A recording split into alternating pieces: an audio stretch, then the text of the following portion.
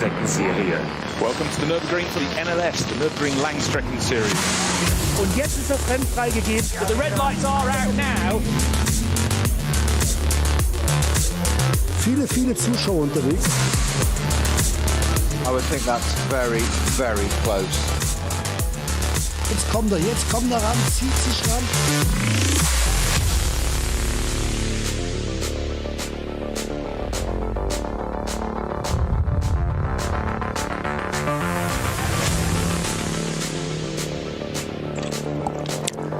Hello everybody and a warm welcome to the Nürburgring for a first race in the NLS Championship, which continues after a thoroughly entertaining 24 hours of the Nürburgring last month. That of course was a victory for Mercedes, the first time in a decade, and congratulations again to Maro Engel, Maxime Martin, Fabian Schiller and Luca Stolz for taking the victory in the Ravenol Mercedes. But we now go back to the bread and butter form of the 4-hour races. There is a 6-hour race just around the corner though as well at the start of August, but this is the first ever ADAC Eiffel Trophy, which forms NLS Nürburgring Langstrecken Series number 6. So we had 1, 2 and 3 over the first 2 months of the, first 2 months of the season, let's say March to April, and a couple of qualifier races, each of 4 hours. This then in total is the 6th 4-hour race. And it's a very good morning to Bruce Jones. My name's Johnny Palmer. It's going to be great actually to get back into the stride. I mean, also my mind is sort of in the 24 hours of Le Mans mode, because we were both there 7 days or so ago, but good to get to the green hell again, and a fabulous entry once more. Yeah, again, 110 were on the entry list, 107 went out and actually qualified. A few didn't get the whole way through, but yeah, packed full. Yes, reappraised. One thing that seems to be the theme of this summer through April, May, and now we are at the end of June. We're having a lot of hot races. Good to see the fans out there with the shades on and the hats to keep them protected, because they'll be out in the sun for probably 6 hours. You arrive before the race, a huge number of people on the grid. There's always is a feature for the NLS, but at these points it's for a lot of drivers not just to go about their racing, but to go about their racing considering how they get affected by the heat inside the cockpit. Does their performance drop off? Have they got the right amount of drinks? But of course the other issue, the key issue, is what are your tyres going to be doing to you, or what are you going to be doing to your tyres, and how can you keep them sweet through your run? So that'll be a massive feature. And again, it's another reason why the Nürburgring Langstrecken Series is so adored by the tyre manufacturers. Brilliant circuit for testing tyres. We test them in the cold, and bear in mind NLS 1 was called off because conditions were so cold and wasn't considered safe to go out on the circuit. But it's a learning process, and for a lot of the teams they have a huge amount of support from the tyre manufacturers for the very reason. But today we've got some different cars at the front. We've got the KCMG Mercedes on the outside of the front row, 2.8 seconds down from the fastest lap, Walkenhorst Motorsport, 2-driver lineup, Christian Cronjes and Mateo Villagomez. One of the very rare number of drivers from Ecuador competing on the global scene, and they're out front on the grid in their Aston Martin. So it's a real mix of cars. Actually, the grid goes Aston Martin, Mercedes, Porsche, Mercedes, BMW. So the first BMW down in 5th place, but of the 3 races that have been completed, there have been 2 BMW victories in NLS 2 from the Rover Racing team, Schubert Motorsport won NLS 3, and then a victory for Audi in NLS 5 last time out for Shearer Sport. So it's been really mixed around, and the other manufacturers will be very keen to get in to their act. But I would say, Johnny, yes, we've had the long distance races, we've had the Nürburgring 24 hours, a lot of us working at the Le Mans 24 hours. Still one more to come next weekend, probably going to be a hot one, the Spa 24 hours.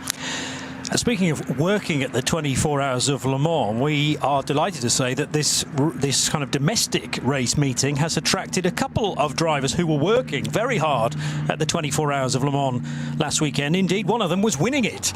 Kamui Kobayashi, who is here today racing for KCMG, the 47 car that Bruce has already mentioned, but also Robin Freins in the entry, who finished second for BMW. So a Toyota winner, a BMW runner who finished second and actually led the race for a significant chunk of time. We will dive into both of those drivers just as soon as we get the opportunity to. But glorious conditions. Obviously, we're very close to the longest day of the year as well. So prime conditions for quali earlier as well.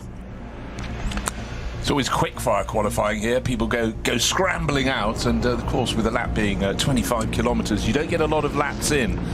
And an early pace was set by, in fact, the car we were just talking about. It was the 47 KCMG Mercedes that Kamui Kobayashi is driving.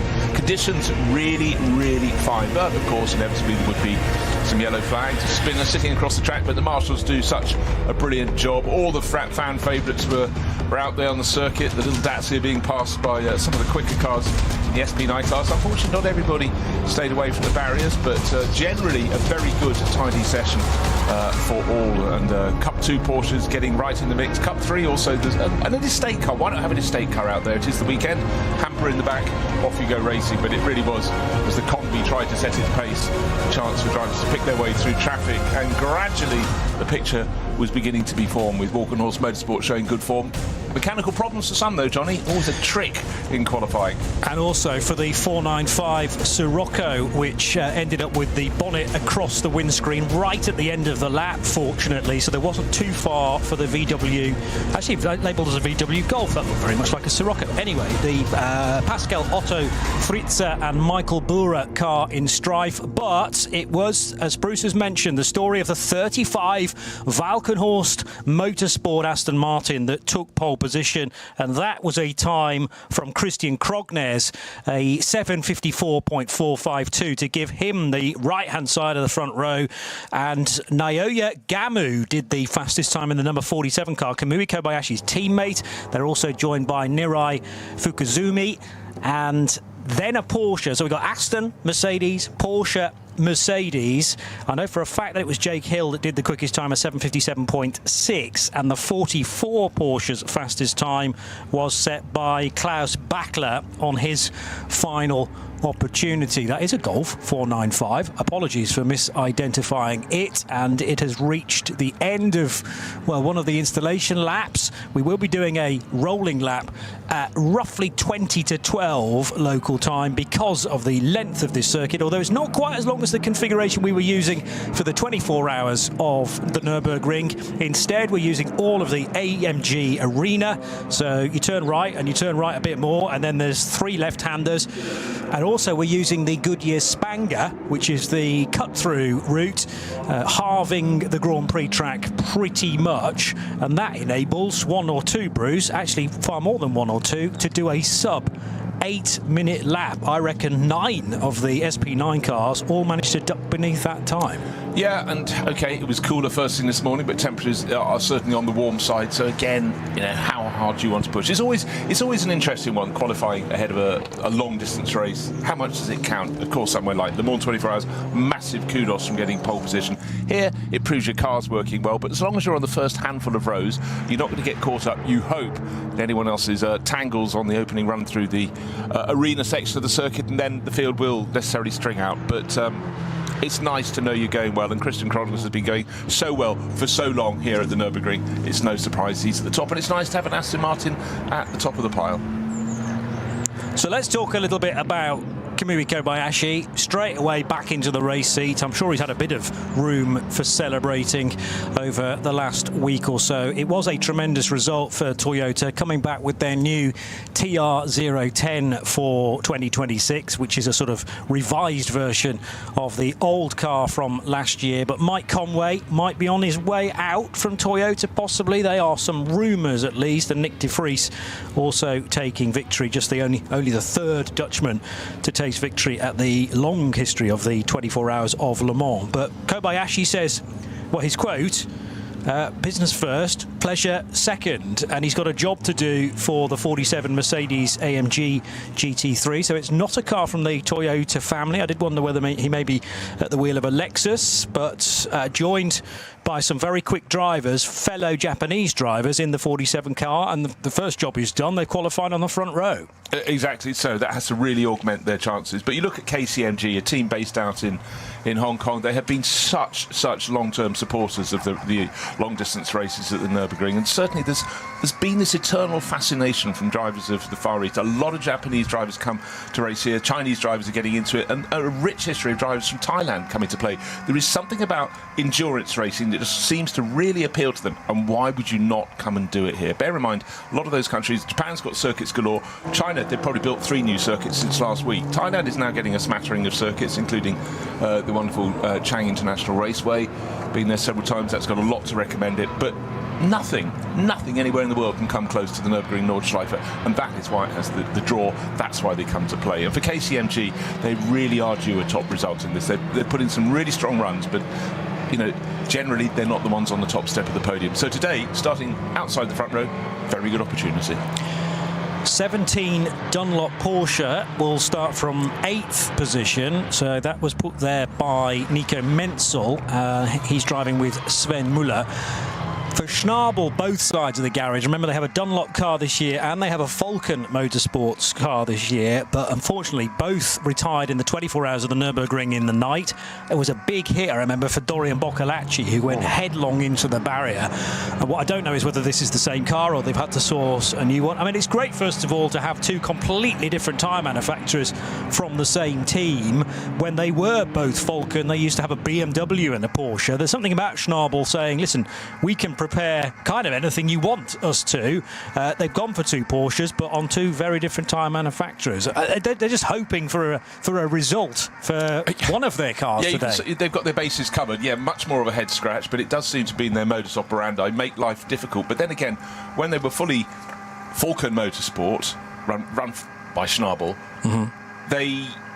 You know, it was a calling card for them because for Falcon, it gave them twice the chance of developing their tyres.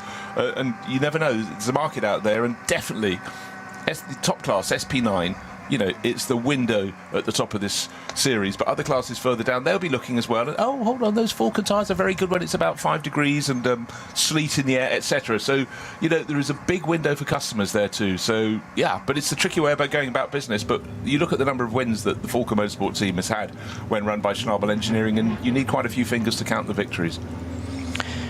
You also mentioned during our build-up that Scott Speed is here, making a debut on the Nordschleife, so he won't be able to go straight into SP9, and indeed he hasn't. It's a Cup 3 Porsche 718 Cayman. That is a one-make category, remember, for those cars, and he runs in the treble 9 car with no co-driver. Tim Heinemann, I think, is the driver. Okay. No, sorry, Tim Tramnitz, I beg your pardon. Tim Tramnitz, a sort of late addition there. So obviously the desire for Scott Speed to come and play over here, and then you find a driver to go with you. Well, Tramnitz is here, but he's not in the treble 9. He's in the 650 BMW, according to my info from qualifying. He's going to be joining Nano Lopez and Lars Harbeck in the 650 BMW. That is a good point, well made. So, but you're right about Tim Tramnitz. I mean, he's 21 years old, Hamburg, born and raised, and has just gone into GT World Challenge racing. I think he's been competing with Jens Klingmann this year at both. How's that as a mentor, someone to bring you in? Been there, seen it, done it. Really cool, calm head on Jens, and the results go with it as well. But yeah, again, it's the very essence of all forms of racing where you're doing long distance racing. Is you've got the young guns coming in, but let's face it, if there are mistakes to be made and you're coming in hot, you're likely to make them, and it's the ones with experience, winning experience, and be able just to be a mentor in a way that you understand your young driver, and you've got to sort of ease their fears and sort of maybe suppress their desire to charge at everything. But someone like Jens, I mean, no one has been a works driver for so long. He's just a very, very wide head. So yeah, young Tim Tramnitz, chance to see what he can do. But really this year, as you say, stepping up to GT World Challenge, it is a big step up because the level in that is very, very high at the top, and you know the gaps between the cars are tiny. I think at Monza early this year they had best part of 50 cars covered by a second after qualifying. Really, just completely bonkers. Yeah, well, his best result in the World Challenge, well, he's only been in 2 races so far, but I think it was 10th position at Ricard when he was sharing a car with Jens Klingmann, who is also in this race, just not in the same car as Tim Tramnitz, because Tramnitz needs to go through the preliminary getting your license around the ring, because remember that racing at the Nordschleife kind of ignores any other racing you may have done, even for Scott Speed, who must still be a platinum, I would imagine, being a super license holder, and his former Formula One experience. He's also driven in NASCAR as well. So he'll compete for Mühlner Motorsport in the treble 9 car. He qualified only down in 94th position. Yes. But he's not listed as having a teammate. So it's possible to do it. It is do possible 4 hours. to do. Maybe he just does the first 2. Who knows? But, he's here to gain experience. He's not here to necessarily think his heart's desire is to race in the Cup 3 category. No.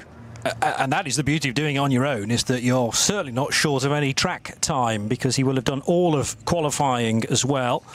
So there is a great way of sort of ticking off the ring in one fell swoop, and then he'll be looking for future opportunities. So they are 2 debuting drivers, but a decent GT3 field with a couple of new cars. There's an alternatively fuelled premiere as well for Equipe Vitesse. Now, Equipe Vitesse are no strangers to racing like this with their Audi, but the fact that that is now in the AT1 class is new.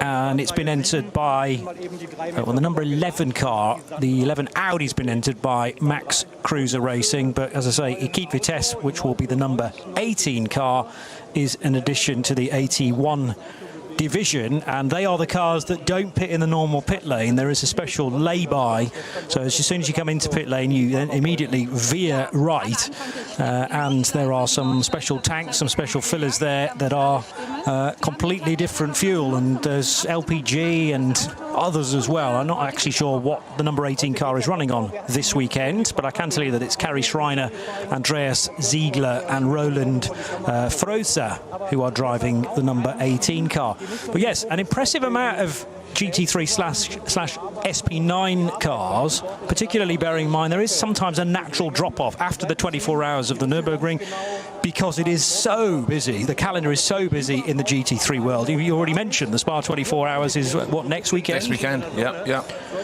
No, I mean, it really, really is. But actually, I've noticed over the last handful of years, as the star of the Nürburgring 24 hours just seems to burn ever more brightly, is the drop-off isn't as great as it used to be. Because I think an awful lot of people are going, hold on, we really did learnt a lot in those races we did, as a sort of preamble to competing in the Nürburgring 24 hours.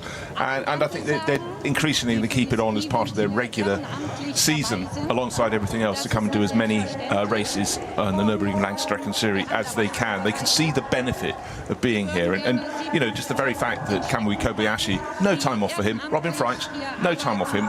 Fresh off the podium, or maybe not so fresh, on the podium at Le Mans, and then up here, to get here to the circuit for Friday for testing, and then to get qualifying and racing. And again, if you're new to the NLS, it's got an extraordinary format. The racing is on Saturday, makes it unusual in its own right. Practice on Friday, but on the Saturday alone, you have qualifying first thing, bam, then it's the race. It's an incredibly simple format, and clearly the fact that we had an entry list of 110 cars, 107 of which are due to start this race, the proof is in the pudding. And as the grid begins to clear, we'll get to see the cars in all their finest in the sunlight here.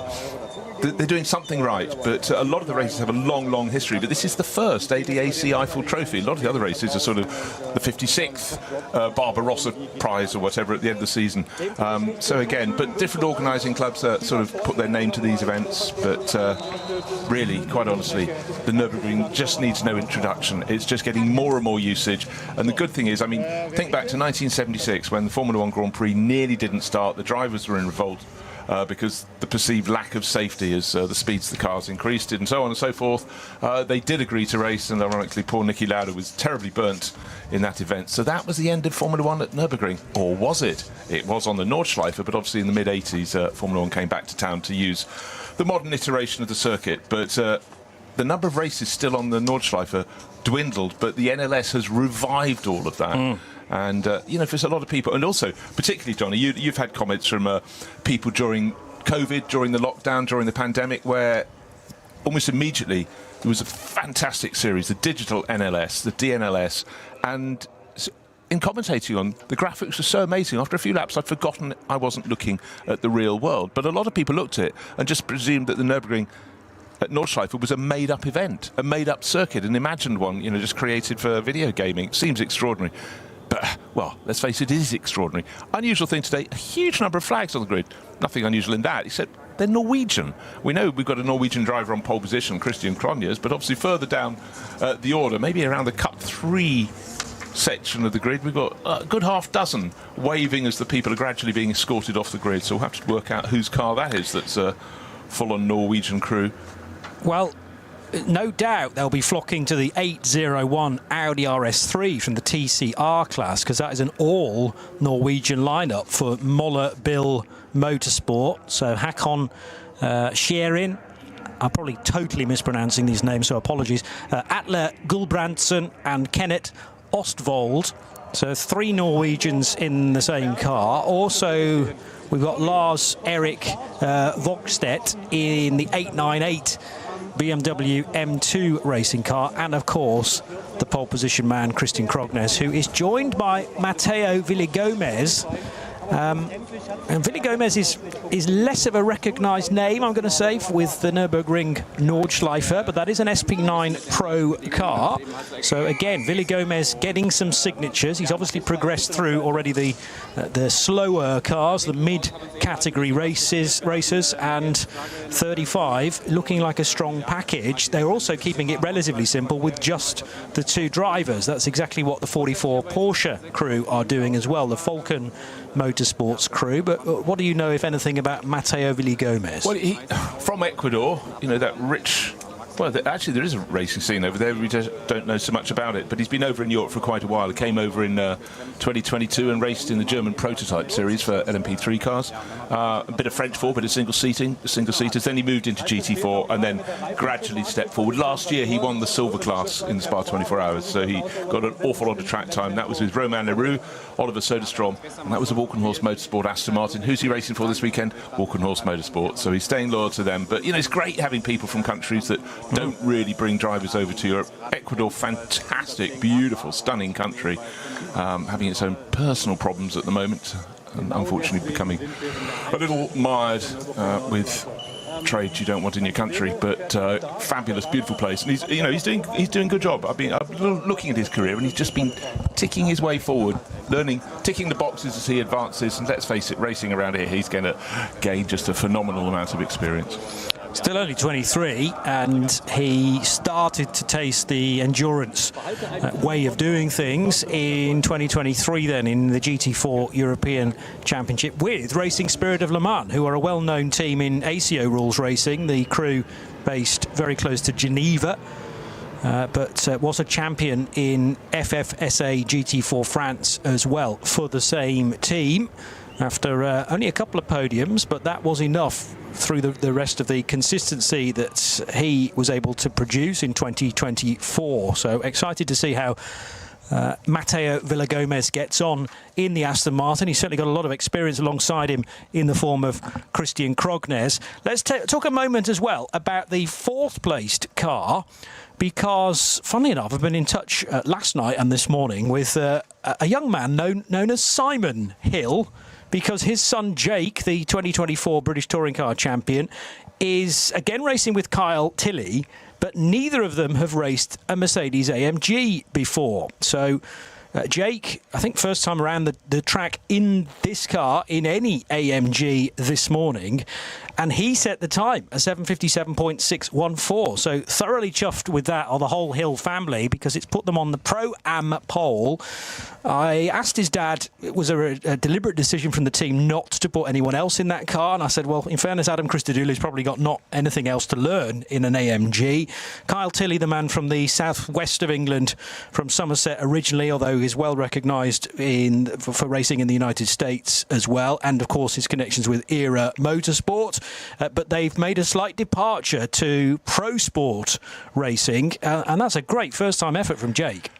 As soon as I dialed up to see how qualifying had gone, I thought, I wonder how Jake did. Would he be driving? And there he was. And I think that's an astonishing effort. And I'm sure there was an awful lot of practicing on a sim or anything just to get that, but also in the Hill family, they'd have been doing that anyhow. That's what floats their boat. But really, really good outcome for that. But that's qualifying. Then he's going to have the experience of the race, because obviously qualifying, there'll be traffic in the race. There will be traffic. Always the interesting thing for me is when the front-running cars. And bear in mind, we'll have 3 different grids of cars going away with a time delay between them. When the front runners in SP9 catch the tail enders, obviously they're going to be considerably faster, but it's how you handle the traffic. And a whole new audience got to see how you handle the traffic around the Nürburgring Nordschleife when they watched Max Verstappen competing in the Nürburgring 24 hours. And oh my golly, the comments on social media, people going, is this for real? Oh, how exciting. But we know, we're the connoisseurs, Johnny. We've been following this for a very long time. Yeah. Too long, some say. But I mean, you just never know with every race that happens every 3 to 4 weeks what you're going to get in terms of entry, in terms of which drivers are in which cars, because that tends to chop and change a great deal. The weather can throw a massive curveball at times. It is behaving today, though. A beautiful day in the Eifel region for the first ever NLS ADAC Eifel Trophy. And the cars are now in their dummy grid. We are at 11:40 local time, so very soon the cars will be waved off onto their rolling lap, and this will not exactly compromise the first stint, but it always pegs you back a little bit. You can only make 7 laps maximum on a tank of fuel if you're running in SP9. Some cars will come in after only 5 laps. You're not allowed to pit before that point for fuel, at least. I mean, if there's a tyre going down or there's some damage, then fine, but you're not allowed to put any more fuel in it until your car has completed 5 laps. So we'll get cars, some pitting on 5, some pitting after 6, and most, I would say, pitting after 7. After that, you can do an 8-lap stint. Remember, this is a slightly shorter track, but it doesn't give you the full lap back again, so 8 laps will be the order of the day to the finish. And then depending on the speed of those laps, whether we have any code 60, whether we have any yellow flag areas, we're not ever going to get a full safety car because the track is just too long for that. But sometimes there is the need to repair some barriers here and there, and therefore there will be localized speed limits in place. That will obviously reduce the pace of the race. So we might get to 28 laps total distance, maybe 29 at a push. And remember that the strategists on the pit wall will be trying to work out when the end of the race is going to happen to make sure that their cars are in the best possible position. But the great thing about qualifying earlier today is that I can't see a clear manufacturer that is a sort of the standout performer. I know, entirely so. You never know what you're going to get in qualifying, and it doesn't always give a representative picture because it's all about just getting a few laps in, working the traffic to help you, not to hinder you. But yeah, there is no clear pattern at all. But you always get this, the first round of the NLS after the Nürburgring 24 hours, you have, it's like the names have been put into a hat and you just pull one out because the driver combinations really, really change. But I really do think the accolade of having 2 drivers who were on the podium at Le Mans, Kamui Kobayashi as a winner for Toyota and Robin Freitz second last weekend for BMW, to have them competing this soon after that event, they'll be tired. It does, however fit you are, it does really knock 7 bells out of you doing the Le Mans 24 hours. To be here, that shows their intent and it shows the draw of this race. But will a pattern unfold? It may well do, but certainly today the heat is going to be an issue because it's going to make those tyres really, really work for a living. And we've seen this particularly from drivers not experienced. They go at it really, really hard early on. At the end of their stint, you see them falling back because they have just, they've learned a lesson. Unfortunately, they're paying the price that they didn't get it right. So the car's using the full Nordschleife plus only a tiny bit of the regular Grand Prix circuit, as Johnny's explained. You go through the arena section at the start, which is effectively 4 turns, and just as you're starting to dip down the hill, you need to jink through a cut through in the barriers, and then you've got 3 more corners where you drop into the compression, rise to the chicane, and then you turn left to the green hell and beyond. That is the draw. I mean, actually, whenever on the Grand Prix loop they can do overtaking, there's nothing against it, but they suddenly realise, oh, that was where the track was wide. We're now going to narrow for about the next 19 kilometres until you get on the far end of the Dottinger Höhe, and then at least it opens up for that long, long kink straight back towards the finish of the lap. And it's also overtaking down there, and Hart heart-in-mouth moments too. Certainly several top drivers don't seem to care if they're driving on the grass or the tarmac at the kink on the way back in. But what a place to go. And you forget when you have races like this, you're talking about tyre temperatures in the soaring heat. You forget that a lot of races at the start of the season and the end can have snow almost over Nürburgring village. So again, same circuit throughout the year, but very, very different playing field. I was talking a short moment ago about the Equipe Vitesse Audi, which will start from 14th position for Kari Schreiner, Andreas Ziegler and Roland Froese. I'm only going to mention this now because I've found the right bit of paper, and I'm fearful that it'll go missing if I don't talk about the alternative fuel for this GT car. So this is the first time it will have run on the Racing e-Fuel 98 E10, and Jill Herbst, who is the team principal, says that synthetic fuels of motorsport and therefore very important to Equipe Vitesse. So they are keen to do a first race with that fuel. They'll have to remember, whoever's at the wheel, either Kari, Andreas or Roland, that the pit stop happens in an entirely different position. Also, if you're new to NLS racing, or indeed you missed the Nürburgring 24 hours last month, maybe you saw that and thought, where can I get a bit more of this type of racing? Well, welcome back.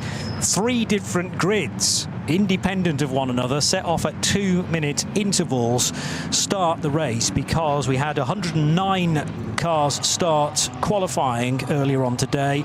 Sadly, 2 of them did not finish qualifying, but because there's a huge amount of cars that will be beginning NLS 6, the only way to do that safely, to make sure that everyone can see the red lights going out and therefore the race start, is to do it in 3 independent start groups. So we have Startgruppen 1, 2 und 3, and different cars, different categories of cars are within those groups. So for instance, Cup 2, which is still for Porsche Carrera Cup cars, the 911, the kind of classic 911, but in its most up-to-date form. Obviously, we have 911 GT3Rs in the SP9 part of the race, but there are GT3 Cup cars with not as much aero on those cars, so they are very, very fast down the Dottinghor, for example. But the Cup 2 front qualifiers, indeed all of those cars, will start from the second group, as will the Cup 3s as well. Cup 3 very well subscribed this weekend, with as many as 17 entries, and it does feel like the popularity has maybe shifted to Cup 3 from the old days of Cup 2, and prior to that it used to be known as SP7, and now I'm typing in SP7 to see how many of those cars we have. There are a few actually, a couple of them in fact, from 27th place RPM Racing, and also the Hopfer Benedict car, which is for Jacek Pidix and a driver known as Marco Vittonelli, but it's one of those in the inverted commas, so that is a pseudonym, starting from 71st. This series has a long, rich history of drivers with pseudonyms. We've got Selv, yes, who's racing near the front. We've got Dieter Schmidtmann, which seems like a very standard name to put there, but it's always been in inverted commas. And I dare say when you go up and down the order, there are plenty more than could be found. I don't know the desire, but it's just a game, isn't it, to just be a little bit different. We can give their real names. We remember, well, yes. Yeah, it doesn't take a great deal of research possibly to find out their real names, but if anything, Selv and Dieter Schmidtmann are more memorable. Yes. I'll forget them in the race, I'm sure. I'll forget which cars they are driving, and which way round they are sometimes as well.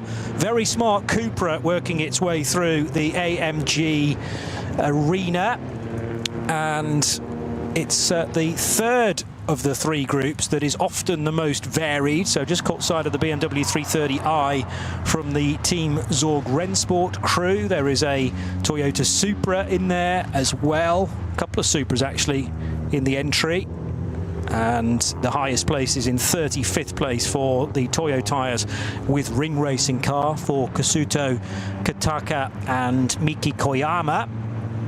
So that will start in the SP10 class. We've not really spoken about the SRO GT4 division, which is SP10, but that again is a good mixture of different makes. Pole position was taken by the AMG GT4 of Pro Sport Racing again. So Pro Sport have a GT3 car starting 4th overall, and they've taken SP10 pole for Anton Abbey, Yannick Himmels and Jörg Wiebahn. And that is a Pro-Am combination of drivers. Yeah, well, Jorge has done endless laps around here. He was the one that set the time. But again, that role of mentoring other drivers, bringing them on, and, that's definitely what Jorge's doing. But SP10, I'm still waiting for that to really grow. Because the cars look fantastic, but, there's a big draw to have the ones with the bigger wings and a little more speed in SP9. But, motor racing is cyclical. It's also what other events you can do with it. You can do the whole lot with this. So it's RS1, part of the Radio Show Limited network of channels. Bruce Jones and Johnny Palmer bringing you commentary. And hopefully you've found some visuals as well to accompany that commentary for the first ever ADAC Eiffel Trophy live from the Nürburgring Nordschleife.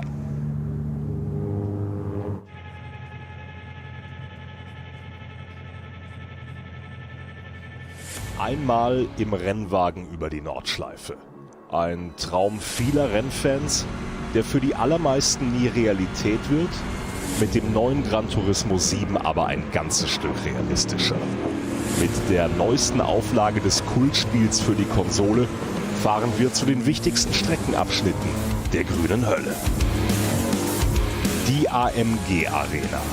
Erstes Nadelöhr nach dem Start und durch die unterschiedlichen Linien ein toller Ort für Positionskämpfe auf der Grand Prix-Strecke. Auffahrt Nordschleife. Nach der Vidol-Schikane biegen wir ab vom Grand Prix-Kurs. Hier beginnt der 20 Kilometer lange Ritt durch die grüne Hölle so richtig. Fuchsröhre. Mit Vollgas bergab, durch die Kompression und den Berg wieder rauf. Wie so oft auf der Nordschleife, kein Platz für Fehler. Breitscheid, der tiefste Punkt der Nordschleife.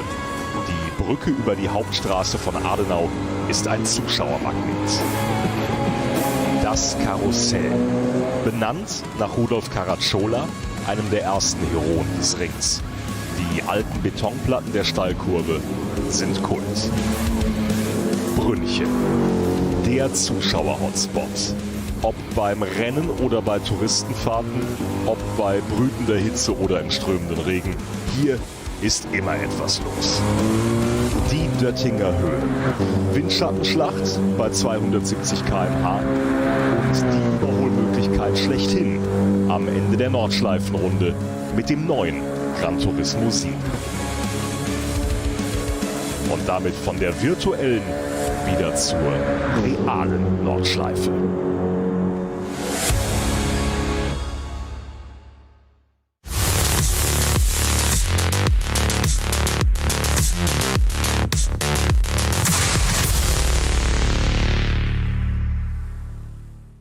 This place leaves no room for error. No escape. Just asphalt, adrenaline, and the legend. The green hell never forgets. It never forgives. Every corner, a fight. No room for weakness. The Nordschleife is no place for empty promises. It is the place where they are delivered. Engineered for the green hell. Official partner of the NLS. Die Legenden der Nürburgring Nordschleife sind unterwegs. Und zwar direkt zu dir nach Hause. Dank CK Model Cars sicherst du dir deine exklusive Erinnerung an den Besuch an der Rennstrecke. Unzählige Modelle findest du auf ckmodelcars.de oder im Shop direkt in Adenau.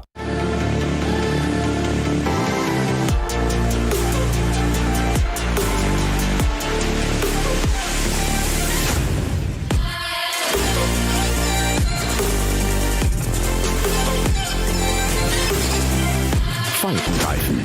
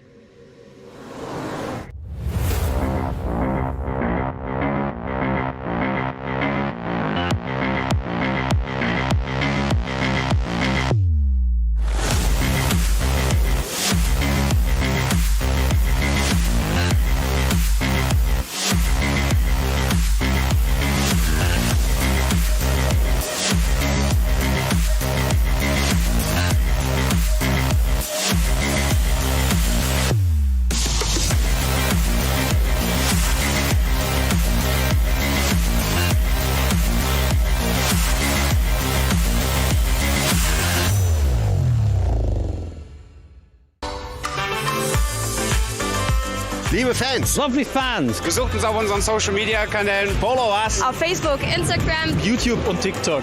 Willkommen bei der NLS.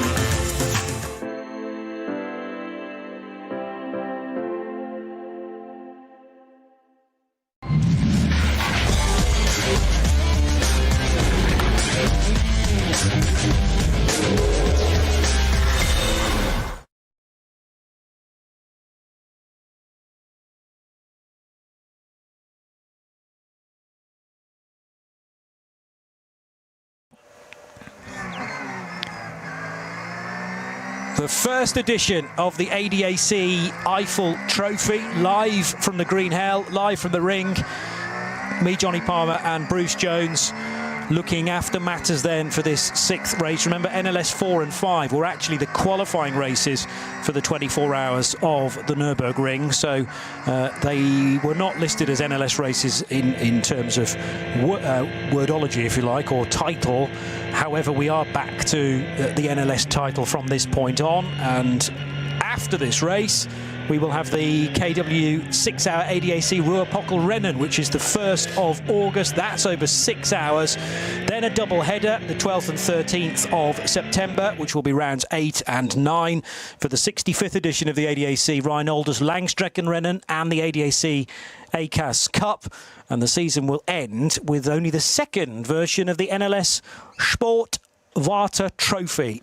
So 4 hours for the mainstay, but the 6-hour race at the 1st of August is the standout there. The slightly longer distance and a bit more strategy weaved into that as well. Maybe also the need for slightly more drivers if he's got speed, because if he wants to return, well, maybe he will even tackle a 6-hour race on his own. He's doing 4 hours on his own today on what is going to be a warm day throughout as well. Something to bear in mind as you're doing your driver changes. But it's been a very nice qualifying session for Aston Martin with their Valkenhorst number 35 car. We will get you starting drivers in due course. I'm sure there's a document knocking around somewhere on the internet telling us precisely which are the nominated drivers, but in truth I've not been able to find that, and we will get all the answers anyway as soon as they cross the line, and all will be revealed. But Christian Krognes, the more experienced of the two drivers in the 35 Aston Martin, joined by his 23-year-old Ecuadorian teammate Mateo Villagomez, and we'll see how he gets on in one of his early experiences of the Nürburgring and the mighty Nordschleife. The all-Japanese-driven number 47 KCMG prepared Mercedes will start from 2nd place. And then it is a Porsche and a Mercedes on the 2nd row for Klaus Bachler, Tim Heinemann in the Falcon Motorsports, the two-tone blue Porsche on the inside of the 2nd row, alongside the Pro-Am pole sitter, Pro Sport Racing's Mercedes, put there by Jake Hill. And we will wait to see who will be doing the opening stint there. Best of the BMWs will start from 5th place for Antel Zigo, Moritz Krantz and David Yarn. So maybe the lesser fancied M4 there of Gamotor Racing.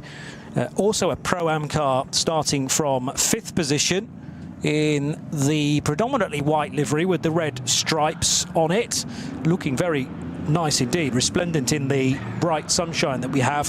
And then the Loesch Motorsport Black Falcon Porsche number 48 will have Patrick Asselheimer, Tobias Müller and Dylan Pereira its drivers. That's a strong lineup. It certainly is. That's the first time I actually caught sight of that.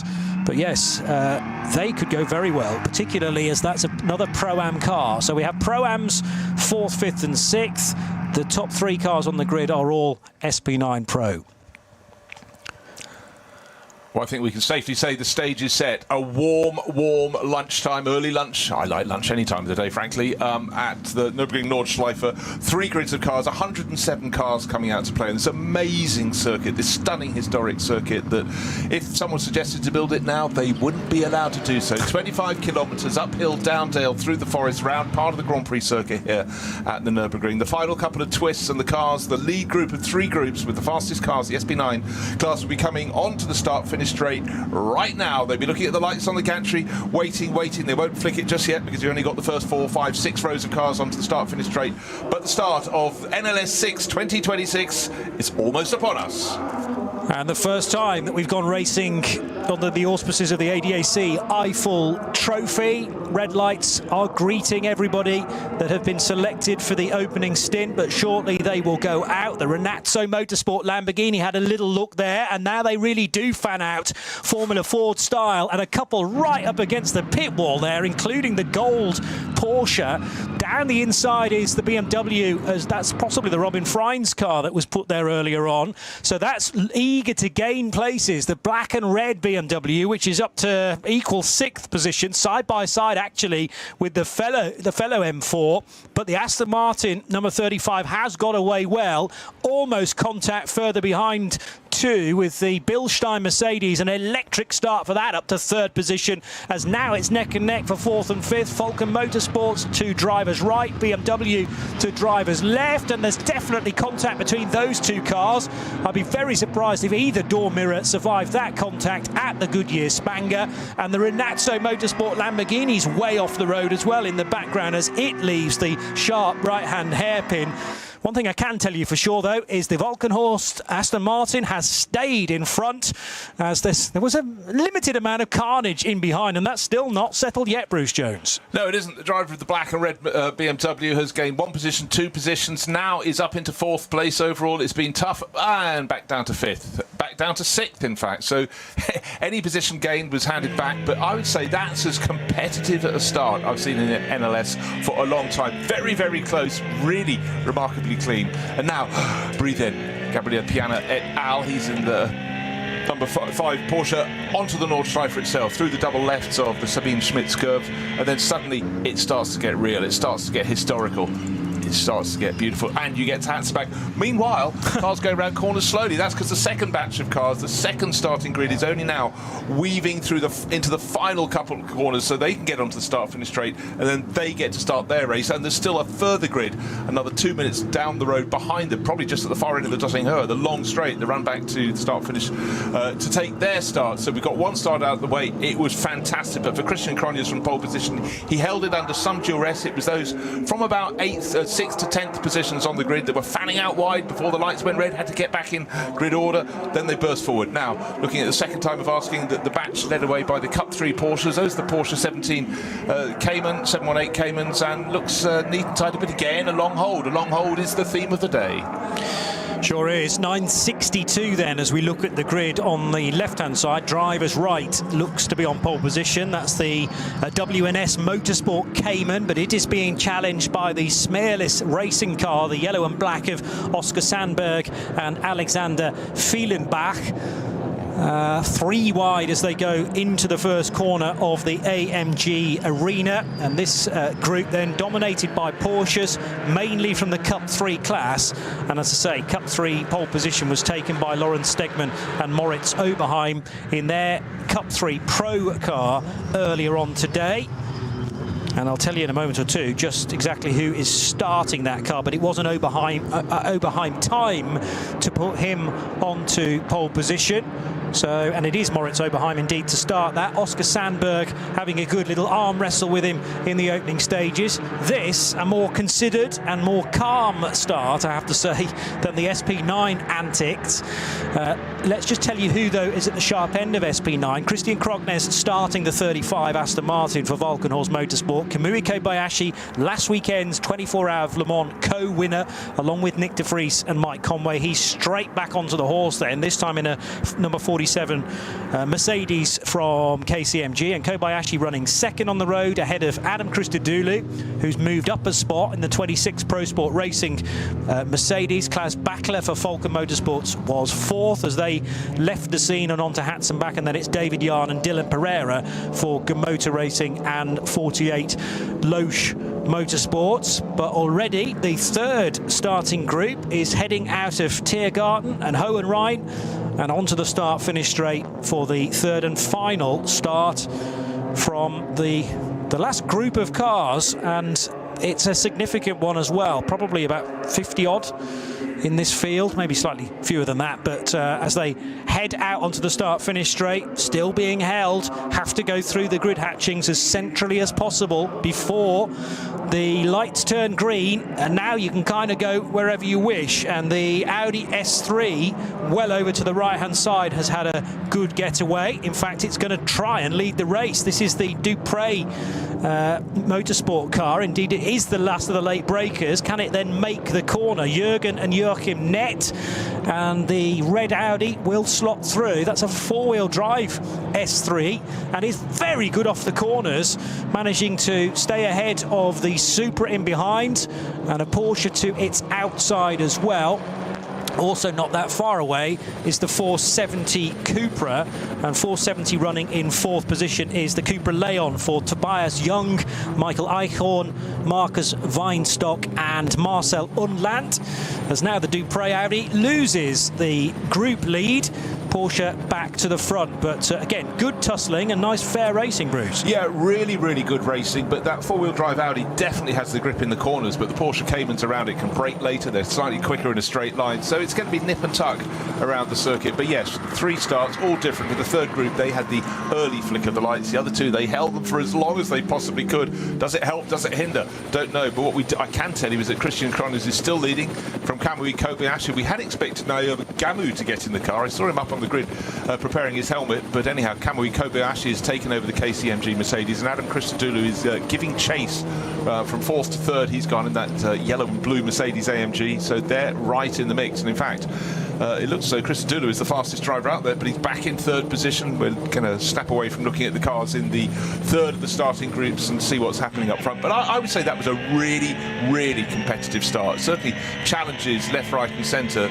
You suggested there may be a door mirror that's been slightly twisted and tweaked. No doubt there would have been, but it was clean. No one went off the track, with the exception of the Renazzo Motorsport Lamborghini, who thought, let's try looking at the curb and the grass beyond. The only bit of contact I thought I saw, yeah, and there was definitely side-to-side contact, was the 44 Porsche of Klaus Bachler up alongside David Yarn's BMW, and they were brave to think they could go through Goodyear Spanger side by side without contact. I think the problem for Bachler was he mounted the curb on the right-hand side, and that then jolted his Porsche well left and into the side of an innocent BMW. Yeah, I mean, did David Yarn give a bit of a squeeze? Possibly, but I'd say he was the innocent party there. The other car just came across, deflected off the curb, and again the rise with little streaks coming off the cars on the opening lap on the charge up to the Vidal chicane, because side by side contact can get messy. But the race is super at the moment. Just the combination of cars. Mercedes, Porsche, BMW, Porsche, all in the mix, but they're not in the lead of the race. It's Christian Cronjes that's leading the Aston Martin, and now Kamui Kobayashi is being passed by one of the Porsches, and that's one with Klaus Bachler on board. That's the Falcon livery car.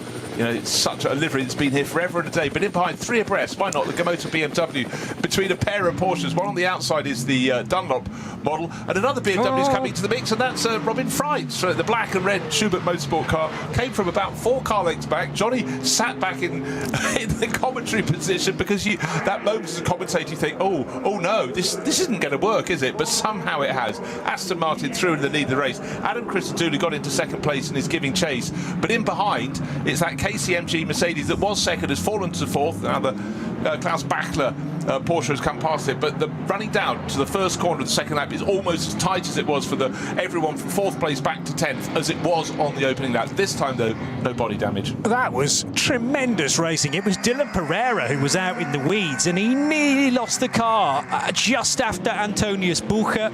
As down the inside now will go Nico Menzel on David Yarn in the big BMW number 23. Can't find a way through though in the Dunlop liveried car, the Dunlop shod Porsche, and now nibbling at his heels is Robin Freitz in the black and red car. Now, is that on Yokohama tyres? The beautiful thing about this is the different tyre manufacturers as well. And also the cars that are in those liveries. It really helps us. But I just want to note it in your diary for next year. The 20th of June is International Bash Your Car into David Yarn's BMW Day. two in a lap and what, 2 corners. Yeah. He's not been to blame for either. And then he had the moment when he was running down the Dotting, along the Dottinger Her, with a Porsche on either side of him. And in behind, he'd have looked in his mirrors, and there was coming Robin Freins, who was getting a treble toe.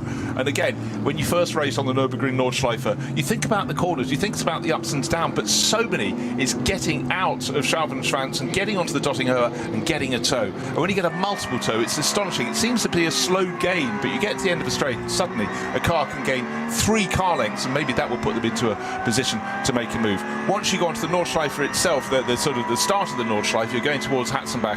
It's more line astern, but it's also just setting yourself up for when you've got through the Hatzenbachs, but you really have no time to think. Those corners that come at you thick and fast, you're dropping down the slope. It's a gentle decline, but the curbs are really sharp there. And many a time, John, we've seen cars just get it slightly too close to a curb on the right-hand side and get spat into the barriers on the left. Super tricky part of the circuit. And then it starts to open out at Flugplatz.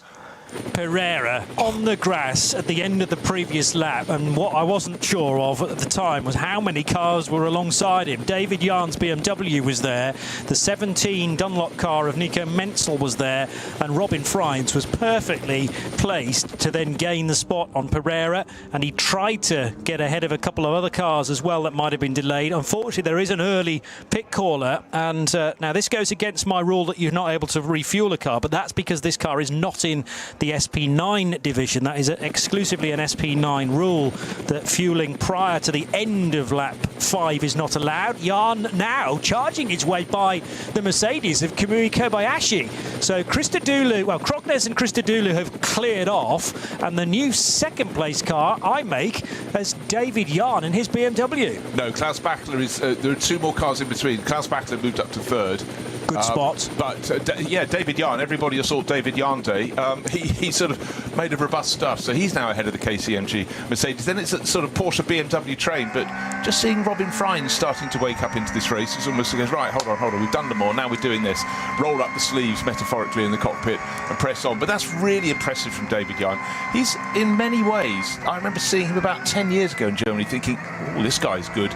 Didn't seem to have the money, dropped away, and in recent years he seems to be back on board, and he's lost none of his pace, but he must have been thinking, hey, racecraft has got a lot worse since I was last competing at this level. But the last couple of years he's sort of come back into the mix. But I'm really pleased to see, him getting a bit of a charge on this morning. It certainly is, and the key thing, I suppose, is putting the car in a good position on the grid as well, so that you are ready to fight from the off, and that has been the case for the 35-year-old German. So yeah, he's pushing on. He was second in the runner-up in the ADAC GT Series, sharing with Kevin Estra in a Porsche for Team Bernard. Well, he did do all of the races in NLS last year, but that wasn't in the top level. He raced with Arne Hofmeister and Tim Scheerbart in the 921 Mühlner Motorsport car. I have a feeling that they did rather well in the championship as well. Yeah, lots of class victories for David Jahn and his teammates. Right, the car we saw in the pits, they weren't doing refueling or anything. They were clearing something out of the grille, so clearly it had been off on the dirt, but unfortunately that car's been pushed back into the garage. So for start driver Alexander Hart, I think the instruction, get out the car, will be coming, because there was a lot of smoke coming from the engine bay. So perhaps it went on the grass having been rear-ended. That's a thought at some point, but obviously the first thing you do is clear out the grille, see what's happening. But I'm afraid that might be the first retirement. Yeah, so that's the 900 Porsche from the Cup 2 division, an entry from Black Falcon Team Zimmermann. And Alexander Hart, as you said, started that car. Benjamin Heaters and Ben Kozlowski were due to drive, but it might be that they will have to sit out the rest of the race, unfortunately. And yeah, contact is probably the most likely scenario there.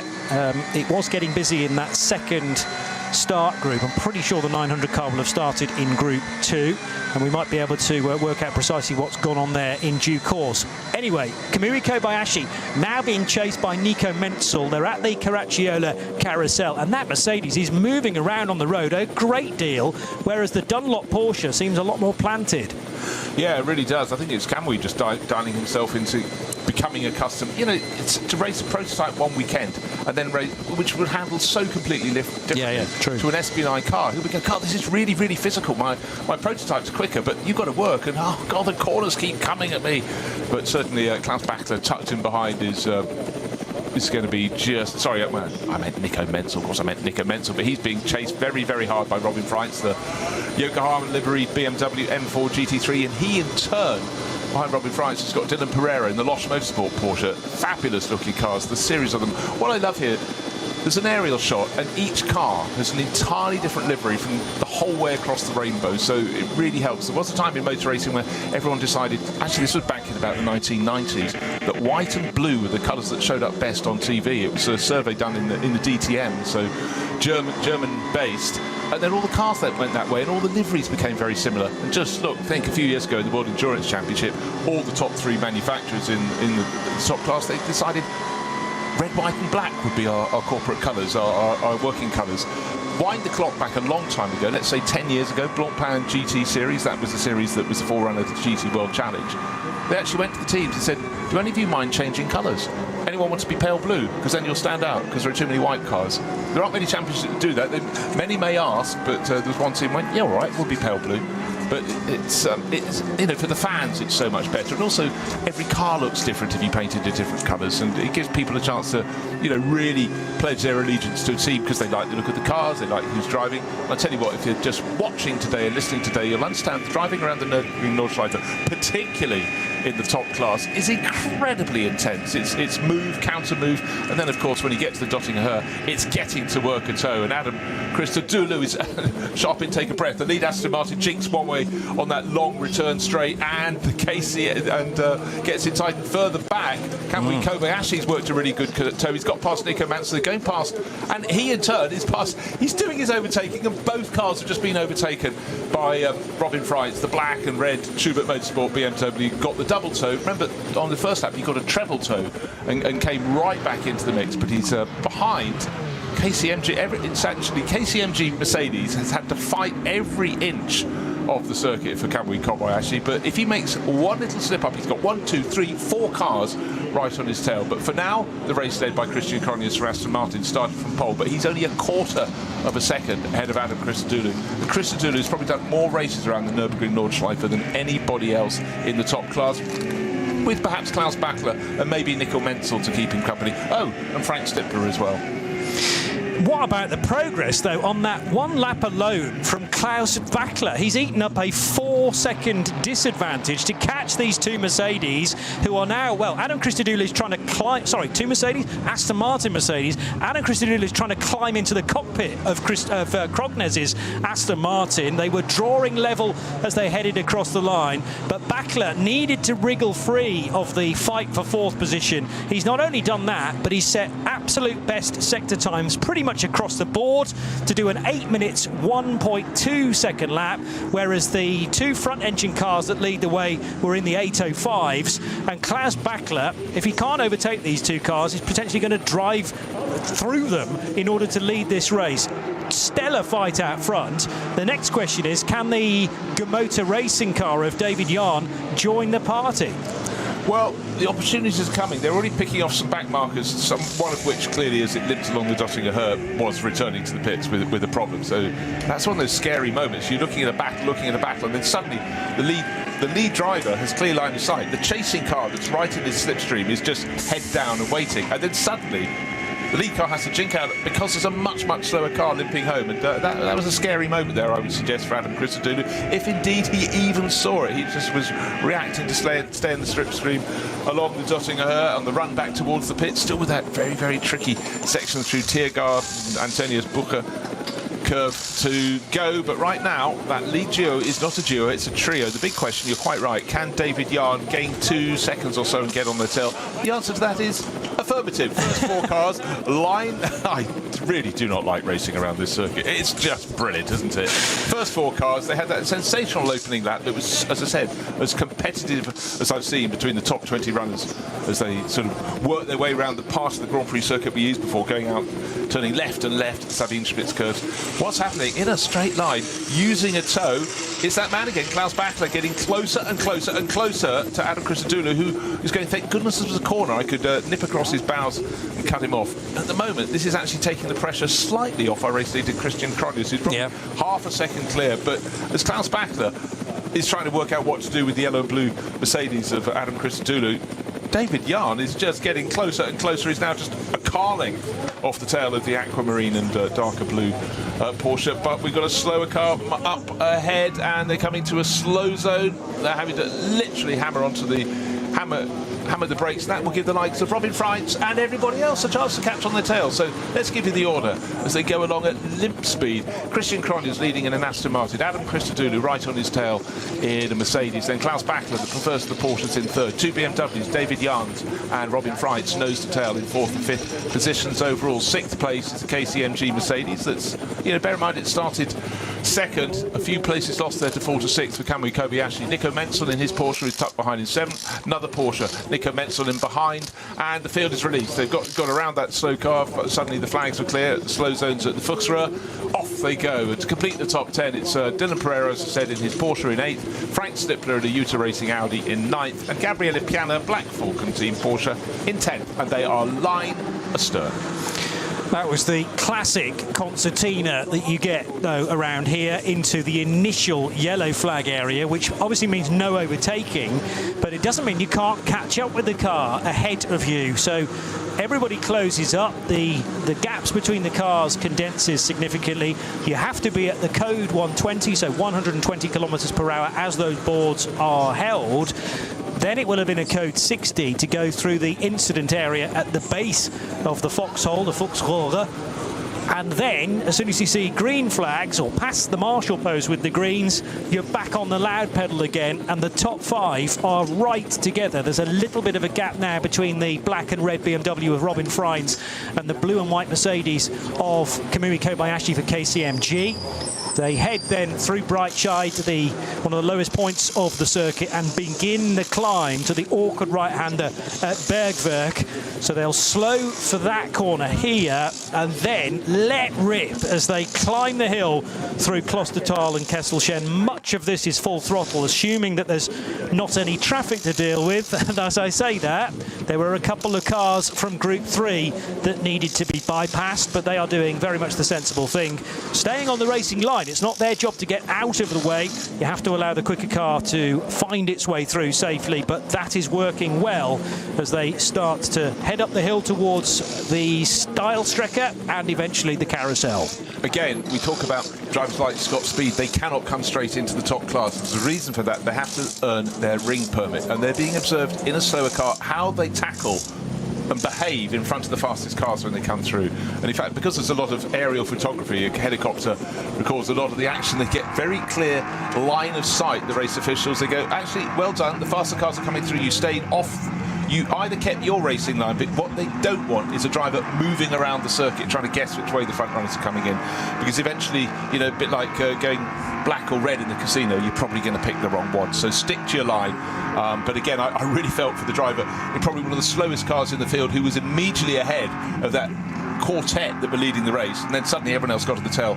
It was when they released, he would have put his pedal down to try and get away, but wouldn't have had the performance and just got swamped. But importantly, that driver stayed out of the way, did not cause any trouble, but then he'd been totally shocked by the pace of the SP9 cars when they were released, because they are nose to tail, top 10, going at it. Are we going to get a point where the top 5 get away a little bit? We sort of saw that. It closed in again when they got into that slow zone, but certainly in terms of pace, Christian Cronje is smooth as he's always been for many, many years.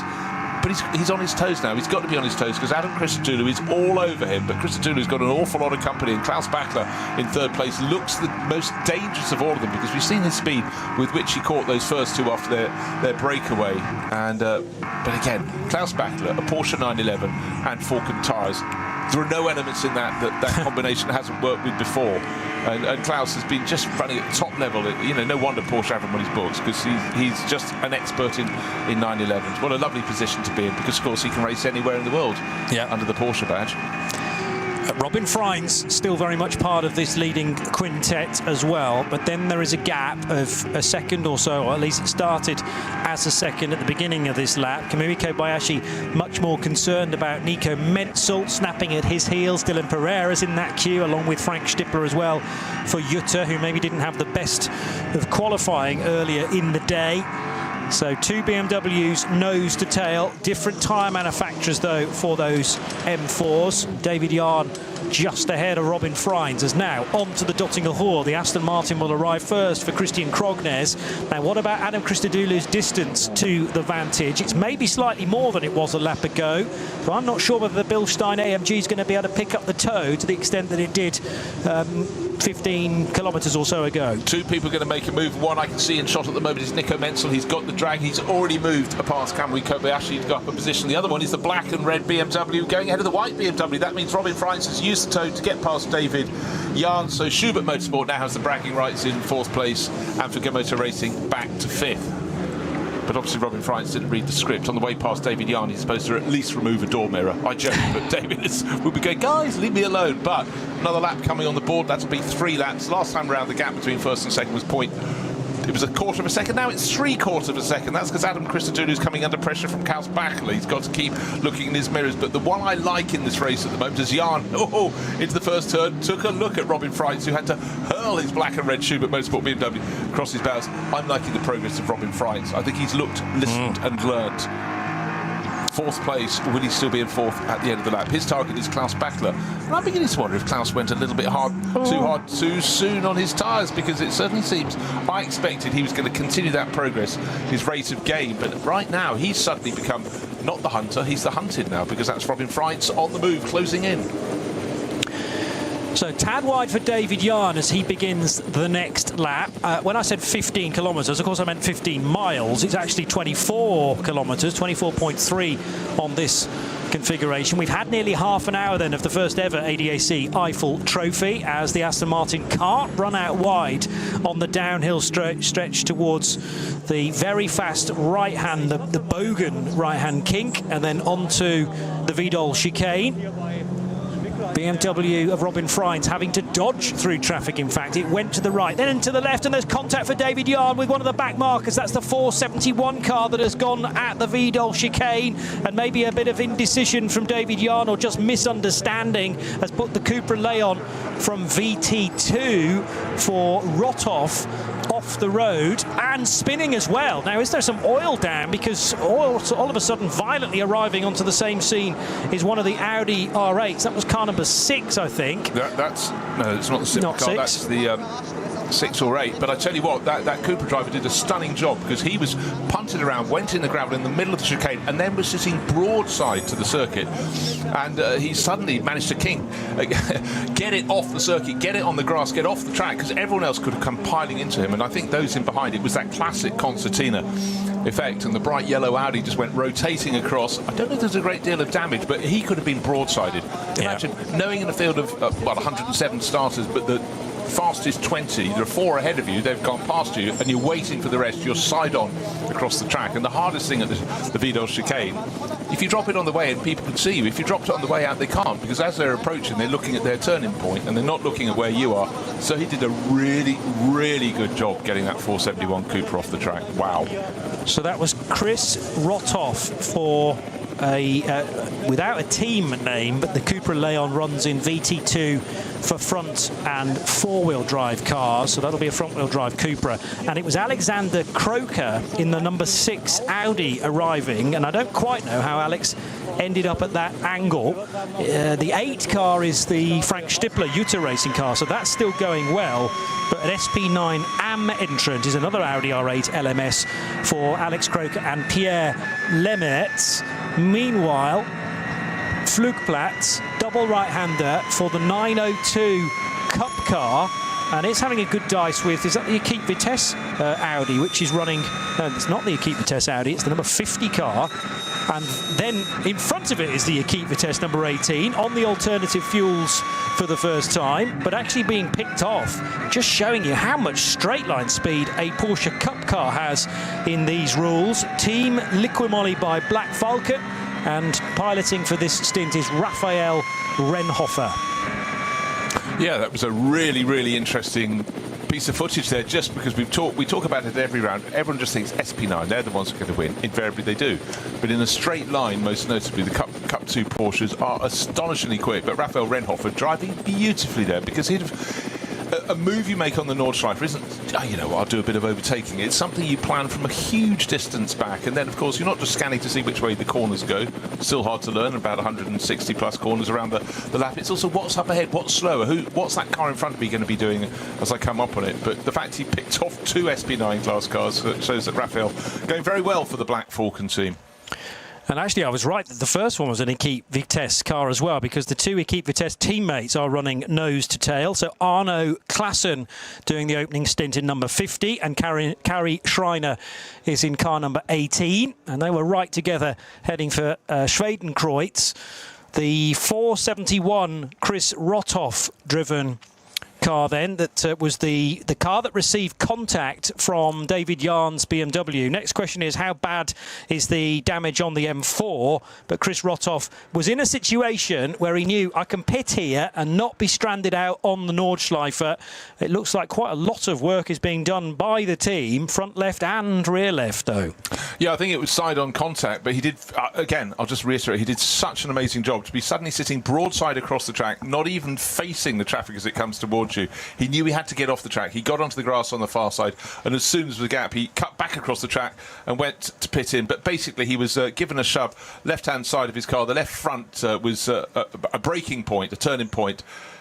David Yarn just came from a long way back. The 2 BMWs, Robin Freitz in the red and black car from Schubert, and then David Yarn, I'm afraid, undid. He was the one who kept getting assaulted early on. He hit the left rear wheel of that Cupra and pitched it off the circuit. He didn't really go off the circuit himself, but his car's bigger, heavier, faster, and therefore that's always going to shift a smaller Cupra out of the way. Now I do feel for the Cupra team, but at least they managed to get it back, as Johnny pointed out, without having to do an extra 24 kilometres around the Nordschleife with a car that clearly would not be having this result. And I now think I've realised the reason why Alex Croker spun at such high speed. So much gravel across the road there. And in fact, those that arrived on the scene straight away, like Nico Menzel's Dunlop Motorsport Porsche, did incredibly well to A, find the gap, and B, find any sort of grip on that part of the track coming out of the Vidal chicane, because they didn't quite know where the cars were going to go next. The gravel was strewn left and right. And Alex Croker, I think, just made an error, but not through his own fault necessarily, just because of the lack of grip as soon as he arrived at a normally very, very fast Vidal chicane. Robin Freins is still chasing, but no longer David Yarn. He now has within his sights the 3rd place car of Klaus Bachler. Yeah, that's something that's going to shape up nicely. One person that's not going to enjoy a message from race control is the driver of car number 48. A penalty lap to be served, forcing another car off the track. That's Dylan Pereira. Remember, he was running in the top 10. Lost Motorsport Porsche. We had moments where he was on the grass early on, but something has been spotted, and he is going to have to serve a penalty lap, which effectively wrecks your race. Well, yes, to an extent, but I think the penalty lap is actually a good time to demonstrate that. You have to go out wide of the AMG arena and go through the dotted white line. But as long as you go all the way through that lane and therefore don't take the quickest route at the AMG arena, that is generally the penalty served, I believe. So it's not like a drive-through penalty. It's a much more minor, not offence, but the thing dictated by race control means that there's far less time lost. It's used in bike racing a lot as well, so I wonder whether we can catch the moment that the 48 car does that. I'm sure our directors will try their level best. Well, the contact was with a fellow Porsche racer. It was with Nico Menzel's Porsche. Remember, in the early laps of the race, we had them sort of 3 abreast and getting very, very close and slightly on the grass and slightly not. So there may well be a moment, but the moment that we've been predicting may be about to happen, because Robbie Fries is right under the tail as they run in 3rd and 4th positions towards the end of the lap. Christian Cronjes turns in the penultimate corner, turns them out of it. Adam Christodoulou giving chase, but Bachler this time has held on, but certainly very, very close from Robin Freitz. Top 4 cars will be covered by little over 2 seconds after 4 laps of racing, but it's still Christian Cronjes led every lap of the race. The real racing has been in behind him, and that is because Christian Cronjes is doing such a good job in the lead. So looking out for Dylan Pereira and whether he will dive to the right through the AMG arena section. There is a full lane out wide there that you need to be careful not to cross, just like the blend line leaving the pits, as the 48 car gets very, very close to the back of Frank Stippler. And just Dylan Pereira go out wide? I think he was thinking about doing that to take his penalty lap as early as possible. Klaus Bachler, though, out front. Now, what happened in the aftermath? Because all of a sudden, Alexander Croker is going to arrive on the scene in the number 6 Audi, and it was so close to contact. He could have, as you made the point at the time, sideswiped and absolutely wiped out Chris Rothoff, who possibly saw Alex coming, but there was very little that the little 471 car could have done about that. Yeah, I was saying that he did a really wise job to get onto the grass and therefore off the track where the cars were coming through, but I'd forgotten the fact that he went out wide and then thought, I'll see it. Oh no, I won't just cut across just yet, because there's a bright acid yellow for Audi coming in, rotating across the grass in front of me. Right, I tell you, there could be a change. I thought it was going to be Bachler being passed by Robin Freitz, but as they go to the Sabine Schmitz curve, he's dropped Freitz by about half a second. He's all over the tail of Adam Christodoulou, but we all know the second you get to turn through the 2 Sabine Schmitz curves and you go out into the country, then life gets harder. There is so much gravel on the track just there as the tail end of the top 10 comes rushing through. Gabriele Piana in the Black Falcon Porsche, he's in 10th. Dylan Pereira, that's the car that's got the penalty lap, and Frank Stippler's now gone past him. Frank Stippler due to Racing Audi, and he in turn is all over the tail of Kamui Kobayashi. So little by little, Kobayashi's gone from 2nd to 3rd to 4th to 5th to 6th, and now in 7th place. And now he's got a challenger in behind in the form of Frank Stippler. There are no tricks at all at Nürburgring Nordschleife that Frank doesn't know. He'll find a moment, and surely he'll move up in that due to Racing Audi. The mixing pot is well and truly stirred, let's say, between SP9 Pro, Pro-Am and Am. So there's quite a lot of overlap between those 3 sub-categories. The overall race leader does indeed lead SP9 Pro, Christian Krognes, but Adam Christodoulou is leading the Pro-Am division. That's the car he shares with Jake Hill and Kyle Tilley for their both drivers' first opportunity to experience an AMG in race trim and race format. SP9 Am, led by Gabriele Piana. Now, he is a winner in the past of the 24 hours of the Nürburgring overall, so certainly no slouch. And Gabriele Piana may be the quickest driver in that driving combination in car number 5. He's doing very well to run 10th and to keep Marek Bokman at a decent distance. 2nd place in SP9 Am for Bokman, but he's about 6 seconds down compared to the Black Falcon class leader. So into Adenauer Forst for the race leaders, Christian Krognes, the yellow and blue Mercedes of Adam Christodoulou, Klaus Bachler, Robin Freins, and they're all making a bit of a jump now from David Yarn as he recovers after that contact with the Rothoff Cupra. Yeah, David Yarn's getting on towards 3 seconds behind this lead quartet, and suddenly we're going to be up to the world of when you decide to make your first pit stop. Ordinarily, they will come in at the end of 6 laps. We're at the end coming towards the end of 5 laps right now. Some might blink and go early, but if you go early, you have a shorter pit stop, but at the end of the race, you'll have your pit stop earlier commensurately, and you'll have to have a longer pit stop. So you sort of, if you pit early, you gain in the early part of the race. The race order seems to change its pattern, but then of course it's payback time later on. So it's how you choose to distribute your pit stops through the race. ADAC Eiffel Trophy, the first ever which forms part of the Nürburgring Langstrecken Series. This is race 6 of 10 then. And the Porsche Endurance Trophy for the Nürburgring is currently led by the 953 car. So that is the Oscar Sandberg Smurlis racing car that has got ahead now of Moritz Oberheim in 962. 959 is Heiko Eichenberg.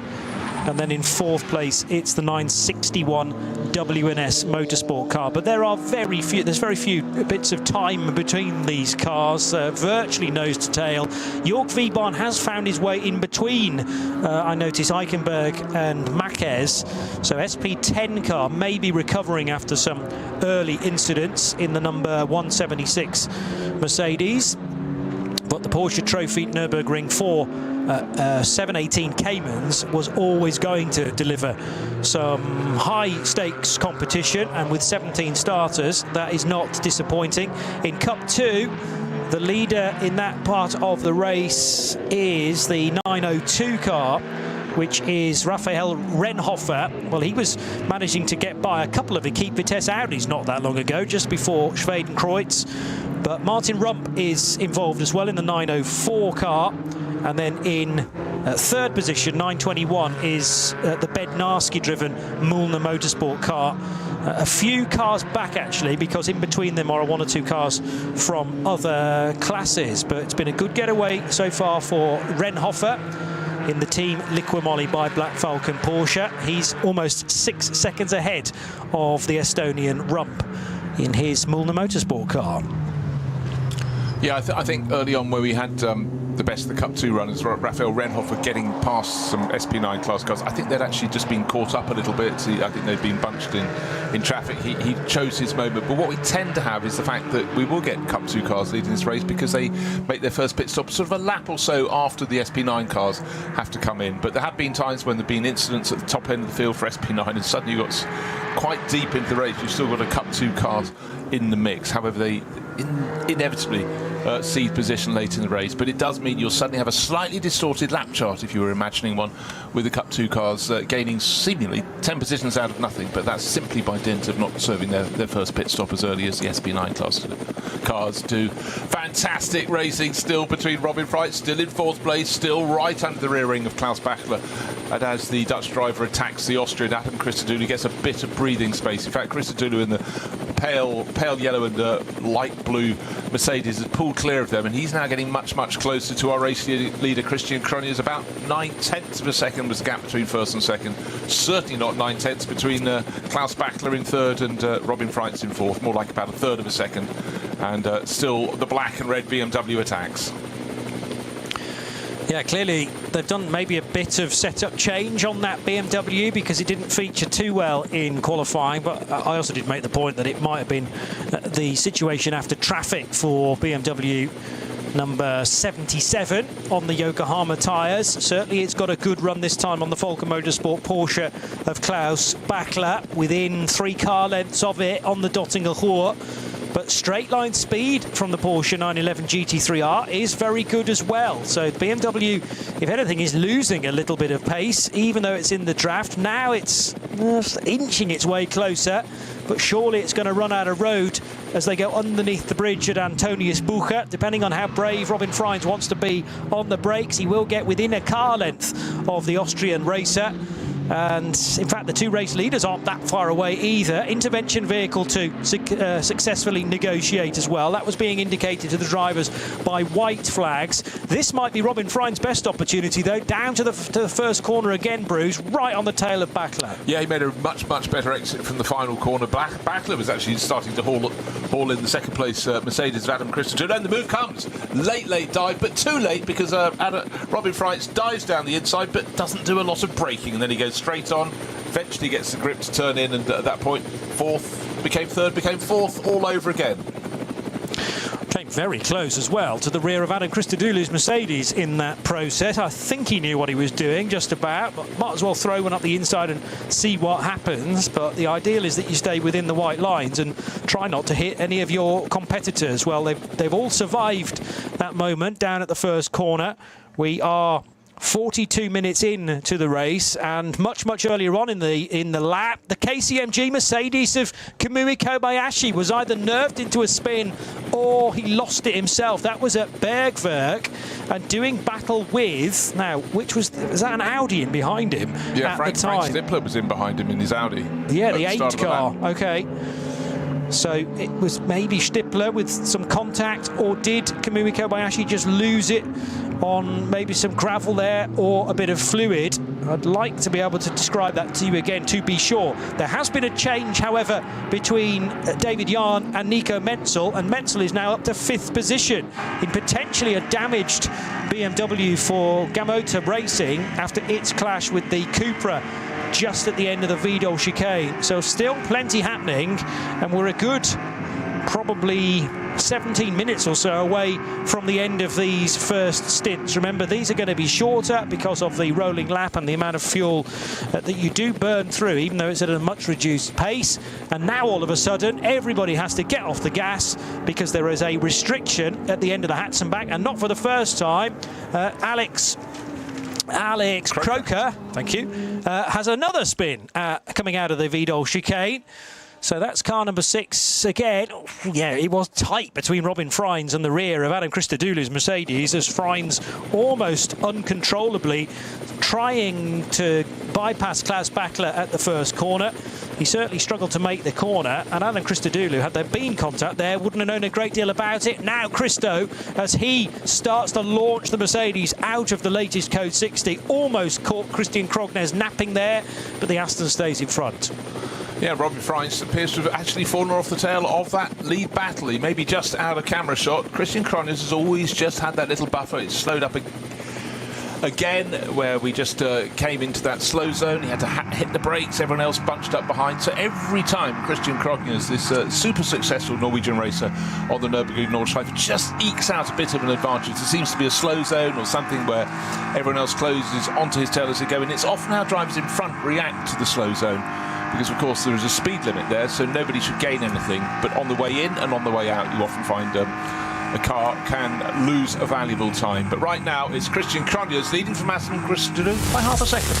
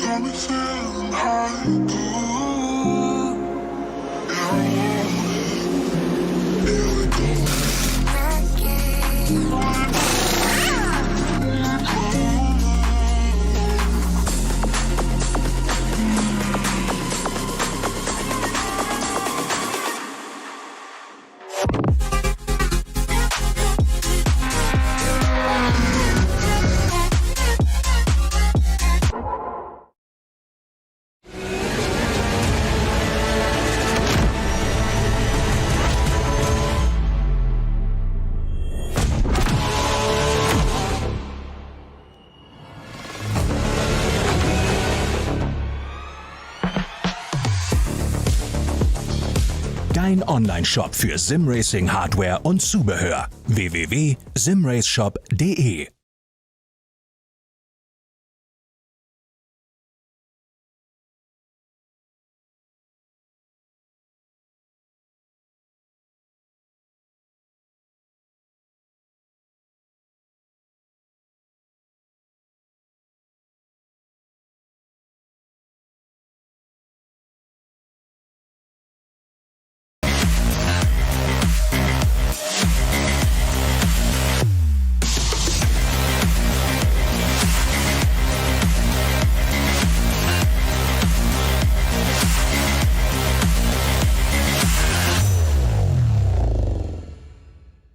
This place leaves no room for error. No escape. Just asphalt, adrenaline, and the legend. The green hell never forgets. It never forgives. Every corner, a fight. No room for weakness. The Nordschleife is no place for empty promises. It is the place where they are delivered. Engineered for the green hell. Official partner of the NLS. Liebe Fans, Lovely fans, besucht uns auf unseren Social Media Kanälen. Follow us. Auf Facebook, Instagram, YouTube und TikTok.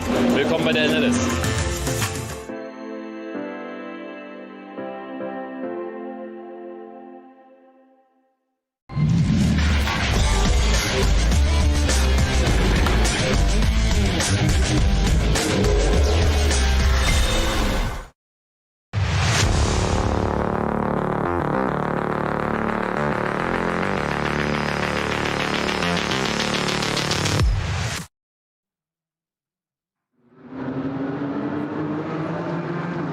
News just in from race control, and it is that the number 23 car of David Yarn was at fault with the incident with the Cupra at the Vidal chicane, number 471, so that is going to be a drive-through penalty. There's also damage to a Porsche Cup car which has come into pit lane.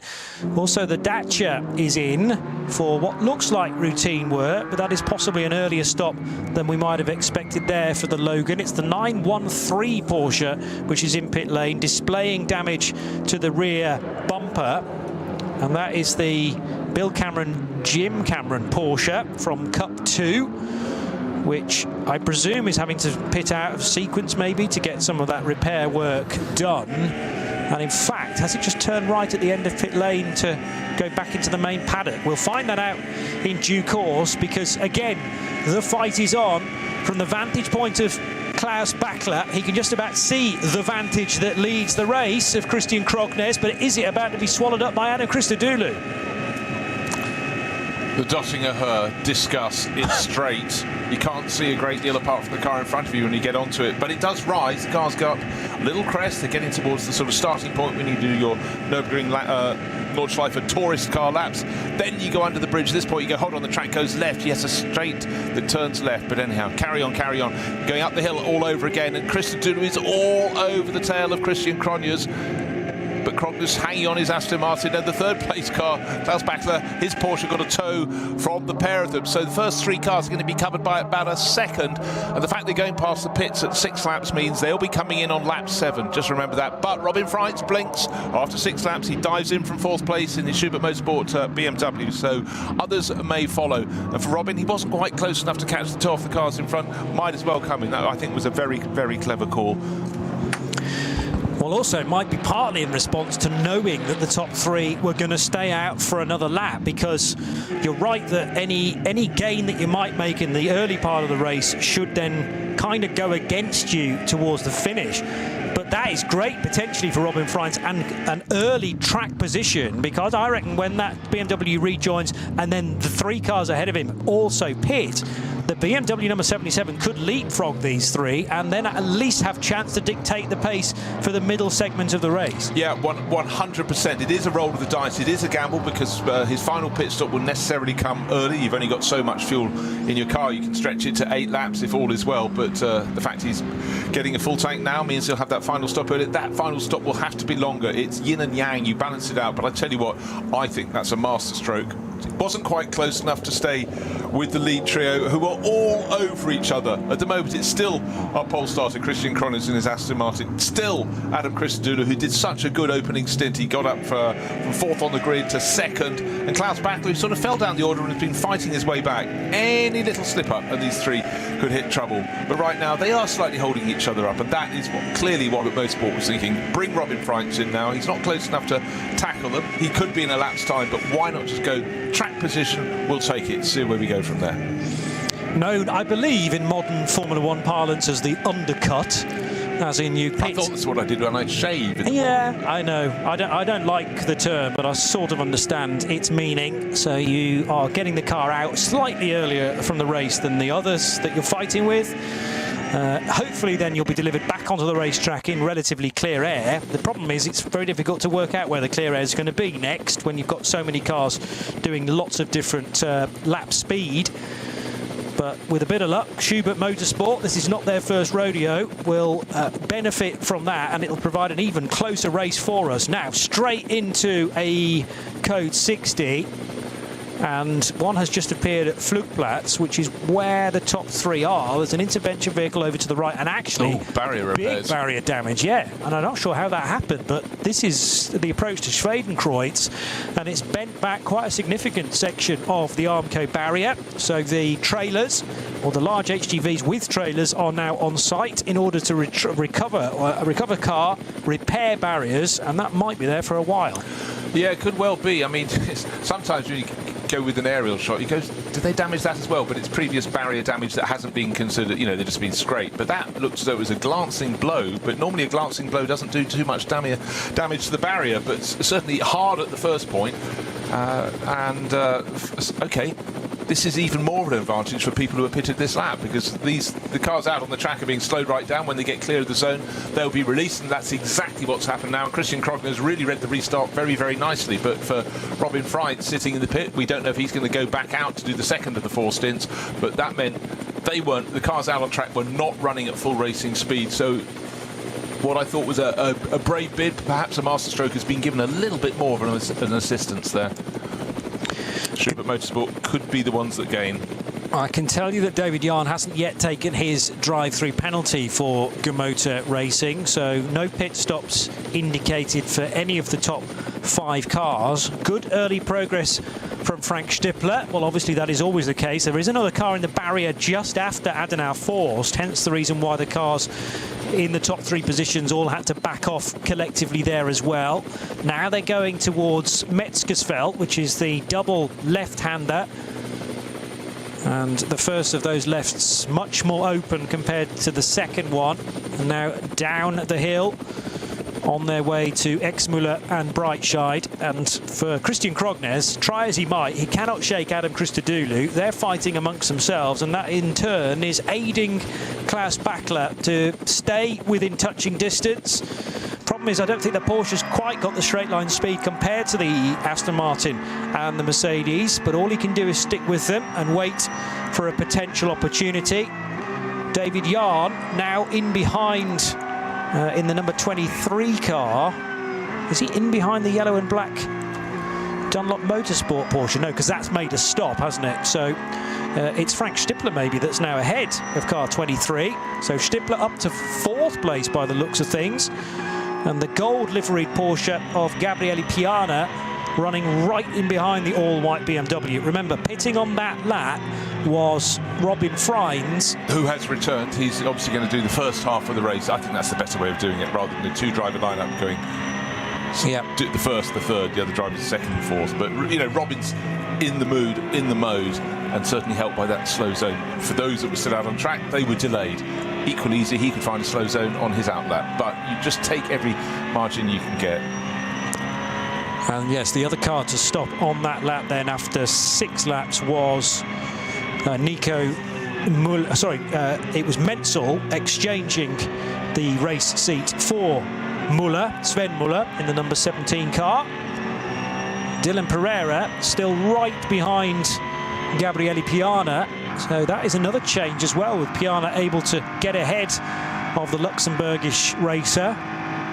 And Piana making good progress in this, the pro stint of an SP9 AM driver lineup. Conditions perfect, racing pretty close to that as well. Of course, we had the moment with the poor Cooper being given a whack with 2 laps, or 2 out of 3 laps, the bright yellow Audi spinning at the very same point on the exit of the Vidal chicane. We've had a little bit of barrier damage, but they're working on that now, and the crews are just super efficient. They've got a large number of vehicles with new sets of barrier ready to go along to the scene of a contact with the barrier, remove the old panels, check that the uprights are correct, and bolt it on. It's something they know they're going to be doing at some point during any round of the NLS. They may get away with it occasionally, but other times you can get double doses. And the bizarre thing is that so many races that are in full dry conditions, which you think would be perfect conditions, you actually have more people overstepping the mark than when it's sort of streaming and wet, which are other conditions also available here on the Nürburgring Nordschleife. A wonderful day today. For me, I'm just looking to see where Robin Freitz will be after that pit stop. He ought, with all rights, plus the assistance and help from the slow zone that trapped and delayed the cars that hadn't pitted on the same lap as him, he should definitely be in front. The question will be where, how much in front? That's the question we'll find out fairly shortly in about the next, I don't know, 5 minutes or so. 33 Audi making a stop for K. Kramer Racing. Michele Di Martino doing the opening stint for the SP9 AM runner. They were 5th prior to that stop.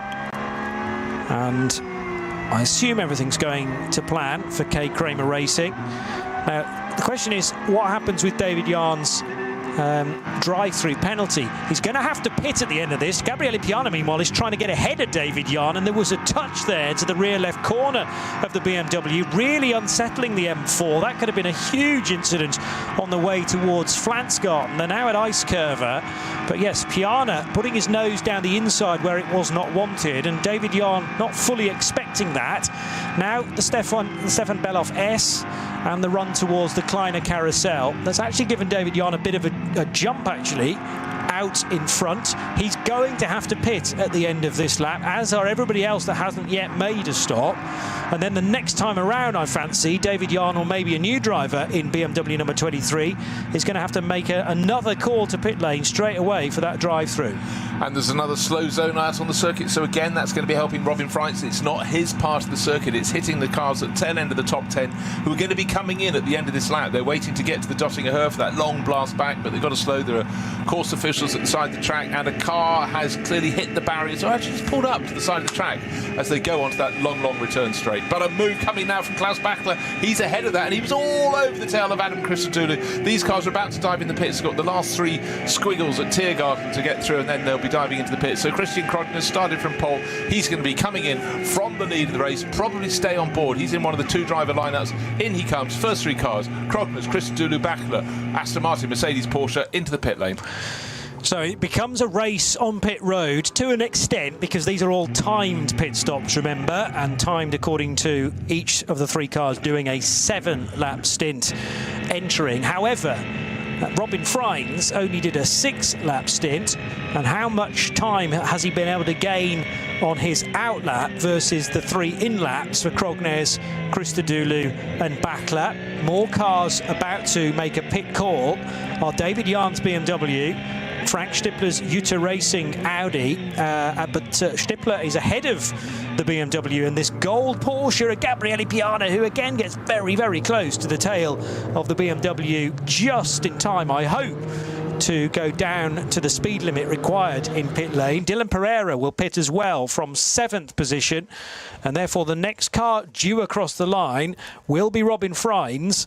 Can he get ahead of all of these cars as they are parked in pit lane for the first time? I think absolutely has got to. They had a couple of slow zones in their lap, and that none so far have affected Robin Freitz. He has a shorter pit stop because he pitted. Remember, he was in 4th. With it, the top 4 cars were covered by 2.5 seconds, I think, maybe slightly less.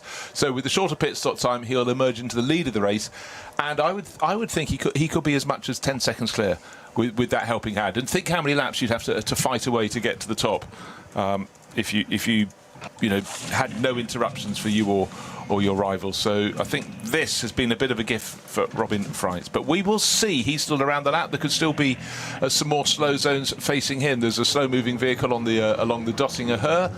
So that means all attention. But the cars coming along the Dottinger Höhe also appear to be running at a bated pace. So just looking, tracks clear at Hocheichen. That was a while ago.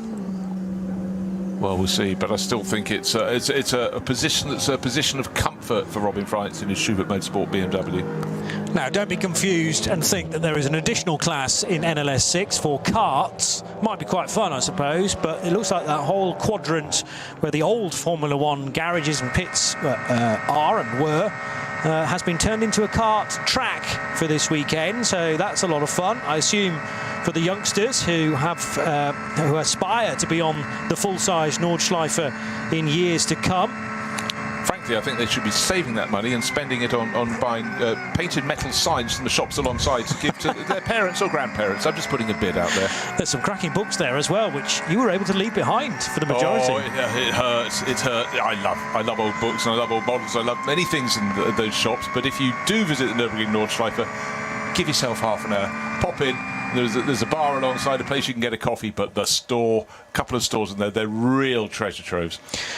2 big winners then, because of their early stops, are certainly Robin Freitz, who goes into the race lead, and up to 2nd place now is Sven Muller in the number 17 Dunlop Motorsport Porsche that he shares with Nico Menzel. And it got out ahead of the Mercedes that had been chasing for so long. The car started by Adam Christodoulou, back out onto the circuit, but it's swapped over, so the Falcon liveried Porsche has gained the jump. Car number 44, Klaus Bachler, stayed on board.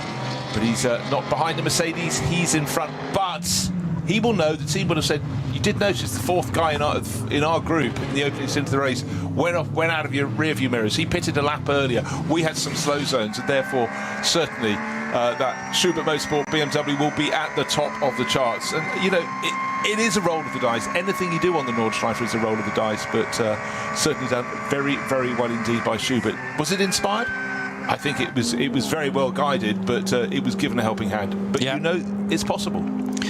Now, don't forget, if you're enjoying our coverage in both sound and vision, the scoring tower will now be slightly inaccurate for the next lap, because remember that the Aston Martin technically led into pit lane. It cuts the beam as the race leader at the end of lap 7, but it pitted, whereas the BMW of Robin Freins stays out because it pitted a lap before, and therefore the red and black BMW number 77 is the new race leader. That'll be reflected next time around. Up to second place, as I say, is Sven Muller in the car that you can hear in the background, the 17 Dunlop Motorsport Porsche from Schnabel Engineering. And then into third position should slot the Valkenhorst Motorsport Aston Martin of Matteo Villagomez. And like you said, getting the jump on Kyle Tilley is Klaus Bachler. He'll now be fourth on the road in car 44 ahead of the 26 Pro Sport Racing Mercedes. High-speed chess. Just a bit. In a beautiful environment. You know, so there are so many elements. And as we say that, our race leader, Robin Freins, almost has to, well, he has to stamp on the brakes, and he suddenly got that Dunlop Porsche right behind him, because course vehicles and barrier repairs to be passed. And again, so many course vehicles are needed, because you've got not only a truck, but a truck with a trailer. You've got lifting gear, another flatbed for moving cars. We've got a car off on the left-hand side, possibly two cars on the left-hand side. So I think that, I don't know if they're the cars that hit the barriers on one side and came back across the circuit, but certainly this is going to be a slow zone that will affect every single driver out there, because it's going to be a while that is in place. But for our race leader, just waiting to see when he can put the throttle to the floor, and that's Matteo Villagomez.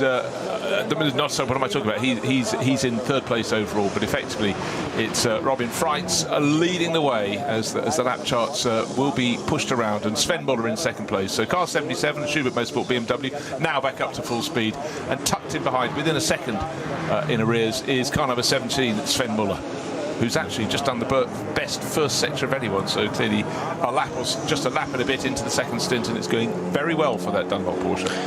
The other car to look out for the time being is Robin Cherzinovsky in the 919 Cup 2 class lead, because he hasn't pitted at all yet. We did mention that the Porsche Cup cars can go a bit further on fuel, and the Klick Versicherung.de entered car is sort of matching the pace now with Robin Freins and Sven Muller. I wonder whether actually the 919 is the race leader currently, by virtue of the fact that it hasn't stopped yet. We'll check that, but certainly Cherzinovsky was ahead at the start of lap 8, ahead of Freins and Muller. But I would expect Cherzinovsky to have to pit at the end of 8 laps. SP9s can't do 8 laps during their first stint. Aston Martin up against Porsche, so Klaus Bachler jumping ahead of Kyle Tilley. Remember, that is an SP9 Pro-Am entered car, the Pro Sport Mercedes, so we wouldn't expect it to be able to keep pace with the SP9 Pros all the way through the race. Absolutely nose to tail then for the net lead in SP9, and it'll possibly stay as a net lead all the way to the closing stops, about an hour or 65 minutes out from the checkered flag at 4 o'clock this afternoon. Aston Martin bouncing all around the road there, having to deal with one of the intervention vehicles.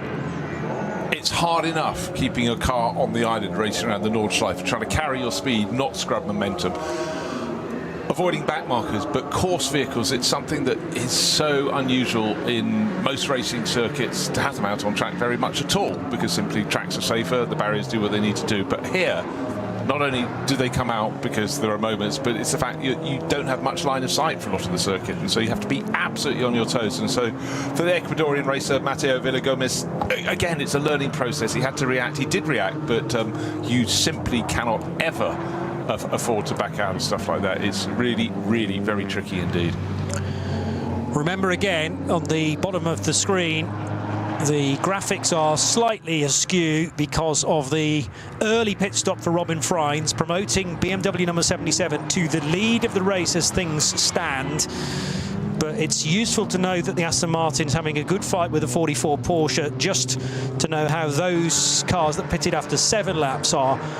Their trajectory is appearing towards the end of the lap. They're down in what's called 12th right now, is actually the car leading SP9 on the road. And the correct order will be established at the end of this lap, so probably in the next 4 minutes or so. Yeah, I think the big problem is that the graphics are run at the end of the first racing hour. If they could do it the equivalent of a lap later, so say at 10 minutes past the hour, then you'd get the accurate picture of who is in the lead of the race on the track. But just to remind you, by pitting on lap 6, you get a shorter pit stop. Let's just give you an example. Your pit stop has to be 374 seconds. If you pit on lap 7, you save 23 seconds. Your pit stop is 23 seconds shorter, longer. Longer, yeah. Sorry, at that point. But the equivalent pit stop at the end of the race, you know, it's fair, it balances it out. But if you want track position, which is exactly what Robin Freins did, he was in 4th place, he'd been fighting hard, wasn't making any great gains on Klaus Bachler, come in, and then as soon as a slow zone was thrown while he was still having his pit stop, that's more advantage gained, and that is why he and the Dunlop Porsche that came in at the same time, car number 17, ought to be listed at the top of the timing graphic. And they will be. What happened a moment or two ago between the Aston Martin of Matteo Villagomez and the Porsche of Klaus Bachler. Villagomez spat out from the carousel up wide, and that opened the door for Klaus Bachler to get ahead and effectively take the net race lead. Once all this unwinds, the Austrian is definitely ahead of the Aston Martin Vantage. Did that just before this current slow zone as well, which sees a car off to the left and sadly in the barrier. That looks to be Porsche shaped, maybe a Cayman. Yeah. I then suddenly started to second guess myself and wonder whether it was an Aston Martin from SP10. Have we even got an Aston Martin in SP10? No, I'm going to stick with my first guess because you agreed with it as well, that it was a Porsche.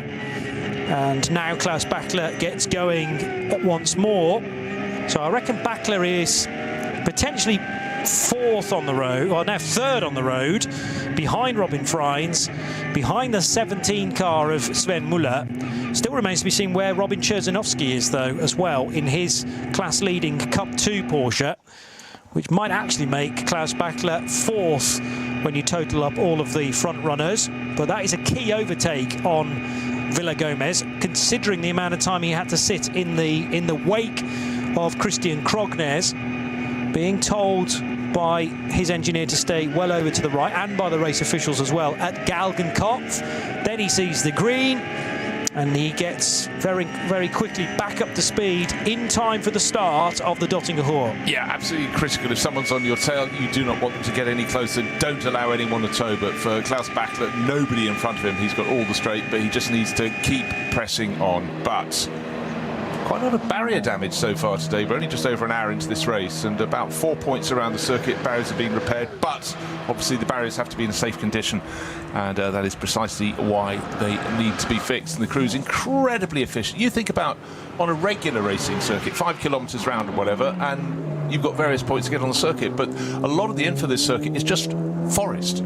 There are no access roads, so you really have to sometimes run them along. Right, now we're getting the effective picture. A challenge for the lead. So Robin Freins has got Sven Muller all over him. The black and red Schubert Motorsport BMW turns into the first corner, turns sharply right, and then swings across to turn into the left-hander that follows. And even there, in that short run between the first and second corners, the yellow and black Dunlop Porsche with Sven Muller is looking busy, looking not effective yet, but trying to unseat. But Robin Freins is not the sort of driver to be unseated, but certainly it's looking good between them. So there we are, 8 laps on the board, a third of a second between first and second.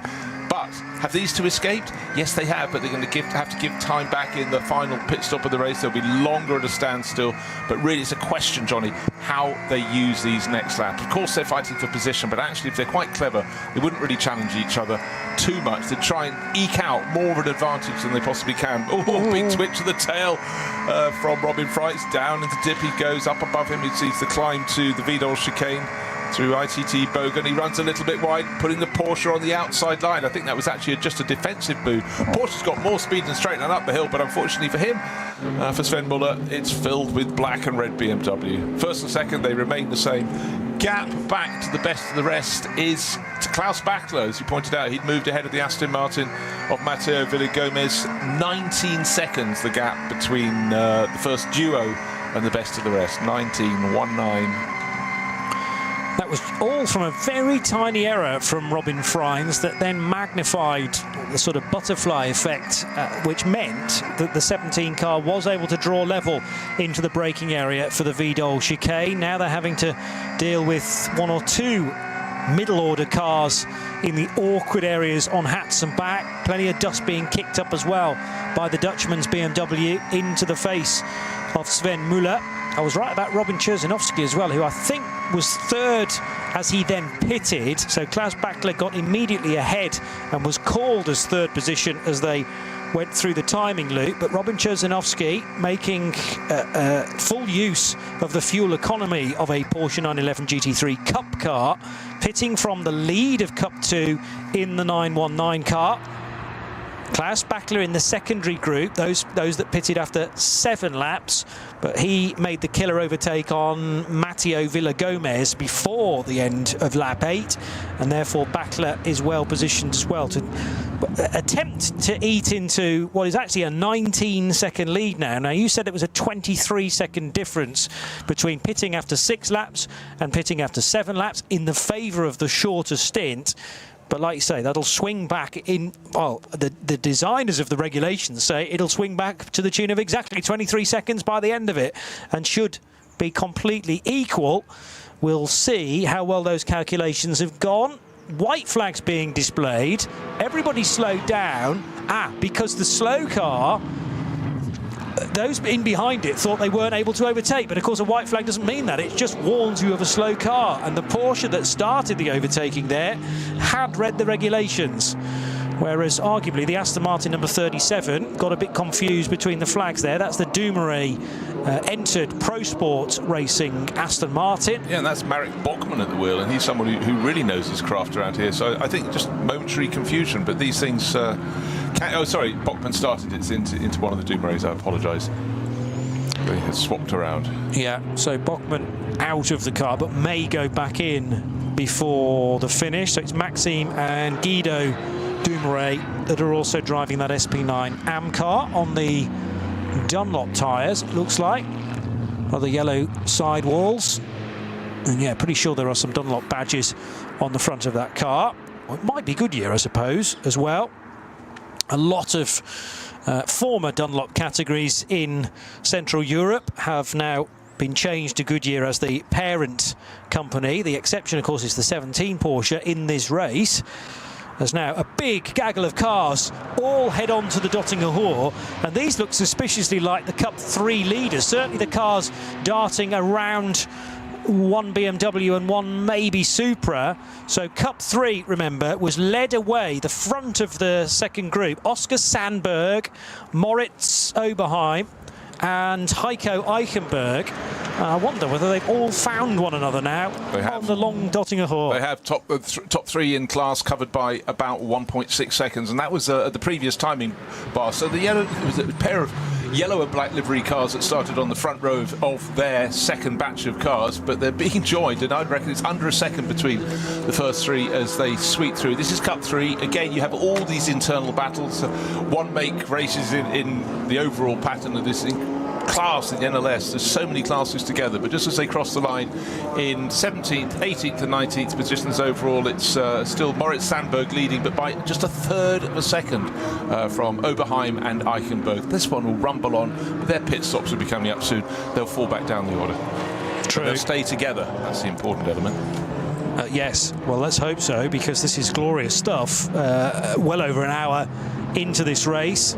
So the 953 car, which is the Smerlis entered machine for Oscar Sandberg, just ahead of Moritz Oberheim, and there's the blue and white 959 of the chasing Heiko Eichenberg. He's sharing with Calvin de Groot of the Netherlands, and that is a 959 Cup 3 Pro entry. Pretty sure all these are pros, actually.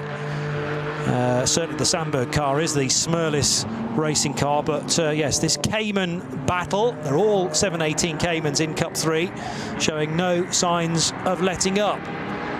Robin Freins, meanwhile, began the lap with just 0.4 of a second in his back pocket over Sven Muller, and there are still a significant number of areas of this track affected by yellows, or more pertinently code 60s, as significant barrier repair is taking place, not least at Galgenkopf. So that means that the start run onto the Dottinger Hoor is slightly more complicated than it would normally be. Yeah, you can go around that final corner onto that long run on various lines. Normally, now you cannot. You have to take a much tighter line to the right-hand side. And also, when you get barrier damage, quite frequently, what do you get? You get shrapnel on the circuit. You get bits of damaged cars. So you don't want to go near the barriers where possible. So every team will be saying, stay right, hard right. Yes, it's not the fast line out of Galgenkopf, but the last thing you want to do is pick up a shard, pick up a puncture on your run at the fastest point on the circuit. So again, frustrating, but it is something very, very much an element of everything that happens on the Nordschleife. Robin Freins has cleared off. He went from a third of a second to about 2 seconds in the blink of an eye. I was starting to wonder whether actually Sven Muller had got ahead of him, but so was I. That's not the case. The blue and black BMW is way out in front now as he heads for the Stefan Bellof S and the Kleiner Carousel, whereas Sven Muller just having to try to stick with the BMW as best he can, but he's also mindful of who may be behind him. Klaus Bachler's not really catching at a huge rate of knots. We will be able to tell you lap times at the end of this one. Now, this is a chance for Sven to claw back some of that ground lost to Robin Freins as they go into the caution at Galgenkopf. A gentle climb, run at an incredibly gentle pace, but not in normal racing conditions, but through the corner they go. A course vehicle and a stranded car on the left-hand side of the circuit. It's one of the junior class BMWs, and then the flag is waved green. The corner is still arcing to the right. They still can't see line of sight up the straight. Not yet, not yet, yet. Now they can. And then it's the run all the way back to the pits. But Robin Freins, again, he's sitting on a buffer of 2 seconds. Anything more than a second, you're not offering much of a tow. Anything more than 2 seconds, as Robin Freins says, you're offering no tow at all to the car behind. So that'll be frustrating for Sven Muller, but again, just slow points around the circuit. It's stop, but that is the nature of the VLN, sorry, as it was, and now the Nürburgring Langstreckenserie Series. But to make sure when they get out of the slow zone and you go under green flag, you want clear line of sight, clear track, and Robin Freins on the flashes on that Schubert Motorsport BMW, making sure the BMW junior class car knew he was there, gets past with no interruption, and will be able to continue into the final flick to the right, the flick to the left, onto the start finish straight. Job done. Again, a professional driver doing precisely what he needs to do. Both of these cars, first and second, then pitted after 7 laps. Therefore, they can make it to 15, I reckon, before they need a bit more fuel to get them through the next hour.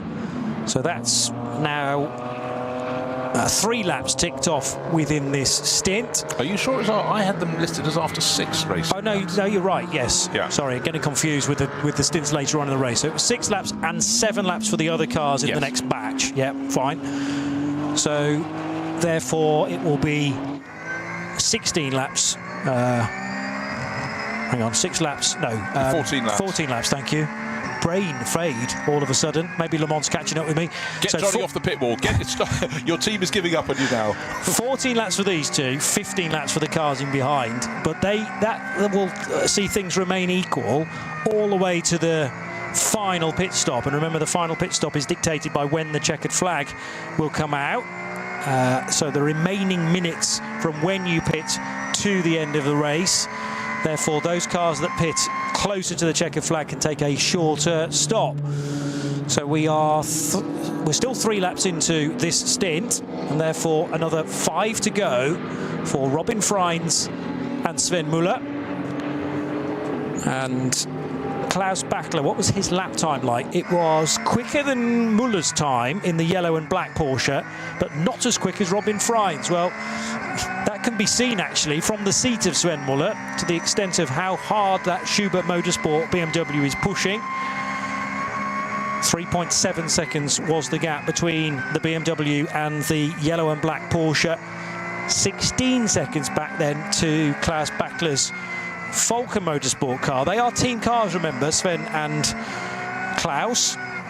And then it's another further 16 seconds back to Vela Gomez. Yes, it is. So that Aston Martin has possibly got on the wrong side of one or two of the Code 60s, because that is a lap time that is over 10 seconds slower than Klaus Bachler's effort.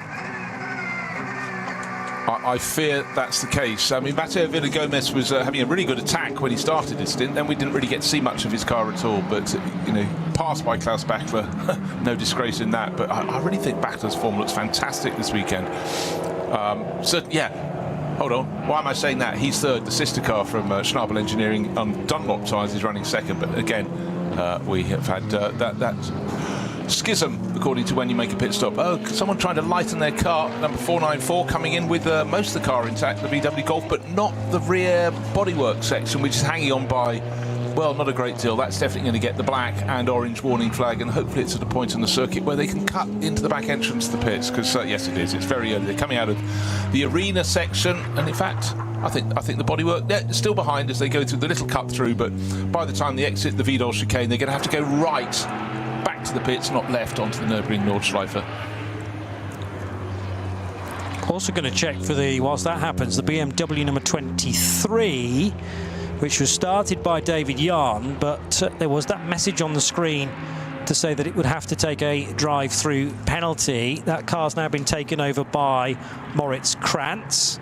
Yeah, it's running in 6th place overall. It's 15 seconds down on Kyle Tilley, who's the second driver into the Pro Sport Racing Mercedes that was started by Adam Christodoulou, so Jake Hill will be waiting his turn. So therefore, car 23 has not done the drive-through. I'm guessing that will be completed at the end of this lap, unless they are arguing it in race control. So just had a little scramble back down the order to see how Scott Speed was getting on, the American former Formula 1 and NASCAR racer. He's 13th in his class, 999. He's running solo, unless they've drummed someone up to take over the second part of the race. So well done, the VW Golf, with the dragging bodywork. It's taken the back route into the pit, so shouldn't cause any damage. But for Scott Speed, it's about getting the tick on his ring permit. Get through this race cleanly, but he'll also, I'm sure, be enjoying this. You just think of the comparison to some of the circuits he was racing on when he was racing in NASCAR, and of course, when he was fleetingly racing in Formula 1. So Sebastian Disch brings that 494 semi-damaged VW Golf in. Fernandez, Flavia, Pellegrino and Thomas Schoenfeld are the other drivers in the VW Golf Mark 8. It's a GTI Club Sport. Dan and Arenberg and the 48 Porsche that was started by Dylan Pereira is now, though, being driven by Patrick Assenheimer. We mentioned this being a strong lineup, chasing down Moritz Krantz for Gamota Racing. But bear in mind, the BMW is going to have to pit sooner rather than later to take the drive-through penalty after its contact with the Cupra a good while ago now at Vidal chicane, sadly causing damage to Chris Rothoff's 471 Cupra. And what I haven't checked is whether the 471 is actually back in the race now, having been stitched up. It does look like it has been stitched up, you might say, at the Vidal chicane after the contact, but also repaired in that definition of the phrase. Endurance Trophy Nürburgring for the Porsche Cup 3s and Cup 2s. Still an excellent fight for the 953 Porsche of Oscar Sandberg and Smerlis Racing, fending off Moritz Oberheim, and they're all going to come into the pits together as well. Very, very late on the brakes. Hopefully contact was avoided from Heiko Eichenberg in the blue and white SRS Team Zorg Rennsport car. But this is totally, I mean, all-out racing after nearly an hour and a half worth of it, and prepare for another 2.5 hours of relentless stuff from Cup 3. That's one of the reasons why Cup 3 has become so increasingly competitive. In years gone by, you're quite right, Johnny, that Cup 2 had the larger fields, but certainly those 718 came into very, very popular cars. And the thing was, it would be a TV director's favourite who'd go, right, anything happens at the front, let's just go to Cup 2 or Cup 3, because you just knew there'd be a fantastic scrap at the front. But in the last year or so, Cup 3 has been really, really where it's at. They've got their own scraps every single race. So, Robin Freit's leading the race for BMW, for Schubert Motorsport. His margin, nearly 3.8 seconds, but certainly the Dunlop Motorsport Porsche, Sven Muller, is hanging on in there. And in fact, it looks to my eyes as though he's actually gained a few tenths around this lap. Beautiful sunny day on the Nürburgring Nordschleife. And our race leader just up in front, it's losing a little bit of time. He had to pick his moment as to when to pass one of the back-marking cars. He does it cleanly, gets past the BMW M240i, and the BMW driver, very good indeed. I'm not talking about Freitz, I'm talking about the car he's just passed. Indicator on, making it absolutely clear which side of the circuit he's putting his car, so the faster SP9 Charger of Sven Muller could come on through. Clarity of intention is so vital from the drivers in the midfield order cars, but when the front runners are coming through, they do not have to keep out of the way. You just have to be consistent in where they are. It's a hard process for some drivers to learn, particularly if it's streaming wet and you've got limited visibility. But I'd say that's why this racing just looks so exciting, multi-class. And when the front runners go through, they sweep through. The performance difference is huge, which makes tidy driving all the more important. And suddenly a slow zone, and Sven Muller in second place is all over the tail of a Cayman. But importantly for him, actually, I think he's gained a little bit of ground as they went into the slow zone, because Robin Freitz is one car in front of the interloping Cayman. They're just going through Galgenkopf now and waiting to release, but I would suggest that was a little bit of a gain. And the Cayman driver, very good, he's saying, when we get released from the green flag, I'm going right, I'm staying right, out of your way. But already at this point, Robin Freitz has floored the throttle on his BMW for Schubert Motorsport and got the lead back to where it should be, north of 2.5-3 seconds. But certainly a tidy exit from Galgenkopf for Sven Muller in the Dunlop Porsche. Bear in mind, there's still 16 seconds or so of clear of Klaus Bachler, but that was 19 a few laps ago, so I'm really thinking this could be a race for Bachler.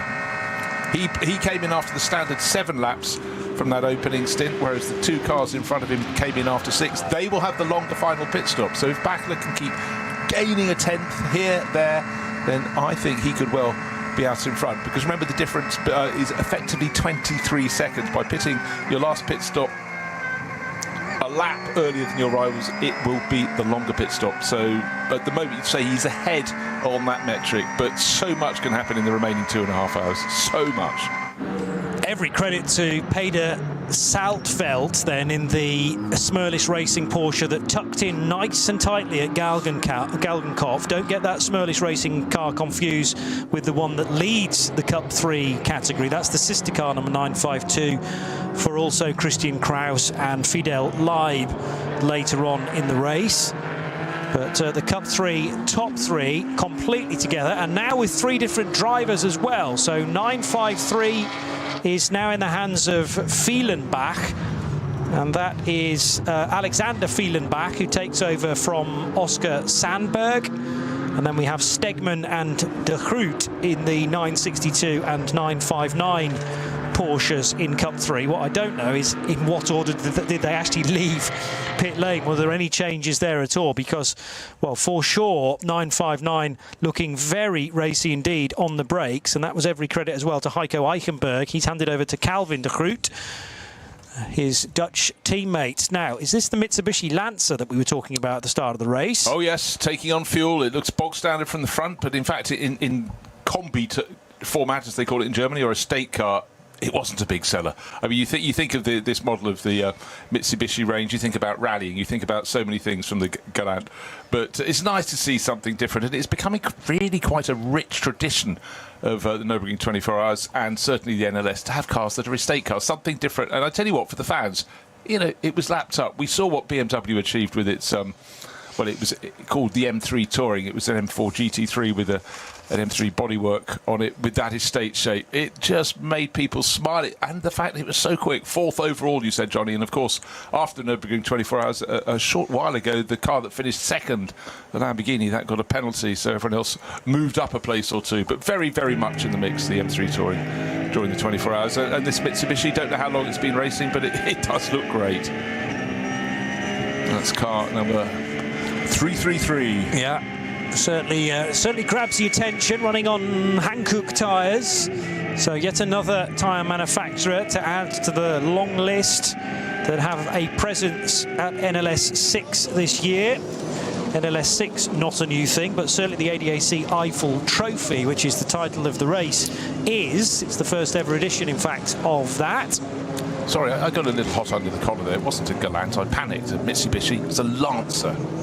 The Lancer CT9A to give its nomenclature, but here it's the pink combi. I think that makes it much simpler for the fans. But, you know, something different, great to have it. SP3T leader is the Schmickler Performance Porsche 982 Turbo. So that in the sky blue and white colours at the AMG Arena. And heading out of that corner and down towards the Goodyear Spanger then. Good to have that car in the entry as well for Achim Valver right now. Claudius Karch co-driving at certain points as well. In fact, it might have been Karch who started that car. They may be flip-flopping through the course of the 4 hours. Right, I'm having the metaphorical crumpling of a sheet of paper here because Klaus Bachler, instead of being 16, 19 seconds down, thereabouts, he's 34 seconds down. He's lost out. He got the wrong side of a slow zone that clearly the first two cars, the BMW of Robin Freitz, the Sven Muller Porsche from Schubert Motorsport and Dunlop Motorsport respectively, they got through, the slow zone was thrown and it's caught Klaus Bachler. In the blink of an eye, he's lost about 17 to 18 seconds. That is huge. It could easily go the other way, but that is a big swing, making the decision to come in after only 6 laps for their first pit stop. All the better for cars 77 and 17 that are running first and second. That's the Schubert Motorsport, BMW, and the number 17 Dunlop Motorsport Porsche. Course vehicles still out at various points around the circuit. Barrier repairs still at various points around the circuit. But it's when you get a slow zone and a rival does not have to have it because they've either gone through or it's cleared before they get to that point that you really get this huge swing of a pendulum. And I guess over the course of several seasons it all averages out, but that doesn't matter a jot because all you care about right now if you're on the track is this particular race. Also a chance to catch the number 100 BMW 325i. There is a class exclusively for these cars, and this is Henning Hausmeier, who shares with Oliver Frieser in their number 100 325i. So that car, I think, in the lead of its class. No, it's second, I beg your pardon, of the 325i's. And there are at least 3 in the race. No, more than that, 5. Sadly, the 5th placed one didn't get too far at all. There were, though, 109 starters for NLS 6, the ADAC Eiffel Trophy. And that is the total number of cars here this weekend, even though only 107 officially qualified. The officials did allow the 2 non-qualified cars to take the race start, the 477 VW Sirocco and another BMW 325i, car number 112 from Team JS Competition.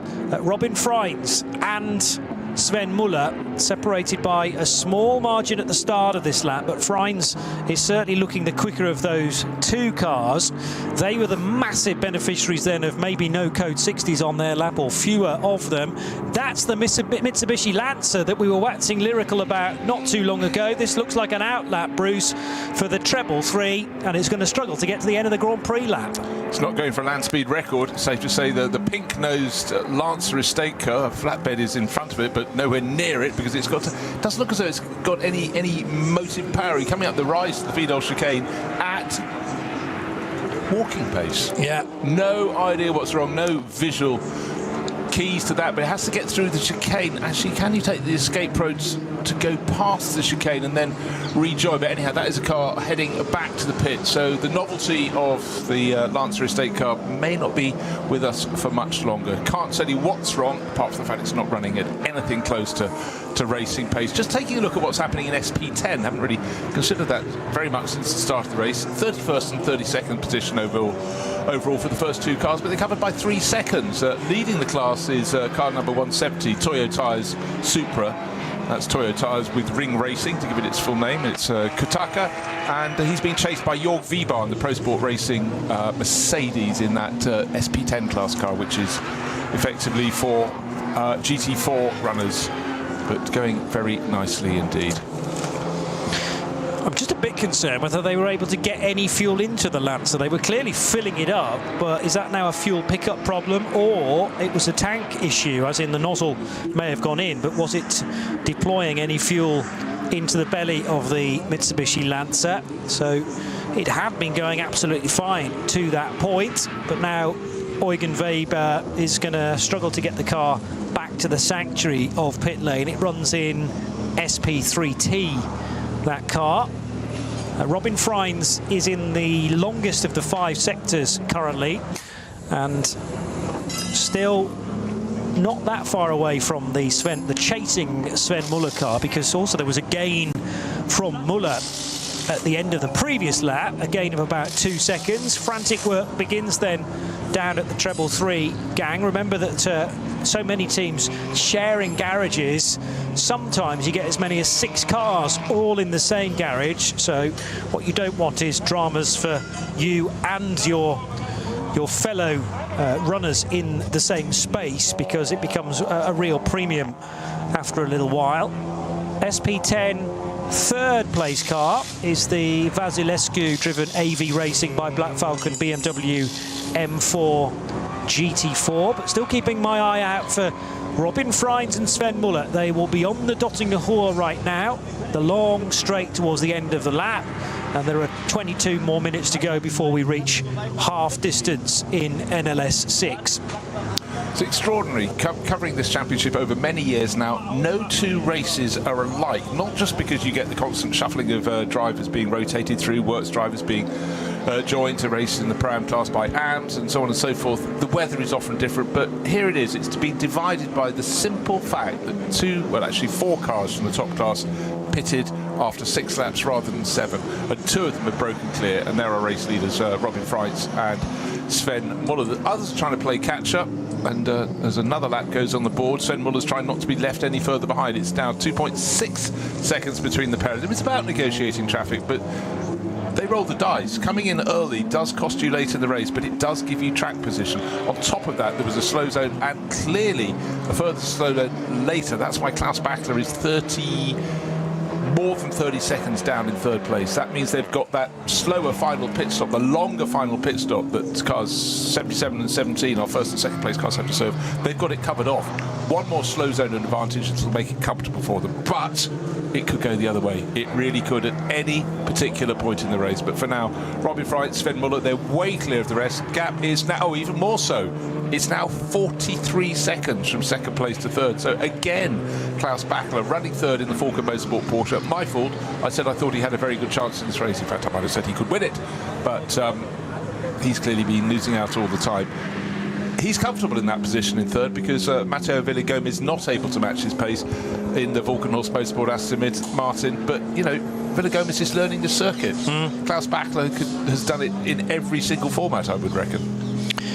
Yeah, Villagomez was a bit faster in sector 4, which is about a 3.5 minute lap, so gained a couple of seconds there, but had already lost 2 seconds, Villagomez, to Bachler in the previous sector. So it's all balanced out to being about the same, 1.5 seconds between the two of them for the time of each of their laps, favouring slightly Klaus Bachler. Meanwhile, the number 23 Moritz Krantz driven BMW still hasn't come in to serve its drive-through penalty, not showing as an extra pit stop there for car 23, but it was definitely told that it would need to do a drive-through after the contact at the Vidal chicane. Nose to tail for the Pro-Am lead then between Moritz Krantz and Kyle Tilley. Yeah, a quarter of a second is what it says on the timing screen. You don't need a timing screen to tell you that it's effectively 1 to 2 car lengths at any point. And in fact, a rather early application of the throttle from Moritz Krantz in the Motor Racing BMW as he left the arena section. You can see the BMW scrabbling for grip before we get on back on the track properly. But Kyle Tilley, a much cleaner line tucked in behind in that yellow and pale blue Mercedes, but in turn they've got a very, very small gap to a certain Patrick Assenheimer, the most experienced of the lot of them. He's third in class, so Pro-Am in SP9 is covered by 1.1 seconds first through to third.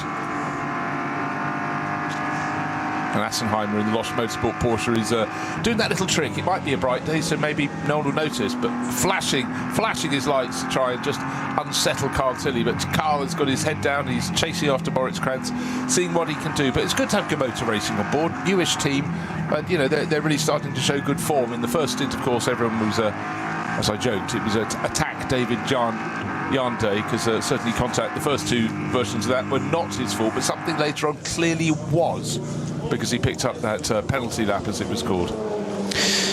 Now, how's your German, Bruce Jones? Because there's just a message on the screen for car 23, which says Mindestboxenzeit unterschritten wird untersucht. And that means that there is potential for that car to be under the minimum pit stop time. Exactly, that's what I just... So we've now potentially got this 23 BMW. Well, for sure it owes the officials a drive-through penalty after its contact with the Cupra at the Vidal chicane, and it's now being checked to see whether its one and only pit stop was too fast. And that might be a double whammy there for Moritz Krantz et al. Meanwhile, what was Krantz's restart like coming out of Galgenkopf? It got the jump on Kyle Tilley. So that's how they exchanged positions. And that is a straight fight for SP9 Pro-Am as things stand. But unfortunately, as the rest of this race develops, I think it's not going to look too good for car 23. Which might be in arrears of a couple of penalties by the time we get to, well, another hour into the race, let's say. OK, I'll swing back to my previous comment. It's great to have Motor Racing here, but they're clearly learning on the hoof, and it's about staying the right side of the rule book. But I must say, for the way that the restart was read, it's very difficult going to Galgenkopf. You know the final straight, the Dottingher, the longest straight of the circuit is around the corner, but you can't see exactly where the green flag post is to wave. And Carl Tilley wasn't quite up to the task there, because certainly the Motor Racing BMW went past very, very quickly. And it's the ins and outs of slow zones and your application to see, can you be right on the money? And in events as tight as this, it can make a big difference. And right there, it certainly did. So for Carl Tilley, suddenly place lost. Two different strategies being utilised so far then for the two leading cars. They pitted after 6 laps. Robin Frijn's BMW and Sven Muller's Porsche. Everybody else pitted after 7 laps, so can go to lap 15 of NLS 6.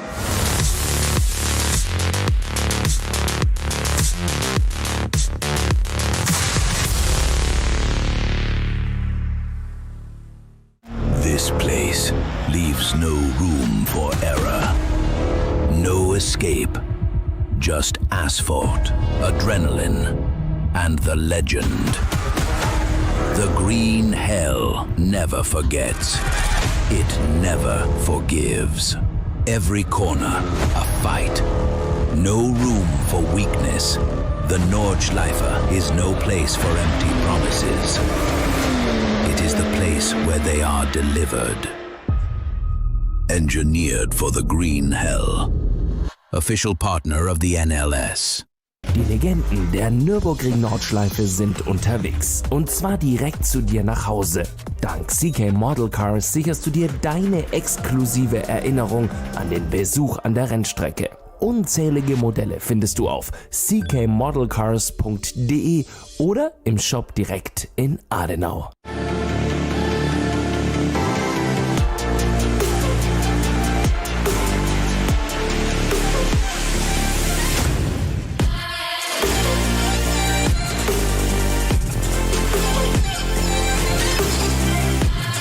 Reifen.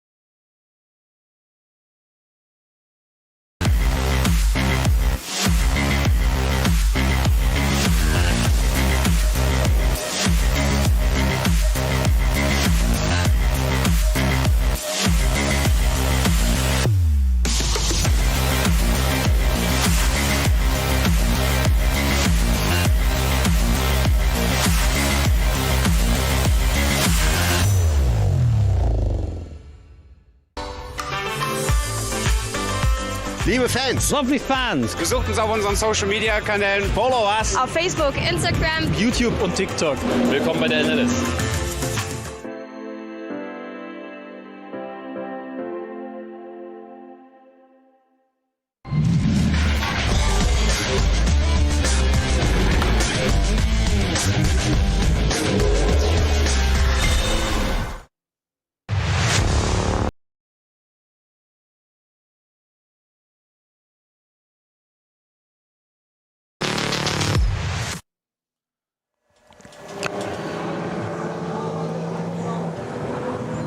The Radio Show Limited network of channels bringing you the latest edition of the Nürburgring Langstrecken Series, and it is a Yokohama shot. No, it's not.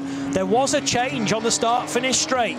We were just referring to whether Sven Muller, I should say, was going to be able to get by Robin Freins, and just remember how dominant Robin Freins was in the BMW earlier in this stint, Bruce Jones. It looks like, it feels like the Dunlop Motorsport Porsche has been fine-tuned and set up to be good at the end of its stints. Well, it certainly does. I mean, that's a 3-second swing, but it's not just the 3 seconds gain to move ahead for the Dunlop Motorsport Porsche. He had to make the passing move, and Robin Freins wasn't going to make it easy, but okay. Was there a slip-up? Did Robin Freins run wide? Unlikely. Was the traffic that maybe gave him half a chance? But a 3-second swing and a place change is something huge. Got to see if Robin Freins maybe has a slight problem, or is it simply it's a hot day and the Dunlop Motorsport rubber seems a little bit better in these conditions on the Porsche than the Yokohama rubber is on the Schubert Motorsport BMW. But a change that I wasn't expecting, because whenever they've been together, Freins, remember, was fighting higher up the order early on, and the Muller, or initially the Menzel-driven Dunlop Motorsport car, got into the pack at the front with the first 4, but we had the slow zone. He caught onto the tail of it. Since then, it's been working, but that is a big swing, unexpected swing, and be really interested to see where the move was actually affected. Was it into the first corner? But it was more likely along the Dottinger, and as I say that, we have a play on the screen, a brilliant drag. He must have driven a good lap anyhow to get close enough to get the toe. Classic case. Muller pulls out to the right-hand side just as they go under the bridge, before they go into the compression and the rise up towards Tiergarten. The move was done, but that was indicative of getting a really, really good run out of Galgenkopf. And then, of course, now it's Robin Freins' turn to go, OK, you did that to me. If I stay close enough, I'm going to do exactly the same to you next time around. But where are we in their stint? They came in after 6 laps. They'll be coming for their second pit stop after 14. When they end this lap, it'll be lap 13. So they've got half of this lap, well, 2/3 of this lap, and all of the following lap before they make their pit stop. Turn as barrier repairs still continue. The cars, including those race-leading duo, going past the barrier repairs at 60 kilometres an hour, standing still in racing parlance. 2 cars have been referred to the stewards because of potentially failing to manage the code 60 correctly. I don't know which code 60 it was. Might have been the Galgenkopf one. First car is the 801, the Norwegian-driven Audi RS3 LMS. It's an all-Norwegian lineup indeed for Håkon Scherin, Atle Gulbrandsen and Kenneth Ostvold in their Mollabille Motorsport Audi. And then the other car to be referred to the stewards, so the extra step up in officialdom, is the Achim Valver and Claudius Karch Smickler Performance powered by Ravenol Porsche, but that's the 982 Turbo. As out of the foxhole code 60 goes the number 17 race leader, heading for Adenauer Forst. Going through the slow zone that he's just escaped from, Sven Muller's just escaped from, he was getting hugely frustrated by the car in front of him, which is doing 60 kph. What can the other driver do? Car 670 was is the up to race. It's one of the BMW M240i class cars, and unless he was only doing 57 kph, therefore Robin Freins was able to do 60 and close in very marginally. I don't know what, but it's, you know, it's the heat of the battle, and Sven Muller was showing his emotion. He wants to be going at full speed. It's so hard. It's like being in an urban area where you're never really sure what the speed limit is. That's enough about London for now. But out on the track, you just want everyone in front of you to read the situation as clearly as you can, and also maybe be on the side of the track that where you expect the green flag to be, and you can go back to full speed racing. You as the SP9 race leader, just want to have the shortest line through the corner. You don't want the 240i BMW just in that place. But anyhow, frustration, but it's still Sven Muller in the lead, only by, well, 0.4 of a second or so. Might have come down very slightly. So cars in shot diving into the pits. We don't expect our front runners in until another lap and a half from now. Dacia Logan back into the race, which will please many, number 300, and it's there's an interesting tussle down at the first corner as well, involving the 520 numbered Supra. Had 4 of those 5 letters correct. And the 801, now this is the one potentially in hot water being referred to the stewards, but the Kawabata Toyo tyres with Ring Racing Toyota Supra runs second in the rear-wheel drive VT2 class. Also good to see that the KCMG Mercedes is still running. That's car number 47. It was spinning the last time I caught sight of it at Bergwerk with Kamui Kobayashi at the wheel. Well, there's been a change of driver now, and Nirai Fukuzumi has taken over. So Fukuzumi in for the second stint. That car, though, is down in 13th position. Yeah, and it's a minute and a half down on the next car ahead of it, which is Dieter Schmidtmann's AM-class Renazzo Motorsport Lamborghini. So it's really, I'm afraid, at this point for them, overall they're 4 3/4 minutes down on the race leader. So it's just continuing for experience, well, and also the pleasure of racing at the ring. But for KCMG, as I said, they've been supporting Langstrecke races for forever and a day, really. Now, it must be a good decade. And, you know, as I said, they often show good form, but, you know, results continue, by and large, to elude them. But today, nothing there can be done. I'm fairly sure that it didn't go in the barriers on its own in the early laps of the race. And for the gang, frustration. But I'm sure their pit stop was a bit longer than planned. They probably had bodywork repairs to do as well when that one came in. But for Kamui Kobayashi, glory at Le Mans one weekend victory, outright victory for Toyota. And here, a little bit of frustration, but hey, it's still quite a good place to be frustrated. Very beautiful, brilliant circuit. A perfect lap around here is apparently possible, but I don't think any driver that has come here through the decades can necessarily claim that they've had it, and certainly by extrapolation you can't have a perfect race either. And Bergwerk's always an awkward corner as well, especially if there's a little bit of traffic in and around. It remains to be seen what's going on with the 23 BMW of Moritz Krantz. Yes, it's leading SP9 Pro-Am, but it still has the potential of a couple of penalties hanging over its head. One penalty which still has yet to be served is a drive-through. That is hook, line and sinker for me. It was delivered by race control, assessed, and the drive-through still has not been served because it's had one pit stop, and that was its regular pit stop to switch drivers. And then the other one that's being checked was its pit stop when Moritz Krantz took over from David Yarn. Was that pit stop too short? Because each pit stop here at the Nürburgring has to be governed by the stopwatch. 9:02 is the current Cup 2 race leader, the Liquimoly sponsored Black Falcon Porsche of Raphael Renhofer. So he stays at the wheel and is still ahead of the Cup 2 second place car of Leo Messenger. Now, having said that, yes, that should still be correct, because although this is an outlap for Renhofer, but it's not an outlap for Leo Messenger. So we might now see 909 in front, albeit briefly, taking the category lead for car number 909, 14th and 15th places. Still neck and neck for the overall lead in SP9. Also, of course, the lead for SP9 Pro. And Robin Freins didn't have as good an exit out of Galgenkopf compared to Sven Muller's Dunlop Motorsport Porsche. This, by my calculation, is not the in-lap. That'll be next time around. So this will tick off 13 laps and therefore 7 on the stint. Yeah, absolutely concur. Just spotting that Klaus Bachler, having gone down to 44 seconds in arrears, actually gained a bit last time. He gained about 7 of those seconds back. So it shows you can have these huge swings, but maybe the tide's turning for Klaus Bachler, but the last few laps have not been that kind. So first and second continue on to lap 14. That will be the one we expected them to come and make their pit stop. So 13 laps go on the board. The difference between them, 0.4 of a second. But of course, for a while it looks as though Robin Freins, the black and red Schubert Motorsport BMW, had this one under control, was sitting on a margin of a second or two in front of the pack. But there was that place change just over a lap ago And now he's in behind Sven Muller's yellow and black Dunlop Motorsport Porsche. And don't forget, of course, in the first stage of the race, the first stint of the race, we had Christian Krockness, not once but twice, pulled clear of the field, was brought back in by circumstances out on the circuit that bunched the field. But that car is running around the Walkenhorst Motorsport Aston Martin Vantage, still yet to complete 13 laps, but should do that any moment now. Mateo Villagomez, the driver from Ecuador, that has really fallen off the tail of Klaus Bachler, hasn't it? It really has dropped away.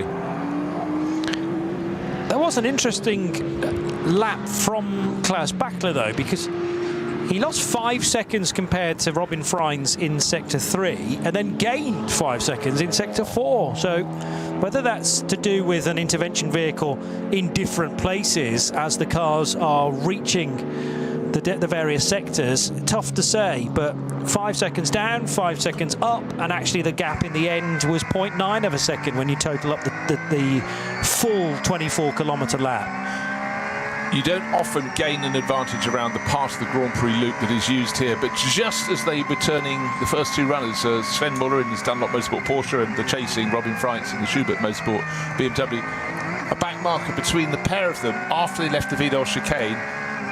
And then Robin Freins guessed wrong and had a real twitch. They were turning the first part of the Schmeen Spitz curves, lost momentum and had to stay off the throttle, and that has just opened out a little bit of a gap, a tiny margin for Sven Muller, and he'll be going, thank you very much indeed. Yeah, so about 0.3 of a second on the first part of the Grand Prix track. He's heading towards Flugplatz, is the race leader. Still Sven Muller for Dunlop Motorsport. There's been an awful lot happening, though, in the first half of this race. We very nearly had 2 hours of it. And it all got underway at midday this afternoon in glorious conditions in the Eifel.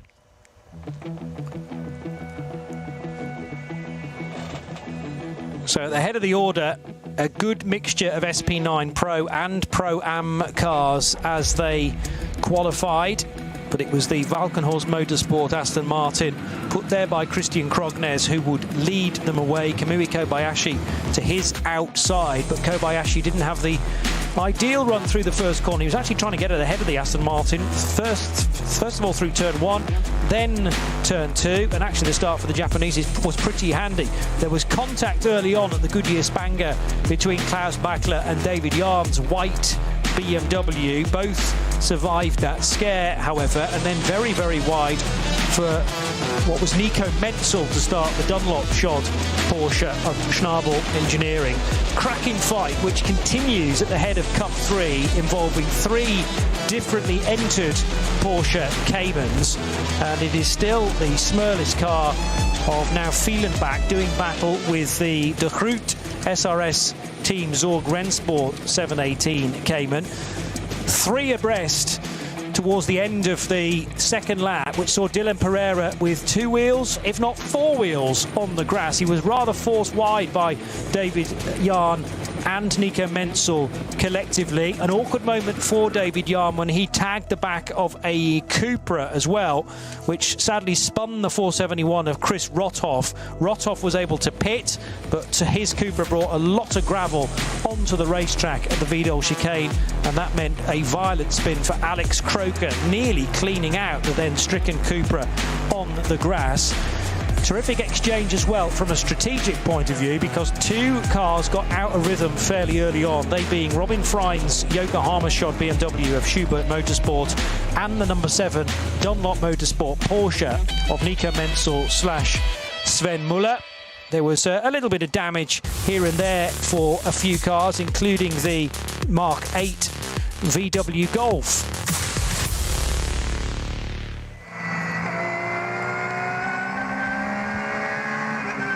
The 17 car of Sven Muller and Dunlop Motorsport then. This is now an in-lap as he climbs the hill out of Breitscheid. There was a big squirm as he vaulted the curb, though, there, coming out of that tricky left and right-hand sequence. Down through the box in preparation for Bergwerk as well. And what you can't see, oh no, you can see actually, because there's an inset picture. Hopefully you're enjoying our coverage in both sound and vision on RS1, part of the Radio Show Limited network of channels. Robin Freins is right with Sven Muller as they climb through Klostertal and Kesselchen. Yeah, keeping that pride going. It's a really, really tough battle. I've seen a message I've never seen before up on screen. Car number 506 being pinged for unnecessary driving. Under a code 60, referred to the stewards, and for the reference, that's the GT Tyres Motorsport by WS Racing, BMW 228i, unnecessary. That does sound as though the ruler is about to come down across the knuckles. There's going to be some form of punishment, I'm sure, to go with that, but add it to the lexicon of things you see on screens from race control. It's a two-horse race at the moment.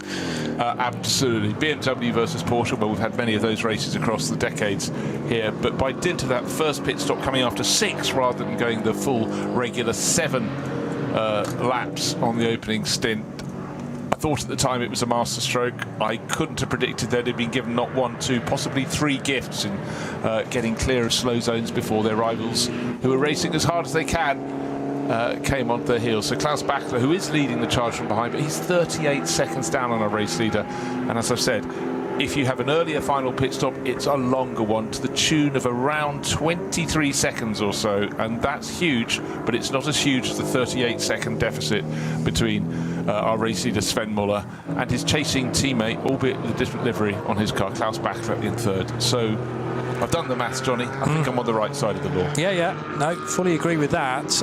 Also, we can't quite give you an answer as to why Mateo Villagomez's pace has descended to quite the extent. I'm sure he was caught in a code 60 somewhere on that previous lap to have shed 19 seconds in a single lap.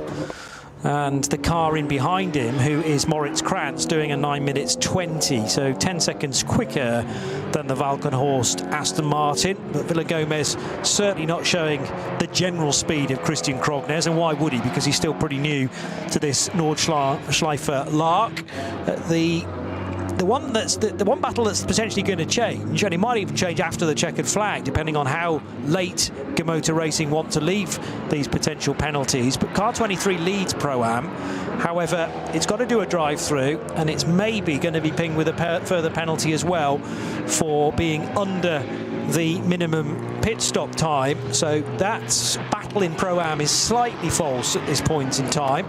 Therefore, Patrick Assenheimer looks to be well placed in the number 48 Losch Motorsport Porsche.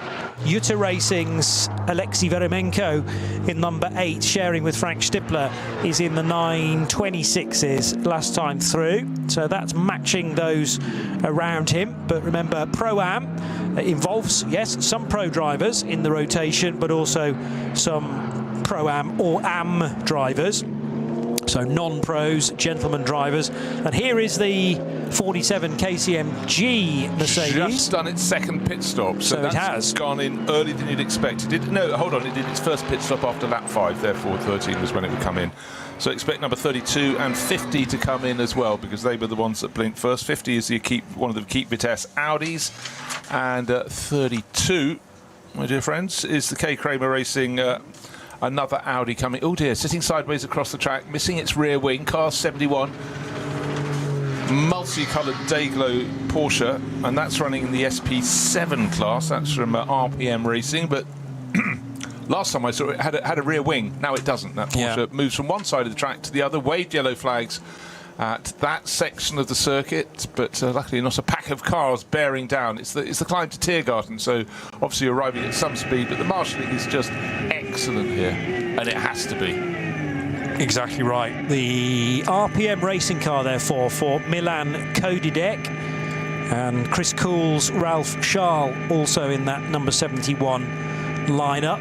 But it does look like it's Klaus Bachler's thumping the steering wheel, because his best opportunity of picking off his teammate has now been denied him because of this incident, ironically involving another Porsche, by the way. But the two Schnabel engineering cars might have had a chance of, well, not switching places, but any opportunity to benefit as those cars are pitting now is taken away from Klaus Bachler. And he was already hemorrhaging time. That might be a bit too strong a sentence, as the SP7 car now does get back into pit lane without its rear wing. But there was an opportunity without the two leaders out on track for Backler to really push on what's going to be his in-lap, and he's going to have to bide his time now. Probably when he hits the start-finish straight, he will pick up the speed, but all that time has already gone with Sven Muller and Robin Freins now pitting. Yeah, Freins out, Klingman in, but a message on screen. I think it's really escalating for Komoto Racing. You can't just leave your phone off. The manager of Car 23, please come to the office. And also the number 3 and representative of the number 321 crew. I'll just that's Porsche Tobias's car.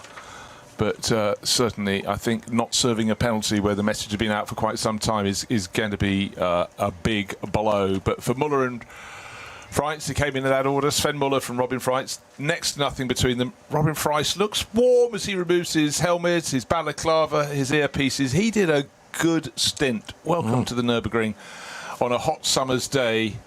Robin Freins, he can be very smiley, but at the moment he's looking remarkable. He's probably just hot. He's looking a little bit cross, I'd suggest.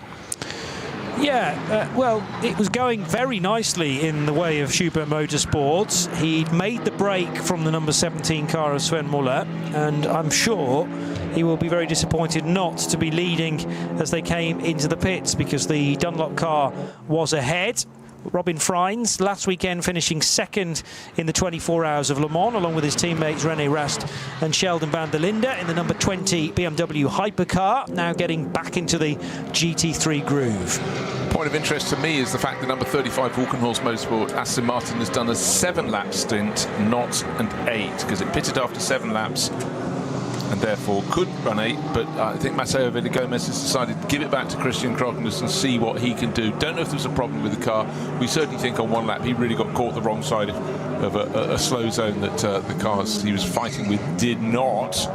But for the Ecuadorian driver, you feel fairly sure he's still got to go back and do a short stint at the end of the race. 1 hour and 50 minutes remain in this 4-hour race, but it really has become a 2-horse race, and it's going to be how it unfolds. Nico Menzel's now gone back into Dunlop Motorsport, number 17 Porsche, and Jens Klingman takes over after a double stint from Robin Freins in the number 77 Schubert Motorsport BMW. How they hit the track again when they'll be covered by next to no time. They came in with, what, half a second between them. But the important thing as far as Robin can place, personal pride, professional pride, it's still there to be seen. Good tussle between Mike Stursberg in the number 5 Porsche that was started by Gabriele Piana. That's the Black Falcon entry. And on his tail is the Hankook competition car of now the driver known as Ricardo. And he shares with Michael Christensen and Yongkyung Kim. So there is a strong spin for the Equipe Vitesse Audi. Is that a 50 car or the 18? They both look, it's the 50 car, 5-0, and that will get back onto the straight and narrow. But that car in turn was also having a good fight in the early stages with the sister car, which is the 18 and the alternatively fueled Equipe Vitesse Audi R8. And that spin for the 50 car happened not far away from the race leader needing to go through the Vidal chicane. Number 17 Dunlop Motorsport Porsche back in the hands of Nico Menzel. So they're deciding against double driving stints and instead a driver change every single time. There was also, I noticed, quite a big chunk of debris on the racetrack. Not on the racing line, thankfully, for Nico Menzel, but he needed to be wary of that. OK, I was talking about how Walkenhorst Motorsport brought the Aston Martin in a lap earlier than it needed to. Villagomez has actually stayed on board, so it wasn't to get Christian Krognus back into the car. Another car that pitted after a 7-lap stint rather than 8-lap was Carl Tilley in the Pro Sport Racing Mercedes, but I guess that is to get Jake Hill a go in the car and see what he can do. But yeah, it's the Vidal chicane. I mean, what has happened since early in the race? You had the Cupra being pushed through the corner. There's been so much gravel that has not been cleared. If there was a point in the race where they had they could get some intervention out there, they could get that swept clear, but it's still catching out drivers. And we're at the point in the race where a lot of drivers are just going on their out laps. They don't even know it's there, or might have been told there's some gravel, and they go some gravel. There's half a beach here on the track, but I can't think of a race other than some extremely wet conditions where I've seen more spins out of the chicane there, and that's on the Grand Prix loop. That's the easy part of this event. So again, sometimes your guard's down a little bit.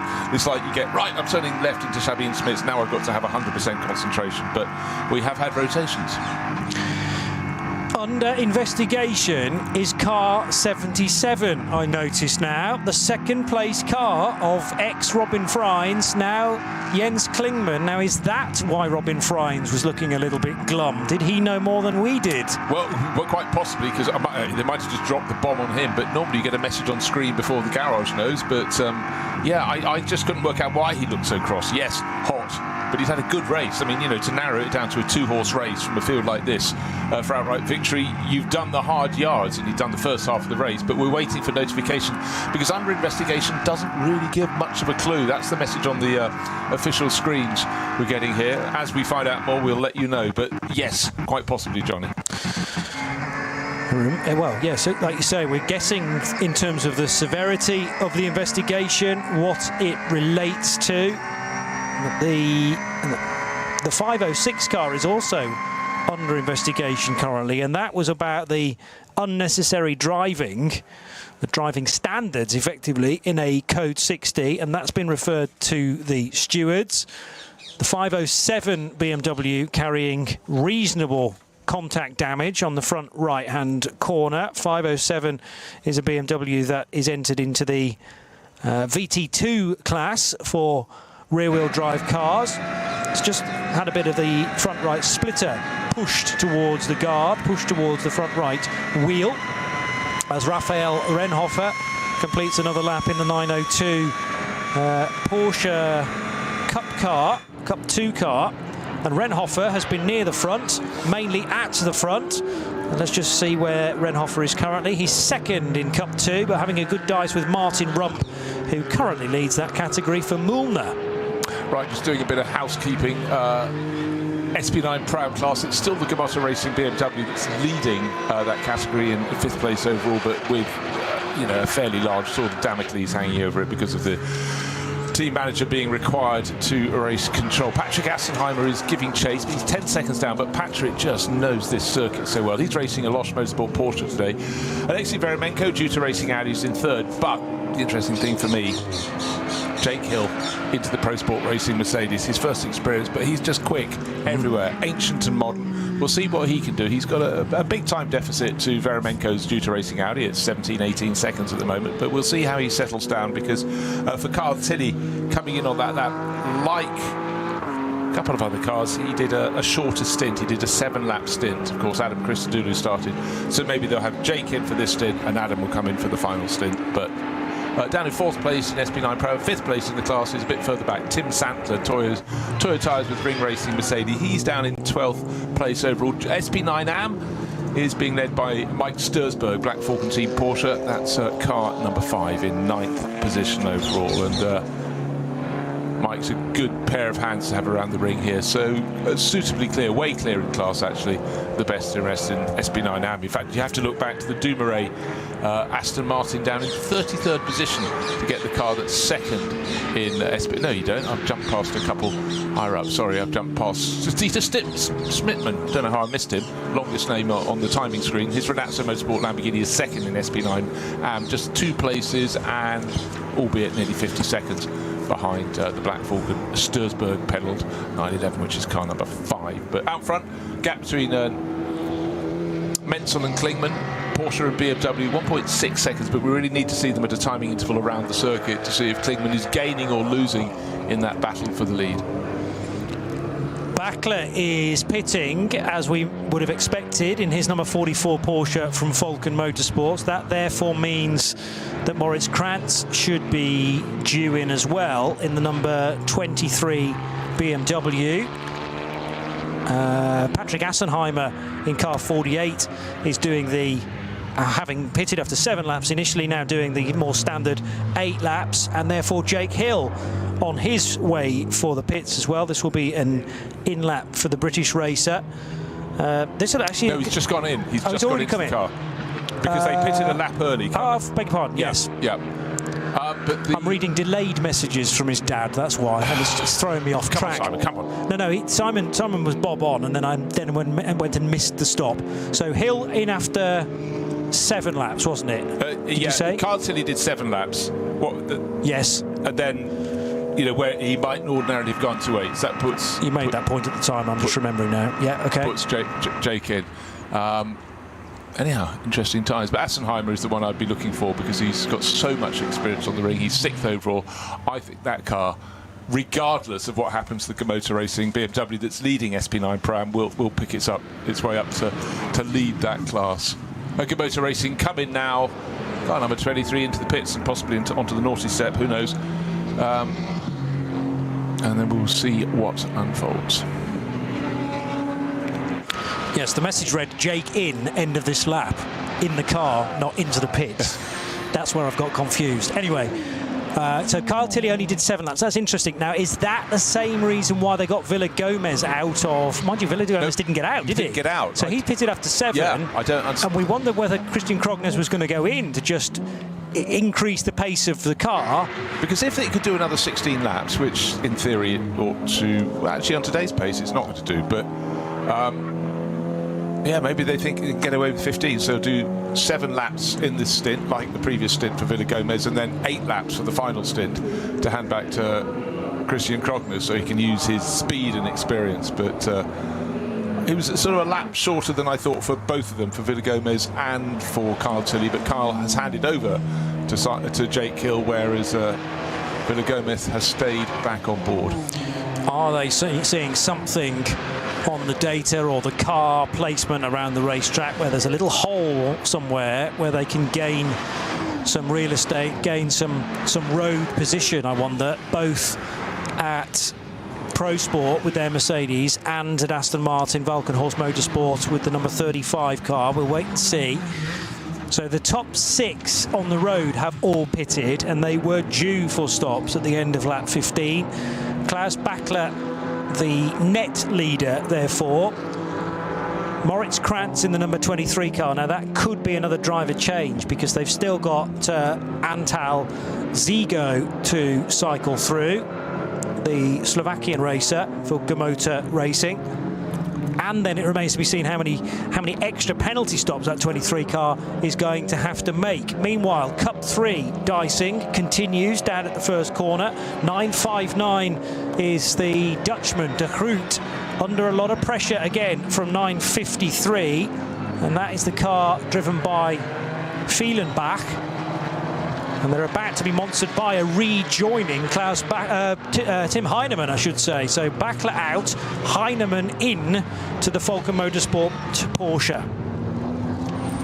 Yeah, and Heinemann clearly not wanting to waste any time at all. A couple of Cup 3 cars, I have to get past them. I have to get past them right now. He's got a GT4 class car there for an SP10 car up ahead of him. He wants to pick those off before he goes into the dip, up the rise to the Vidal chicane, and certainly before he gets the section where they turn onto the Nordschleife itself. But Heinemann doing a good, tidy job, as you'd expect.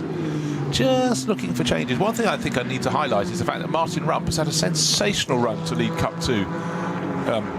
It's the class for the Porsche 911 GT3 Cup class. He's leading for Müllner Motorsport by 55 seconds from the driver Renhofer, who's been running so strongly in that car. But, quite simply, the pace of the Estonian driver Martin Rump, it doesn't matter where I see him race on the planet, he is good. But that has been a sensational run for him because that is such a comfortable cushion to have. 9 times out of 10, it is with Müllner Motorsport as well, and Martin Rump has chiselled an opportunity with, and he's highly thought of within the Belgian squad. The Bilstein-sponsored Mercedes is now going to whip across the line. That's the number 26 car then, with Jake Hill now at the wheel, still early on in his stint, having taken over from Kyle Tilley. And then it remains to be seen who does the final stint. Maybe back to Adam Christodoulou in car 26. They're targeting a Pro-Am victory. And we'll allow the timing screen to reset to give us a rightful position for Jake just as soon as everyone else has completed their outlaps. But he is well positioned. Tim Heinemann in the number 44 car now his teammate won the race to be the first of the pit stoppers at the end of 15 laps. But obviously he's now going to drop down the order by 4 minutes or so, or 3 minutes or so.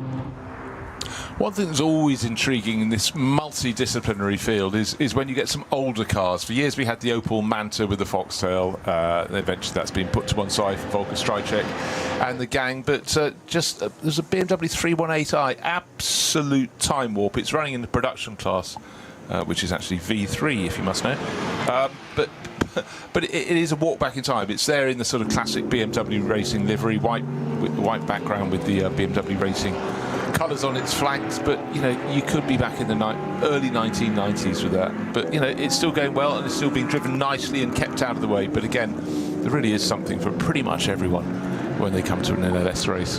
What's left on the clock? Well, we've got time and plenty. We've still got an hour and 37 minutes in this race to go. But it does look as though that decision from two cars in particular to pit after only 6 laps, one short of the maximum they could really go to on the opening stint, has opened the door for them, and it seems penalties for others and slow zones on the circuit have just left 17 and 77 out front. But the big question to me is which one's going to win. But the other question is, now we've got an answer. Stop and go penalty. Oh dear, their pit stop was under by 16 or is that 18 seconds? Might be 18, yeah. 18 seconds under the point. So at that point, I don't think that's the frown on Robin Fries' face, because he did what drivers do: out of the car, into the garage, get your helmet off. He was always cross at that point. They wouldn't say, oh, by the way, we're planning to undercut the stop by 16 seconds. Well, that's not the same BMW, remember. 77 is Robin Fries' car. Sorry, I'm looking, but that's Motor Racing. I'm looking at the penalty for that. I apologise to all. Don't worry. I'm making several errors in this race as well, so I'm pleased that you've caught me up by one, at least. So 23 gets a stop and go. They've already got a server drive-through, which hasn't been done yet either. When are they going to do these penalties? Unless there's this rule that often stands in the 24 hours of the Nürburgring, whereby you just carry on to the end of the race and it's all added on at the end. But that seems a little unfair when we're talking about a 4-hour race. But car 23, to my mind, has not served the initial drive-through penalty. Car 23 has only visited the pits twice as the SP9 Pro-Am leader. Yeah, that's correct. It's back in the hands of its starting driver, David Yarn, who is the quickest driver in that car, quite clearly. It's up in second place overall. However, we're waiting for the adjustment for those that pitted a lap before them. When they come through at the end of the lap, that order should change. But the big question, who's going to be in front? 17 or 77? Nico Menzel is driving, still on board, is back on board the Dunlop Motorsport Porsche, and out around the track he's actually opened a lead of 4.8 seconds over Jens Klingmann, who's got into that Schubert Motorsport BMW. And I just want to stress that has no penalty for undercutting its pit stop. That was a mere chimera. The car of which we speak, the one is the 23 Motor Racing thing. But under investigation is still the message on our board for the Schubert Motorsport BMW. We know not for why and for when and for how, but at the moment we'll just keep an eye on the screen, and I'll try and discern the difference between the numerals that give me a bit of a clue. I would be reasonably confident that the 77 being under investigation is not related to a pit stop that's under time, though, because normally you get the additional message that says fallen below minimum pit time. That is another penalty, though, or a penalty of that description goes to car number 321 as well. We did mention that the SP3T Audi RS3 was being checked for its pit stop time. That's under, but this time by only 6 seconds. 18 seconds is a big, big mistake, though, for the Motor Racing crew. As we said, they are new to Nürburgring Nordschleife racing and potentially new to a minimum pit stop time as well. It's all about generally the time it takes to release the car from its standing spot to the end of pit lane, because it's not stationary time. The pit stop is timed from pit in to pit out. Still, this cracking fight between two Porsches continues. Gabriele Piana, now I thought this was Mike Stursberg in the number 5 car. It was, but it's now been handed back to Gabriele Piana, and he's having a cracking fight with the South Korean racer Kim in the number 30 Hankook competition Porsche, and heading for the really quick stuff now at Kesselchen. These Porsches are nose to tail, the 30 car right on the boot lid of the gold and red number 5. Oh, this is the stretch of the circuit, well, one of the many stretches that you just go, could I do that? I mean, it's the sheer speed from Kesselchen. Lots of other points, you've got a bit of speed, but then you go slow right down. But for Kesselchen, it's a sequence of bends that just need to come at you, and you just don't take your foot off the throttle, and you just got to have faith. But that's where experience comes in. But certainly Gabriele Piana, Italian by birth, but has been based in Germany for a long time. He is super quick. Waved yellow flags in front of him, double waved yellows, looking to see, is it still barrier repairs or is it something fresh? And will this be an area of the circuit where it's a slow zone, where various coming, S-Bash, you've got one.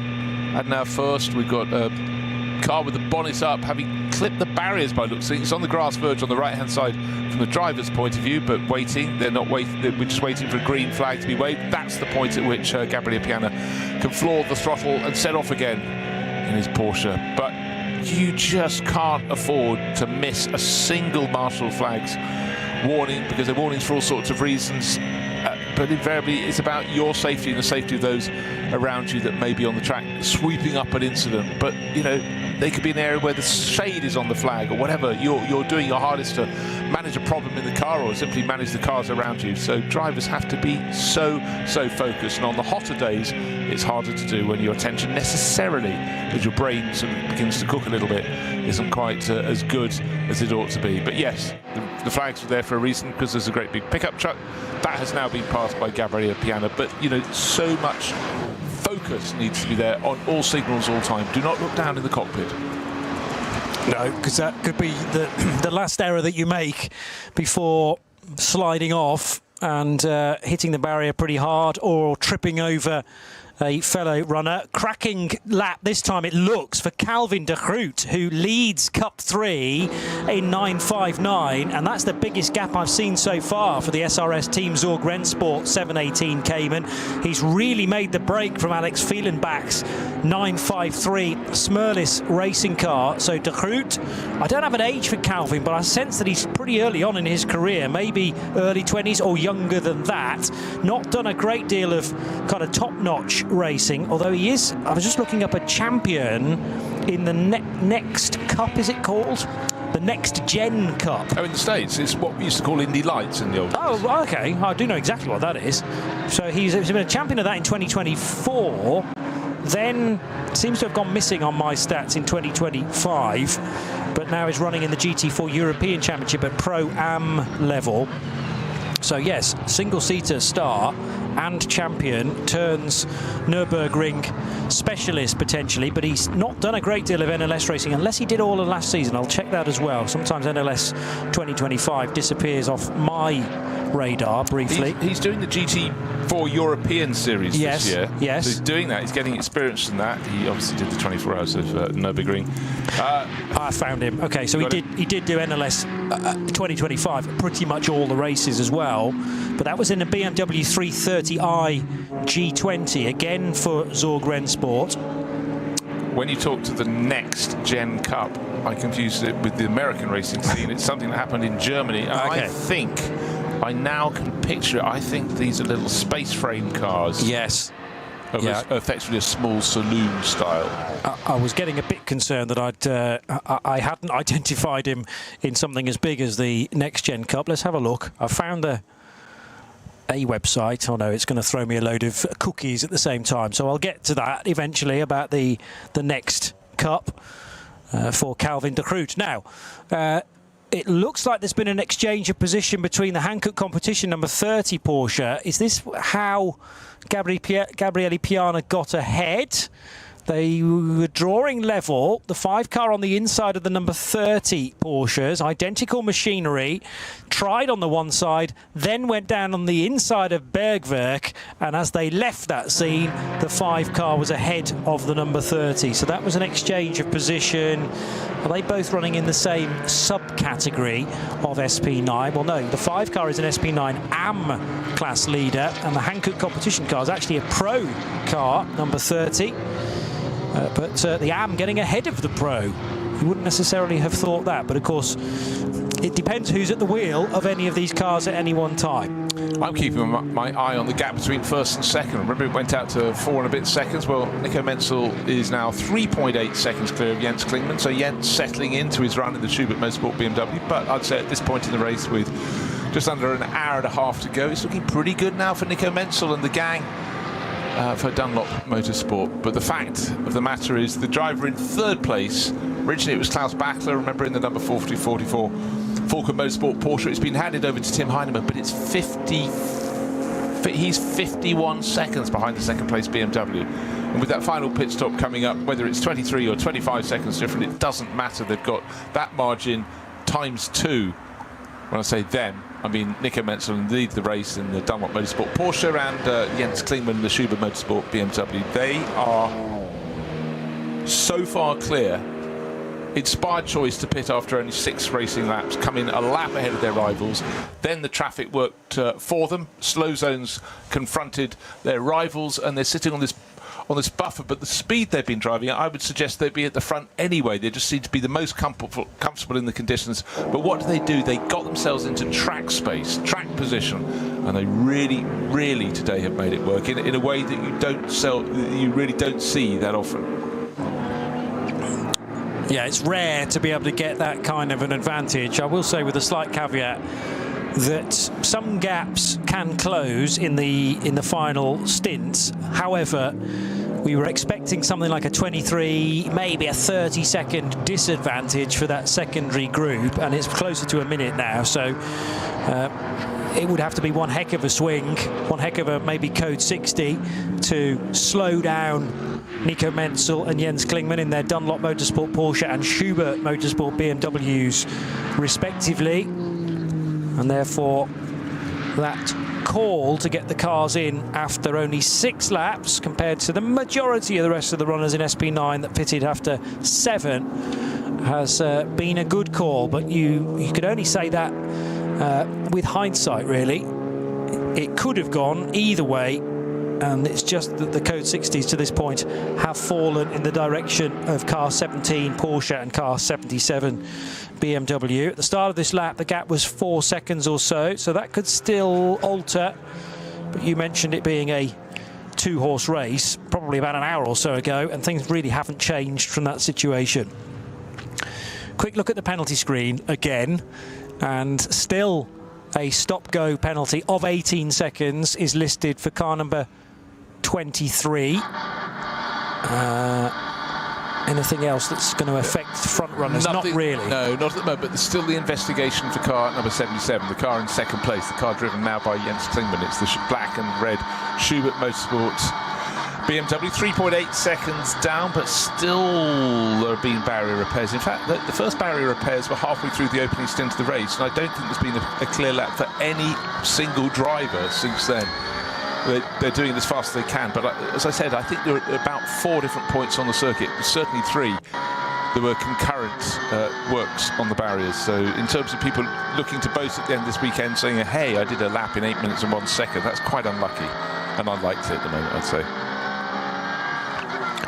900 car of Ben Heates now, heading for the second of the concrete sections, the Kleiner Carousel.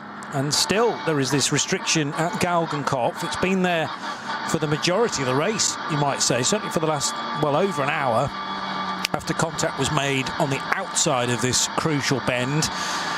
And it's denying a lot of the SP9 runners now their opportunity to get a good run out of this right-hander onto the Dottinger Hohe and to pick up the toe.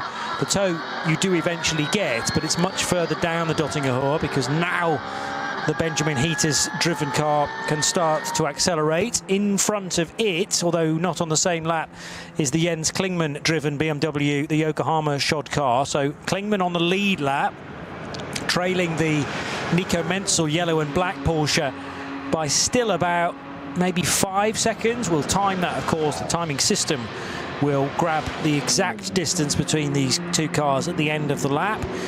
I actually think that the Porsche that leads has actually got even more time in its hand now compared to the chasing BMW, which has just cleared the Pro Sport Racing prepared and Dumoulin driven Aston Martin. That's the number 37 car heading for Tiergarten now, but the Yokohama BMW has cleared it in time. Yeah, did that very nicely. Right, the Next Gen Cup. It's a 100% electric junior touring car cup for young male and female drivers, racing an LRT NXT1, which is a fully electric race car based on the Mini Cooper SE. Engineered and built by that Swedish team, Lestrup Racing team. So there were races around Europe. Excellent. Well, 2024, Calvin de Groot was the champion, beating Victor Nielsen to the title. And he then did a full season of NLS in 2025 in a BMW 330i. So has stepped up another level to now race in the Cup 3 Porsches.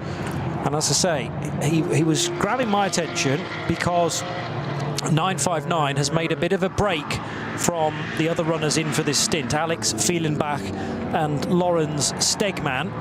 So whereas those three cars, 959, 953 and 962, came into the previous pit stop absolutely together, nose to tail, the gaps are starting to increase now. And that's not the only gap that is increasing, because the lead gap between Nico Menzel and Jens Klingmann, it was about 4 seconds after the pit stops, went just below 4 seconds. It's now 7 full seconds. Beginning to think that Dunlop rubber may be very suitable for the warmer conditions here, and certainly looks very undramatic, Nico Menzel's progress. He's clearly got the handling he wants in his car, but 7 seconds, that's suddenly getting harder. So maybe Robin Freitz still has a grumpy face on board as he stands in the garage or possibly walks away, but Jens Klingmann should take that Schubert Motorsport BMW through to the end of the race. But as we've seen almost from the opening lap of this race, you can gain an advantage where something has happened on track, and you can be the right side of a bit of real estate when a full course yellow is served, or more to the point, a slow zone, and then you can suddenly just gain all you'd have gained in half a dozen laps of really hard racing and corner cutting. But at the moment, it looks just in out and out pace. Nico Menzel, the Dunlop Motorsport number 17 Porsche, has got this under control. Still more than an hour to go, an hour and 21 minutes to be precise. Tobias Muller was right on the tail of the Dacia Logan ahead of another restart out of a Code 6. They call them restarts. It's not a safety car, of course, or a full course yellow, but it's the closest thing we might have to that. And the benefit of a localised Code 60 allows the rest of the racetrack, 24 kilometres or so, to still be action-packed.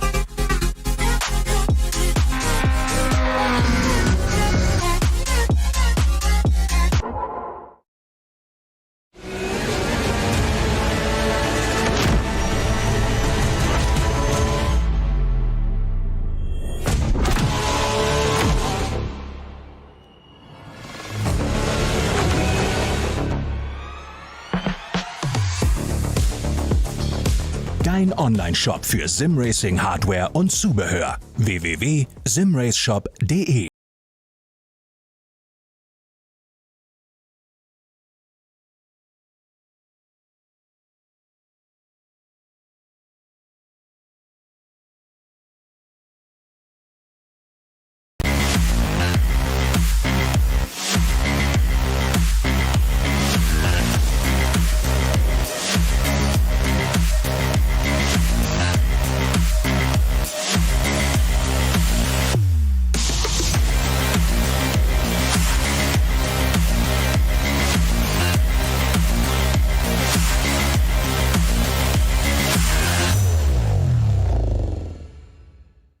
This place leaves no room for error.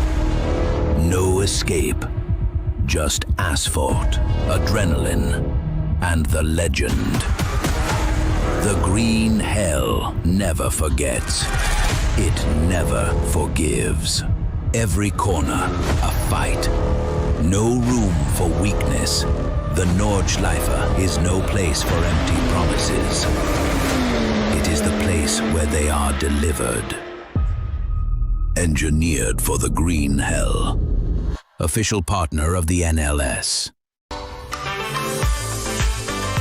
Liebe Fans, Lovely fans. besucht uns auf unseren Social Media Kanälen. Follow us. Auf Facebook, Instagram. YouTube und TikTok. Willkommen bei der NLS.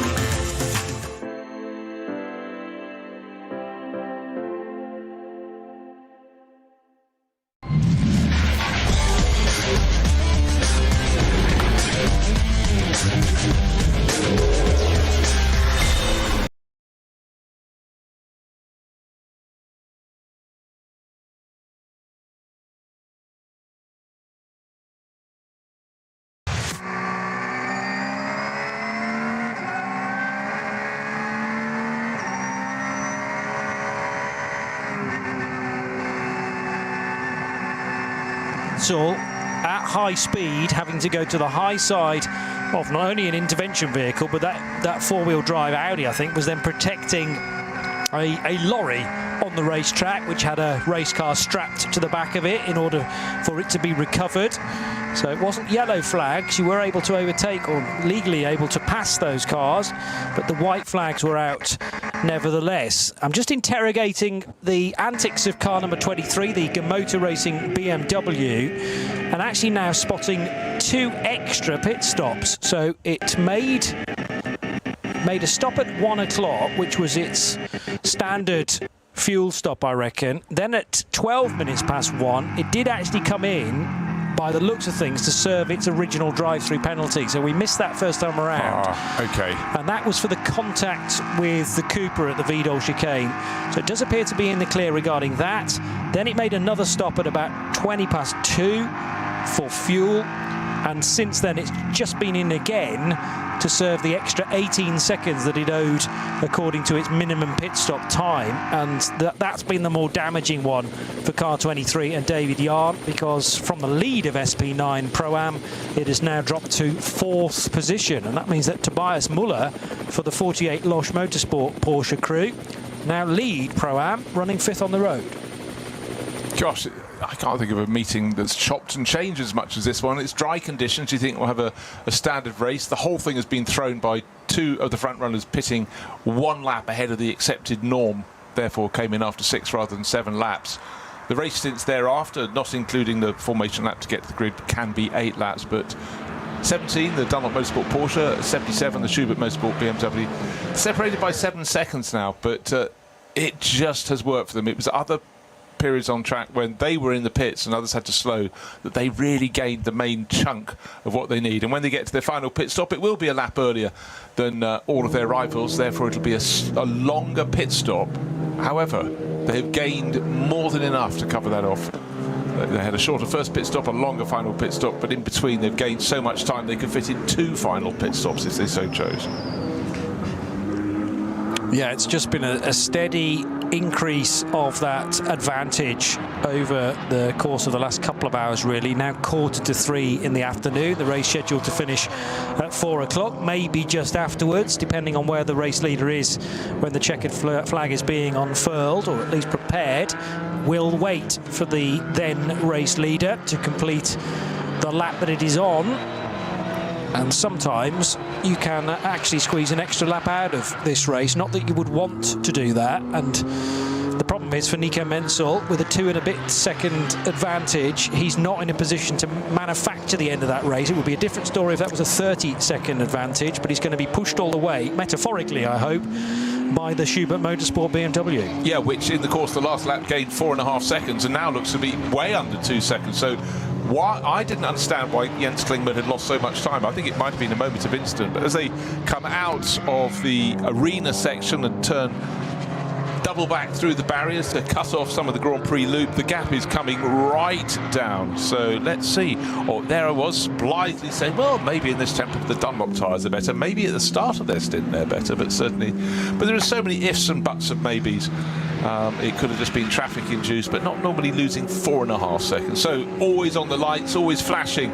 Our race leader, Nico Menzel, trying to put as many cars between him and the chaser. The chaser in this instance is Jens Klingmann. And by the way, the gap behind them to third place, to the Falco Motorsport Porsche, sister car, if you will, to the Menzel car, is 41 seconds.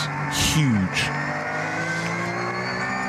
Menzel to the inside line of the Dupre Motorsport Audi S3, that at Sabine Schmidt's curve, and now onto Hatzenbach properly. Still that big chunk of, it might be tyre debris actually, that's sitting there in the middle of the road, but it hasn't been collected by anybody. Now this is going to be a delay potentially for Nico Menzel, because he wasn't quite sure where that hatchback was going to go, either to the left or the right.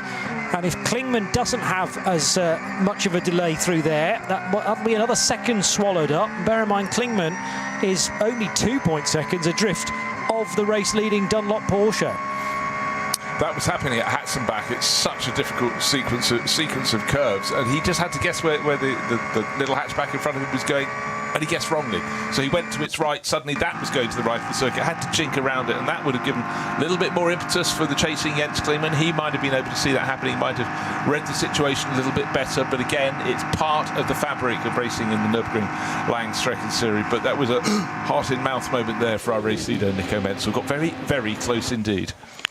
Sure was. And David Yarn, meanwhile, is getting very close to the Selv-driven Jutta Racing Audi, driver known as Selv, S-E-L-V, and the all-black, well, with the gold, conjuring up Lotus Formula 1 cars, perhaps, of yesteryear, now going over the start-finish line, and the other Audi just up ahead is not on the lead lap, but you could not be closer in the respect of David Yarn, virtually pushing that Audi across the start-finish line. It's one of the Equipe Vitesse R8s as well, which might pose the BMW a problem, no, but that car does the rightful thing of staying out of the battle for what is that, third and fourth positions in SP9 Pro-Am. So Jake Hill in second in Pro-Am, and Tobias Muller in the 48 Loesch Motorsport car. The Porsche currently leads this subcategory.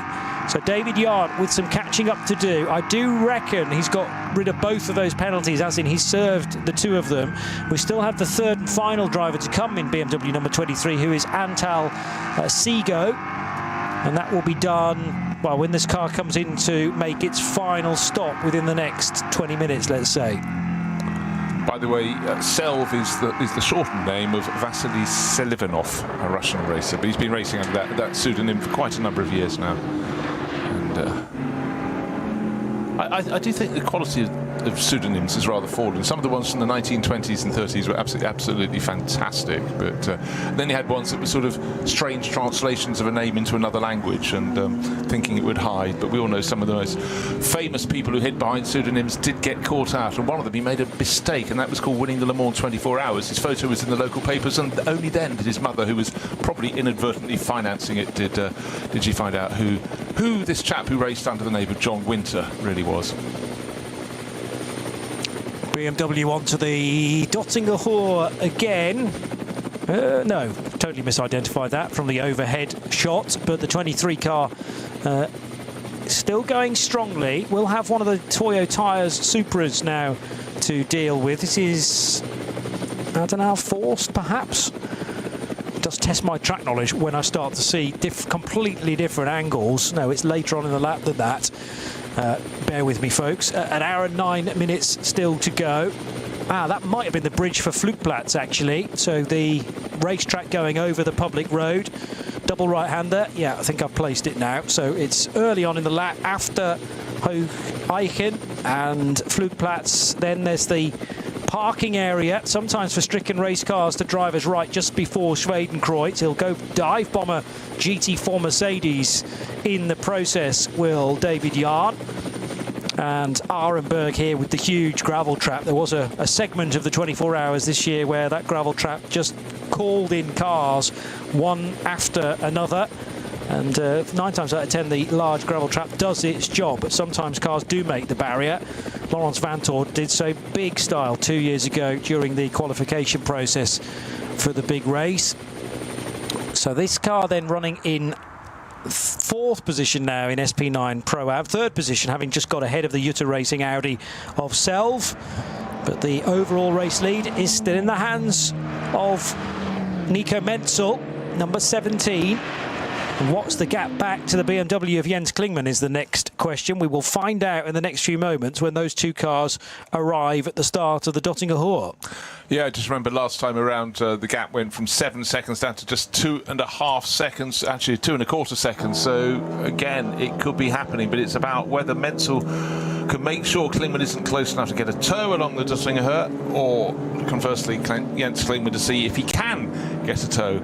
One gap that's gone out rather than down, I'm afraid, for fans of Jake Hill, is his gap to Tobias Müller. So Jake Hill for Pro Sport Racing and Mercedes, 2nd in SP9 Pro-Am, but he last time round, instead of being 7 seconds down, he was 11.5 seconds down from class leader in the Losch Motorsport Pro-Am car. That's Tobias Müller. So Tobias going very, very nicely indeed. Yeah, the 28-year-old from Euskirchen. Mightily experienced, though, around this place. First Nürburgring 24 hours, I reckon, was in 2017. So he's almost had a decade of experience around here, beginning in a Cup 5 BMW, then moving swiftly the next year onto a Cup 3 Porsche with Mühlner Motorsport. So currently driving with Black Falcon and the 48 Losch Motorsport sponsored car, sharing with Dylan Pereira, who was 4 wheels on the grass during his opening stint. Patrick Assenheimer, who's driven AMGs in the past as well, but now with the GT3R Evo. Pit lane speeding, discuss. Let's not discuss it. Don't do it. 30-second penalty for car number 508, which is BMW 330i, and that's entered by MSC Adenau. So most of their labours have just been undone. But I must say, the pit lane here, with 110 cars entered, 109 starting the race, is always going to be busy, but even more reason to make sure you adhere to pit lane speed limits. Now, into shot, out of shot, unless my eyes deceive me, came Nico Menzel. They did not. End of last lap, the gap had come down from 7 seconds to 2.25. It's much bigger again because he's already on the start-finish straight. There's clattering the curb. Jens Klingmann goes to the final right-left flick. It looks like it's going to be closer to 10 seconds. It really cut across in front of the VW Golf. Not happy at all with its progress through the final sequence of corner. A little bit cheeky, but the gap was has gone out by 8 seconds. It's now 10 seconds from first to second, but I would say that was a slightly grumpy driving. In fact, it was a Hyundai, that an i30N that he chopped across, but from Klingmann, a driver with that much experience, I don't really see much point in that. Frustrated, perhaps, with how much of a delay there was at Tiergarten. Is that the Jutta Racing car now off the road? The Audi, it is, of Selv. So he began the next lap, remember, doing battle with David Yarn's number 23 car, and this has happened somewhere in the second sector, just trying to identify particularly where. It might be Hatzenbach with the near crowd, which has gathered significantly, and yes, confirmed by the early stage of Hatzenbach, so well spotted, Johnny. And with thanks to our directors looking after us as well, making sure that we can identify the relevant places on the track. This has only just happened because Selv and Jutta Racing began this lap actually side by side with the 23 BMW. I've got the gap at 900ths of a second. Yeah, and effectively the car is facing at 45 degrees to the barriers, but unfortunately with this nose towards the oncoming traffic, so it's you know, a big turn. Left a bit of debris on the track. The marshal's doing a very, very good job. The course vehicle part just past the spun Audi. The driver Selv is over the barriers on purpose. and they're running back up the track to clear any debris. So contact before, through, during that corner. Just actually as the Hatzenbach begins to and there's been a big ding in the barriers. So on the left-hand side of the circuit is he'd be coming down the slope. You'd come from Sabine Schmidt's curve. It's just starting to turn to the right. Actually, we can identify the corners. They've written them on in chalk for us. It says Hatzenbach, some of the sort of regular graffiti, but it's early in Hatzenbach. But how that happened, do not know. Did it happen? Absolutely. And so for Juta Racing, who are having one of their better outings here, that's very, very frustrating indeed. Yeah, excellent opening stint from Frank Stippler. Alexei Veremenko didn't really put a wheel wrong either. Admittedly, not going to have the pace of Frank Stippler, but who does at the end of the day? And then Selv was doing battle in SP9 Pro-Am. Well to that point. My concern is how close David Yarn was at the start of the lap for the Motor Racing BMW crew, and has there been contact therefore between the two of them? If there has been, I'm sure that will be flagged on our screen as being under investigation. But now, having to get off the throttle in a moment or two's time will be the 44 Porsche that is driven by Tim Heinemann. So they'll come round this corner. And no, we're already past the scene actually where the Juta Racing Audi has left the track, because now Hocheichen and the slight rise between Kittelbacher Hohr and Flugplatz, and Heinemann has a long think about a move down the inside of the Aston Martin, which is not on the same lap as car 44, and he's able to get safely through. Yeah, neat, tidy. Oh, but another car is taken to the outside of the circuit. It's deep in the gravel. It's trying to pick out where that is. Arenberg. It's Arenberg, and it's gone the whole way round into, hit the barriers, went off to the left-hand side of the circuit as the corner went to the right, has binked off the barriers and then slewed around the corner. It's a family car, 3 corns on board, KORN, Porsche 444 Cayman. Looks as though it's possibly missing a front right wheel even in all of that. Or is it where it's just sitting with a shadow across its nose as the nose is down in the gravel, but it's not going to get back on the track? No, I think, well, there's definitely damage to the front left corner. Now, has the front right wheel ended up actually underneath the wheel on the left-hand side? I think that is the left wheel, which is now at a horizontal position. I mean, maybe that's why the front right looks as though it's down as well. The front left is suitably down, but anyhow, deep in the gravel. That's the car Ulrich Tobias and Daniel Korn, all from Buchholz, and they're running in the it's a production class car. It's the V5 class, but it needs a bit more production to get it back into running all over again. But every time there's an incident like this, it can lead to opportunity, but it can lead also for losing time according to when the slow zone is served, if you're through it or if you're just arriving into it. But just remember, Nico Menzel leading this race 10 seconds to the good at the start of this lap number 20, and the gap from Jens Klingmann in his Schubert BMW in second place to the third place car, which is the Falken Motorsport Tim Heinemann driven number 44 Porsche. That's the best part of 40 seconds.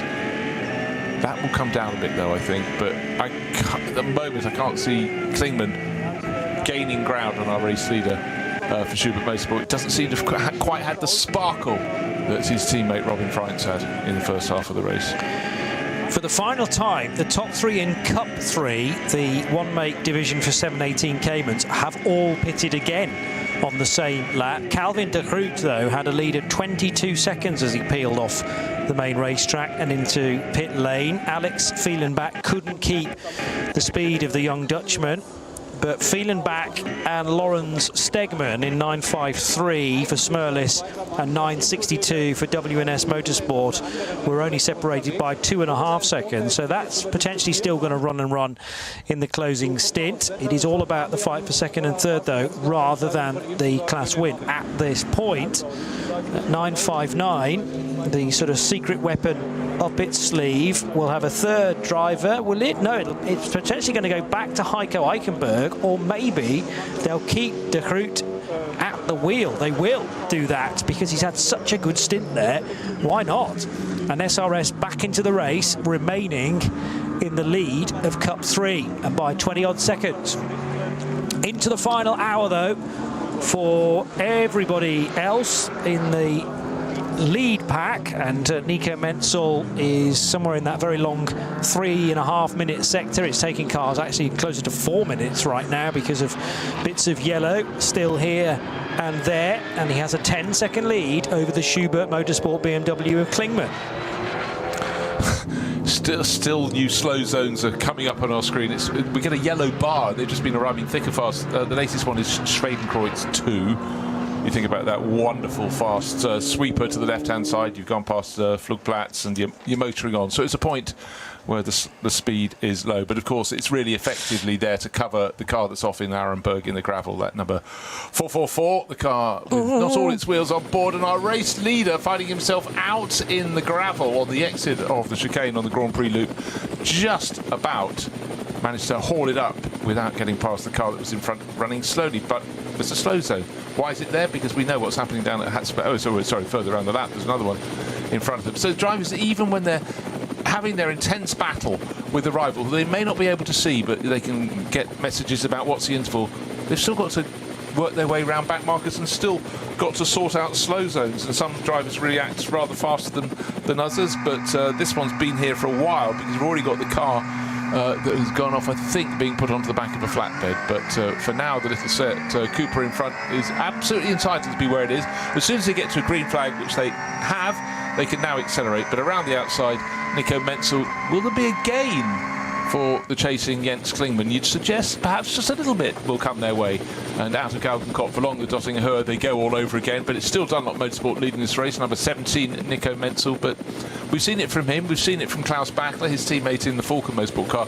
A degree of frustration when you get a camera pointing at them and they're being delayed. They want to get through a slow zone without interruption by anybody else. They'll drop to the minimum speed. They want the cars in front to be, and the drivers in front to be completely conversant with what's required of them and not delay them by a nanosecond. Menzel gained a second in Sector 1. He then lost 4 seconds in comparison to Klingmann. However, then Klingmann dropped 8 seconds to Menzel in the third sector. So 10 seconds might become 15 by the end of this lap. There was also a harem-scarum moment for Tobias Muller a moment or two ago in the number 48 Losch Motorsport Porsche. He's still the leader in SP9 Pro-Am. And Jake Hill trying to hunt him down. Gap at the start of the lap was 14 seconds. It's going to stay about the same, it looks like. And it does indeed, at the head of the order, extend from 10 seconds through to 16 seconds. I don't know why there was an 8-second drop for Jens Klingmann. Did he get caught in some middle order traffic around one of the code 60s? But that's the big damaging sector. 2 minutes for Menzel, 2 minutes and 8 seconds for Klingmann. That's really, really galling for Klingmann. I don't think it was anything to do with what he was doing. It's just simply where the traffic was and whether he found the slow zone that had just been extended, therefore a longer slow zone as the clean-up operations happened at Arenberg or somewhere. But certainly that's cruel. The lap we thought he might be able to find a bit of an advantage to try and claw back the advantage of Nico Menzel. Nico Menzel, in turn, being slightly delayed, but not by as much as Klingmann. Or is the performance that BMW suddenly just falling off a cliff? It came in for its previous pit stop. Car number 77 came in after 14 laps. They're on lap 21, so it could be this or it could be the next one. But of course, you've got a little bit more scope towards the end of the race, and I think they've got the choice which lap they pit.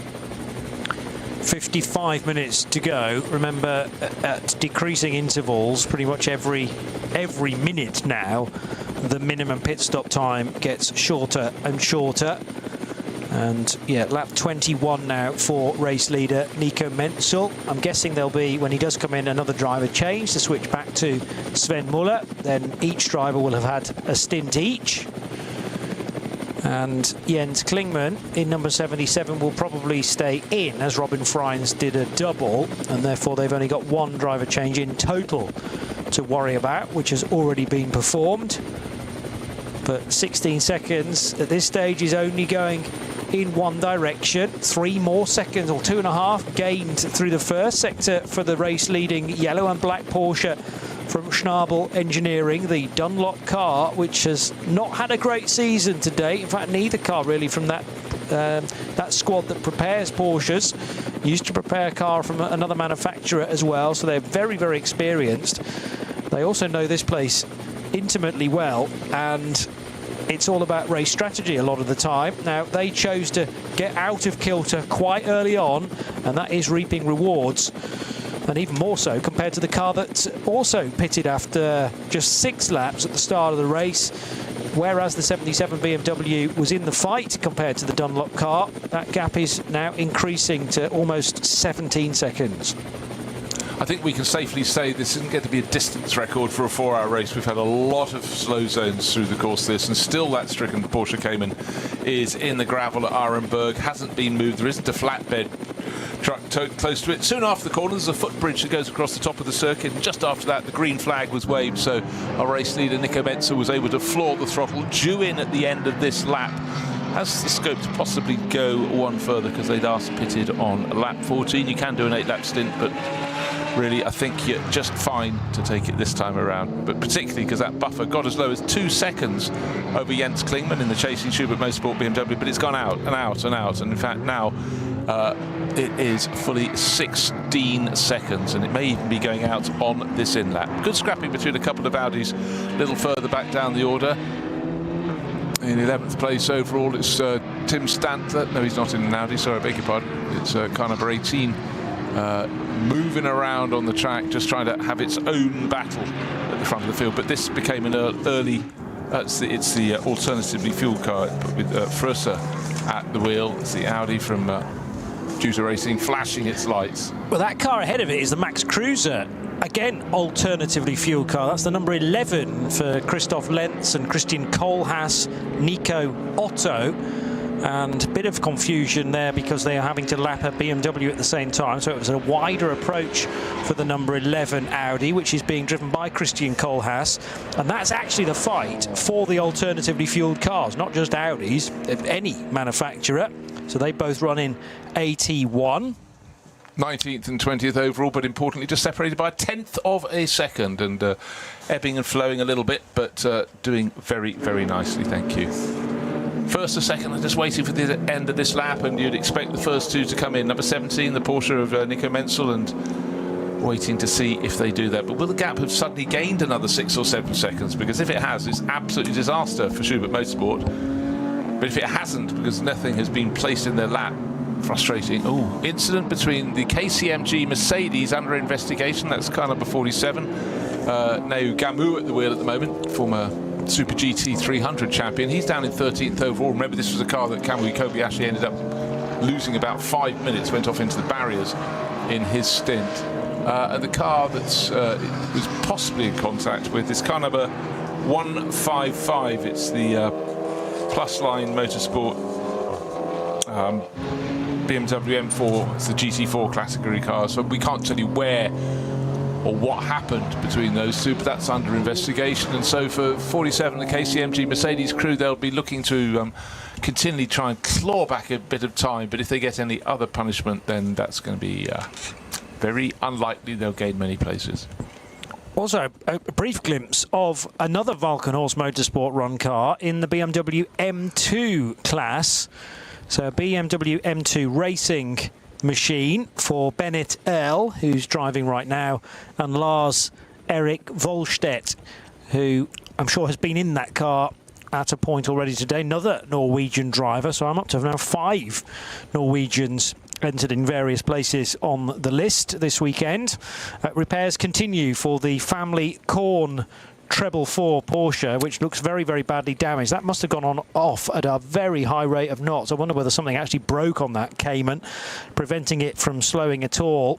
It was good to see, I reckon, a driver out very quickly and able to walk or jump the safe side of the barrier. But the V5 runner, certainly down to just 3 wheels on that wagon, maybe fewer than that, and having to be craned out of the Arenberg gravel. The AT1 fight, still door handle to door handle, and this time the Equipe Vitesse car gets ahead of the Max Cruiser Racing example, and now ganging up on them is Jake Hill in the second-placed SP9 Pro-Am car, the Bill Stein Mercedes. Yeah, Jake worked the traffic very nicely there. He's actually chipping away a little bit at class leader Tobias Muller for the Losch Motorsport Porsche crew, but Jake running for Pro Sport Racing, the Mercedes, yeah, neat, tidy, trying to gain a little bit of ground and doing a decent job there. But just looking at the respective paces, the top 3 are stretching out rather than closing in. However, they're going to be coming top 4, but they will be coming in at the end of this lap, I would suspect.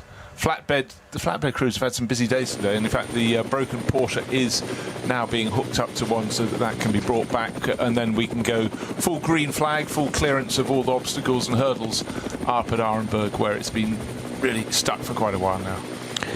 The two AT1 Audis, we did describe this at the time, going off the Grand Prix track and onto Hatzenbach, briefly delayed by the BMW 325i, number 250 of the Cooper family, Bernd and Kevin. I'm not entirely sure that car was doing anything wrong, turning left and over the road bridge, just trying to stay off the racing line where possible. There's very nearly contact between Christian Kohlhaas and the rear of that blue number 250 BMW.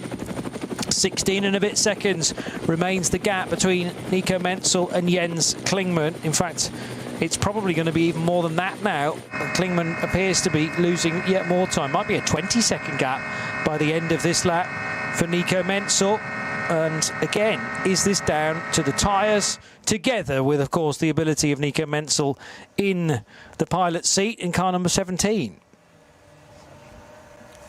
So he's going to reach Tiergarten now and head into Hohenrhein. Up the curb a little bit for car number 17. 21 laps will be on the board this time around, but not a pit stop just yet for Nico Menzel. Yeah, I said it was an option. I thought bring them in, but again...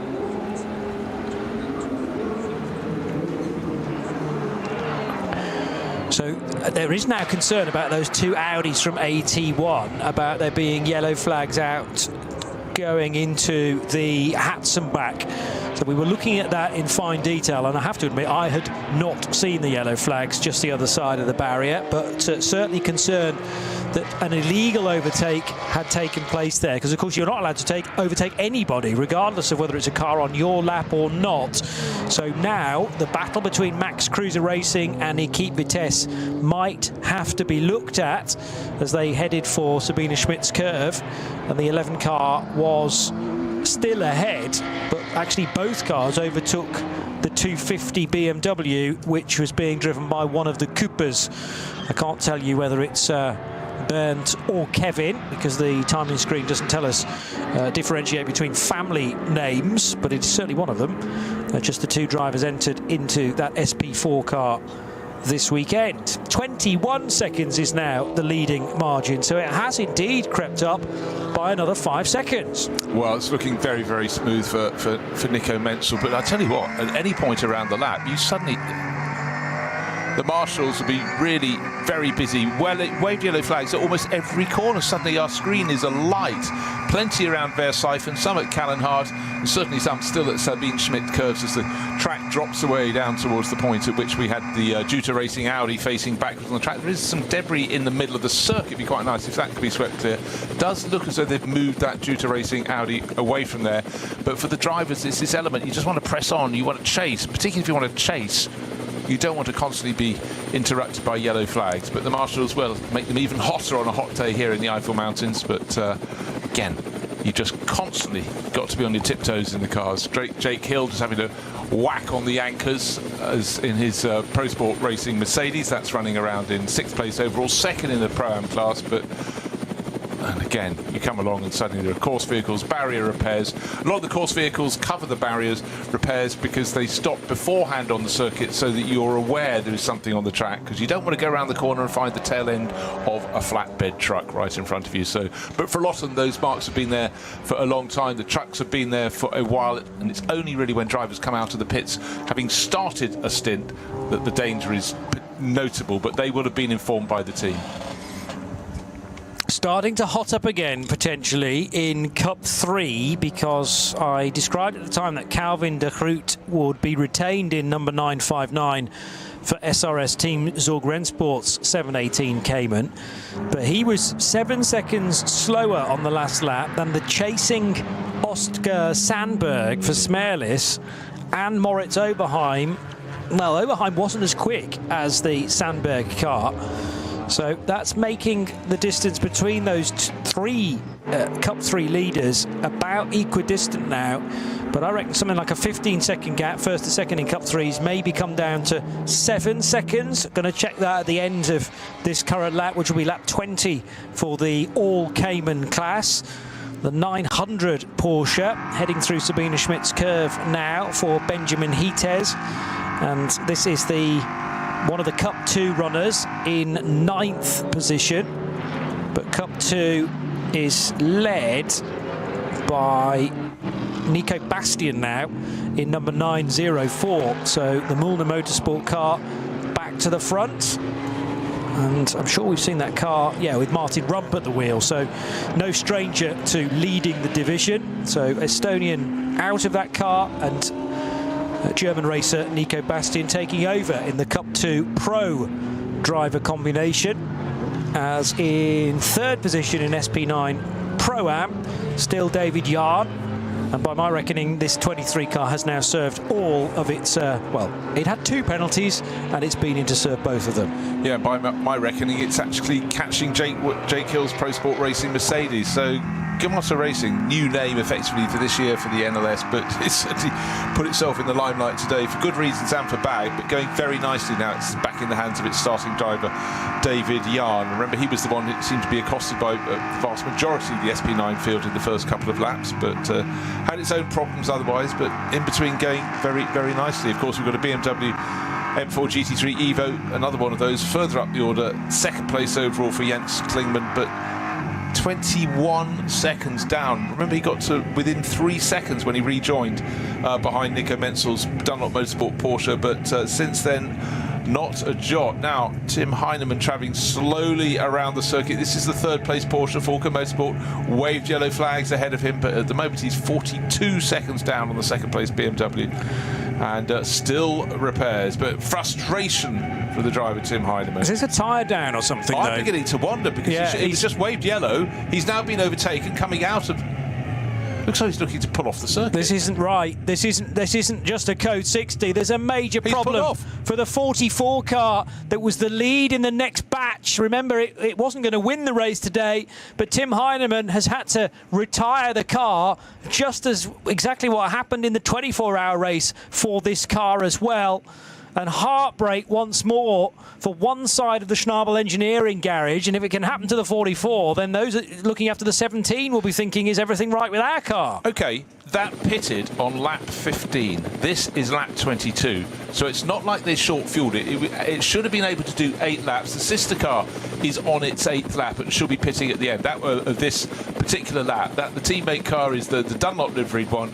Nico Menzel leading the race by 21 seconds, all going very nicely. But yeah, first of all, onboard camera looking through the windscreen, looking forward from what Tim Heinemann could see, and I thought, waved yellow flag. Okay, why? That's waved yellow. Why is he running so slowly? And then the car behind pulled alongside and went past. Just simply, it's a tricky race today with so many slow zones, so many barrier repairs.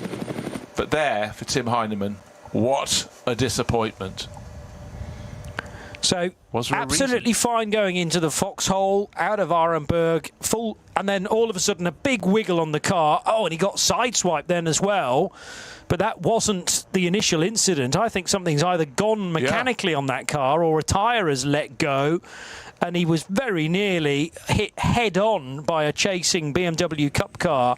I think he's straight on the radio, or he's just shouting into his own helmet, going, where is any good luck in this Nordschleife racing? Because I'm remembering in the night, Maurice Schuring, during the 24-hour race, in that exact car, retiring at Hoher Acht and thumping the steering wheel in a very similar fashion to now his teammate Tim Heinemann.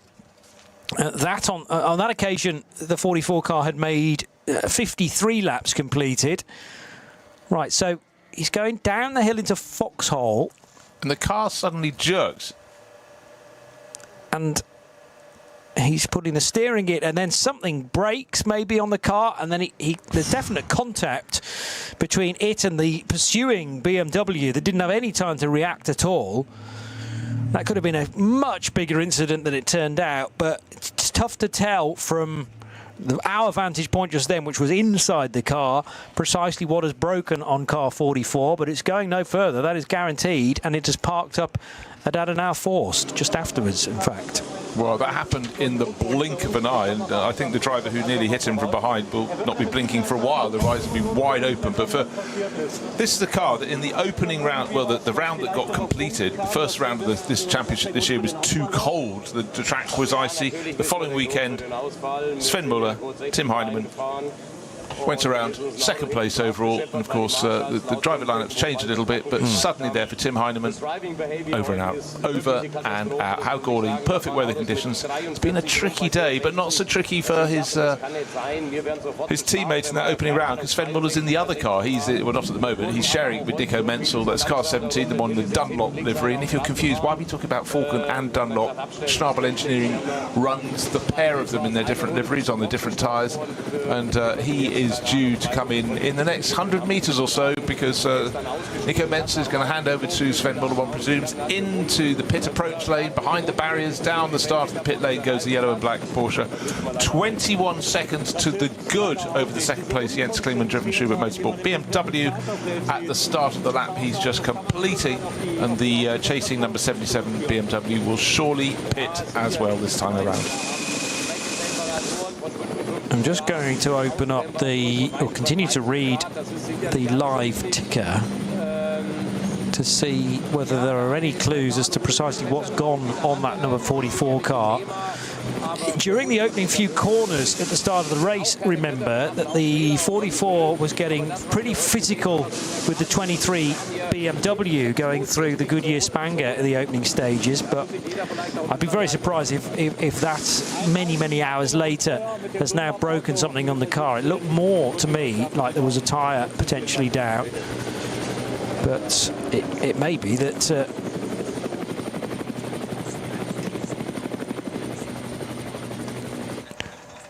we're just being told that Schnabel and 44 slowed down for the yellow flags and then was potentially hit by that BMW that therefore maybe was not observing the flags. But there was too much of a squirm for me. Okay, there were yellows up ahead, but maybe the suggestion is that the hit caused the tyre to go down.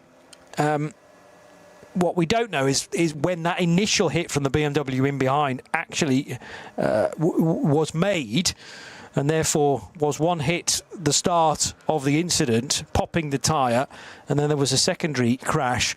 But either way, a mightily frustrating way to retire from the race, because it was on course for a podium. Yes, a long way back from the Dunlop Motorsport Porsche and the Schubert BMW, but still highly likely that car was going to finish on the podium, because the Aston Martin of Valkenhorst Motorsport was at such a distance away. That's brought the Villigomez driven car, 35, back into the reckoning though, Bruce. Yeah, up into third place. Just notice, remember the gap between first and second. The number 17 Porsche from Dunlop Motorsport and the number 77 Schubert Motorsport BMW was 21, nearly 22 seconds. When they came into the pit at the end of lap 22, that had come down to 15 seconds. It really has gone forward and back in a way that is really unusual in this race, but I can't put my finger why Jens Klingmann was losing time gradually. I did say that maybe Dunlop in this temperature is the better tyre to have, albeit on a different manufacturer's car.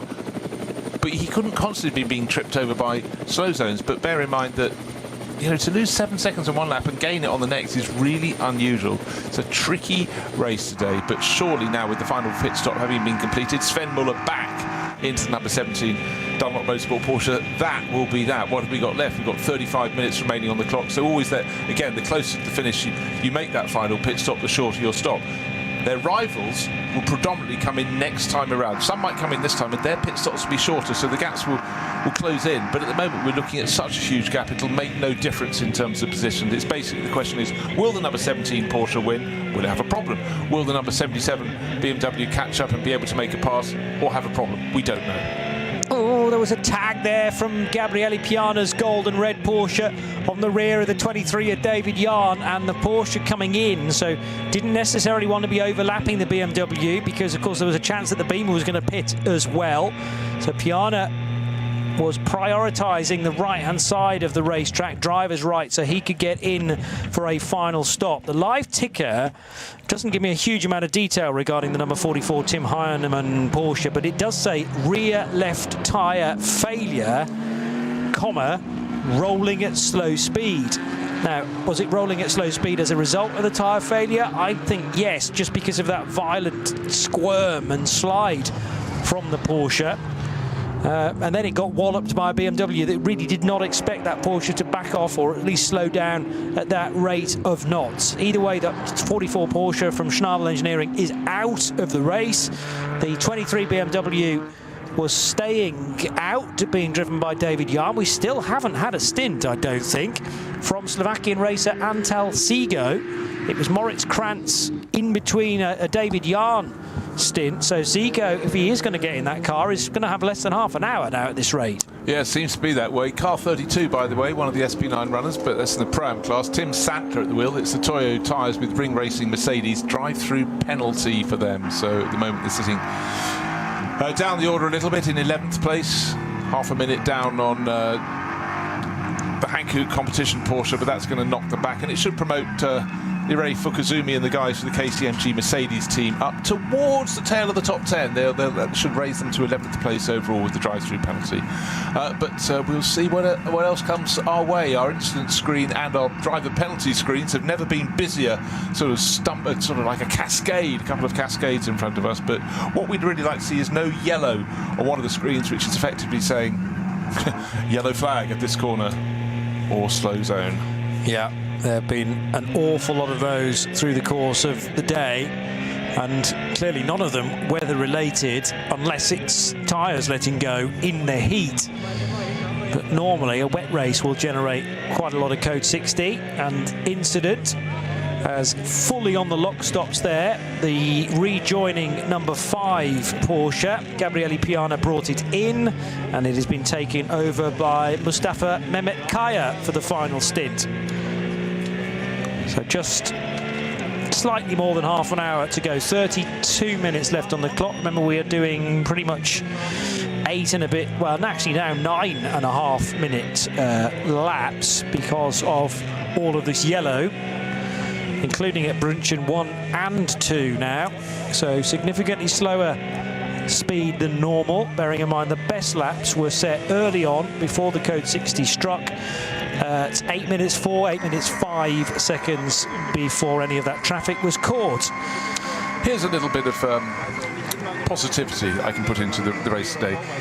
If everybody is slowed at an equal pace around the lap, the closer your final pit stop is to the end of the race, you might save a few seconds because they get shorter as you go another minute close to the end. But small comfort for a lot of the drivers. But really, this is a race now clearly for Sven Muller to lose. The Dunlop Motorsport car, 15 seconds to good over Jens Klingmann when they came into the pits. The Porsche from Dunlop Motorsport ahead of the BMW from Schubert Motorsport. But as the laps count down, the minutes count down, things are just getting easier and easier. There probably will be more yellow flags. Why? They've just thrown some out at Brunchen as well, so they're coming thick and fast. But right now, you'd have to say Sven Muller, he's been there, been here, been there, done it, seen it, and it's looking a smooth run for him. Through to the end of this 4-hour race. This is nominally the 6th round of the Nürburgring Langstrecken Series for 2026. And it's full of surprises. I'm sure there's some more still to come.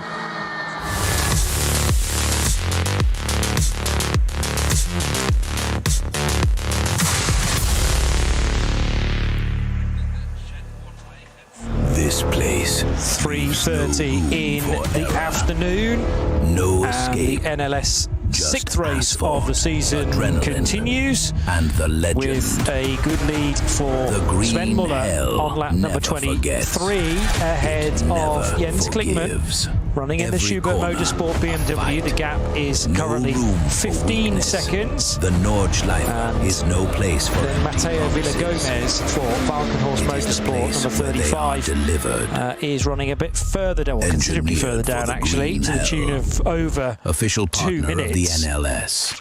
2 minutes and 15 seconds or so is the gap from Klingman back to the Valkenhorst Motorsport Aston Martin, but the Aston done a favour due to the retirement now of the 44 Porsche of Falken Motorsports. Fan favourite, that car, but it's not going to compete any more laps after a tyre let go on that machine. So with thanks to Ollie, who is looking after the TV direction this afternoon, there was another double yellow on the left side at the bottom of the foxhole. Tim Heinemann seemed to slow down heavily. Then there was contact made from the BMW which didn't slow, so was not obeying the yellow flags, and that is what's caused the puncture on the 44 and also the retirement of the Falken Motorsport Porsche. Now I would fully expect a message on the screen therefore from race control to say that an incident involving Porsche number 44 and as yet unknown BMW, possibly a cup car, is going to be looked at. We haven't yet had a message on the screen to tell us that, but I'm sure they'll be checking it because it's meant that it's meant the end of the day for one of our key runners. Okay, let's throw something else into the pot that may be punishment accordingly, but we still have got under investigation from a very long time ago, 26 minutes ago now, car number 77. We've had no further messages. It's not an inconsequential car in this race. It's the car that led early on in the hands of Robin. Second place now, it's the BMW number 77, Schubert.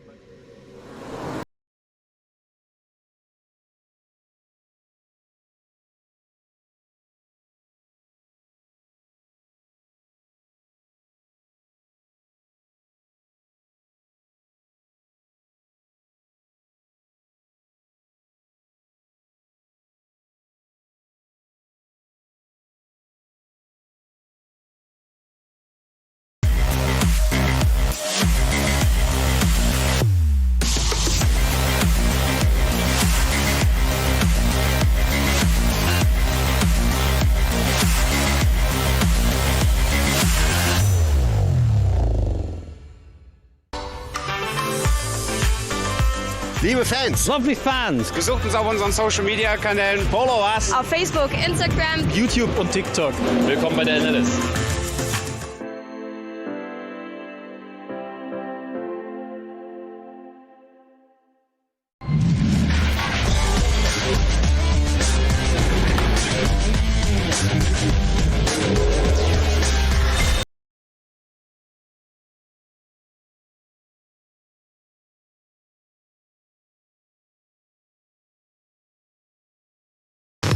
And Sven.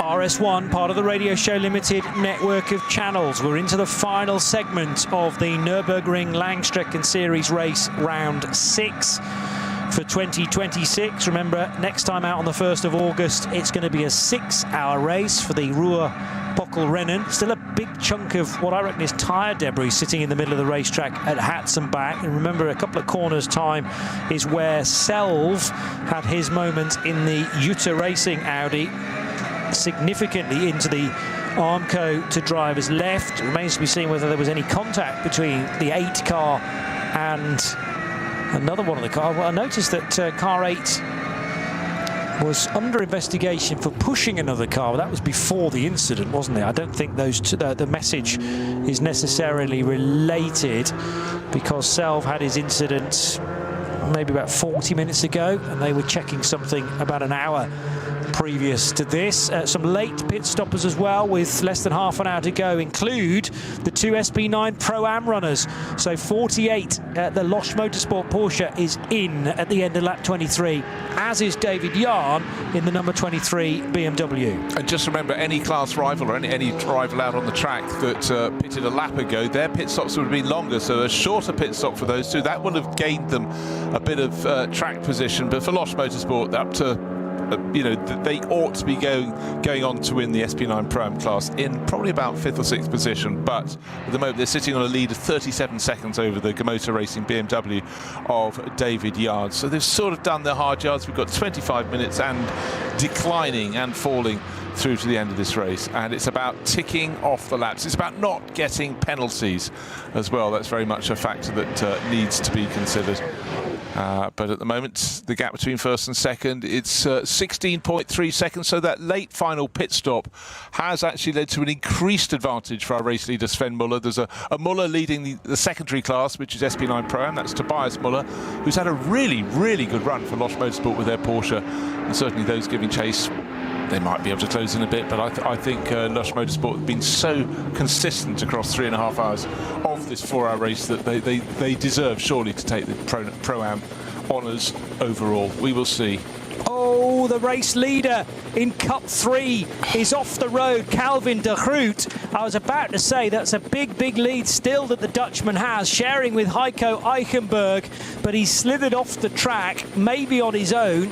There certainly wasn't another Cup 3 car within the confines of this machine, but it doesn't stop him, of course, tangling with somebody else from a completely different category.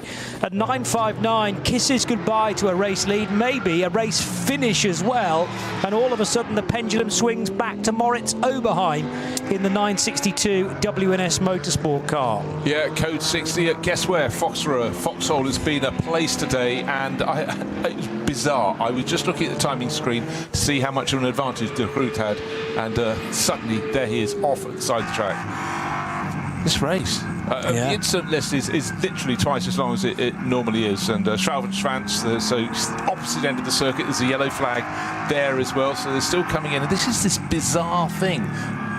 Weather conditions that ought to be relatively easy to keep the car on the track.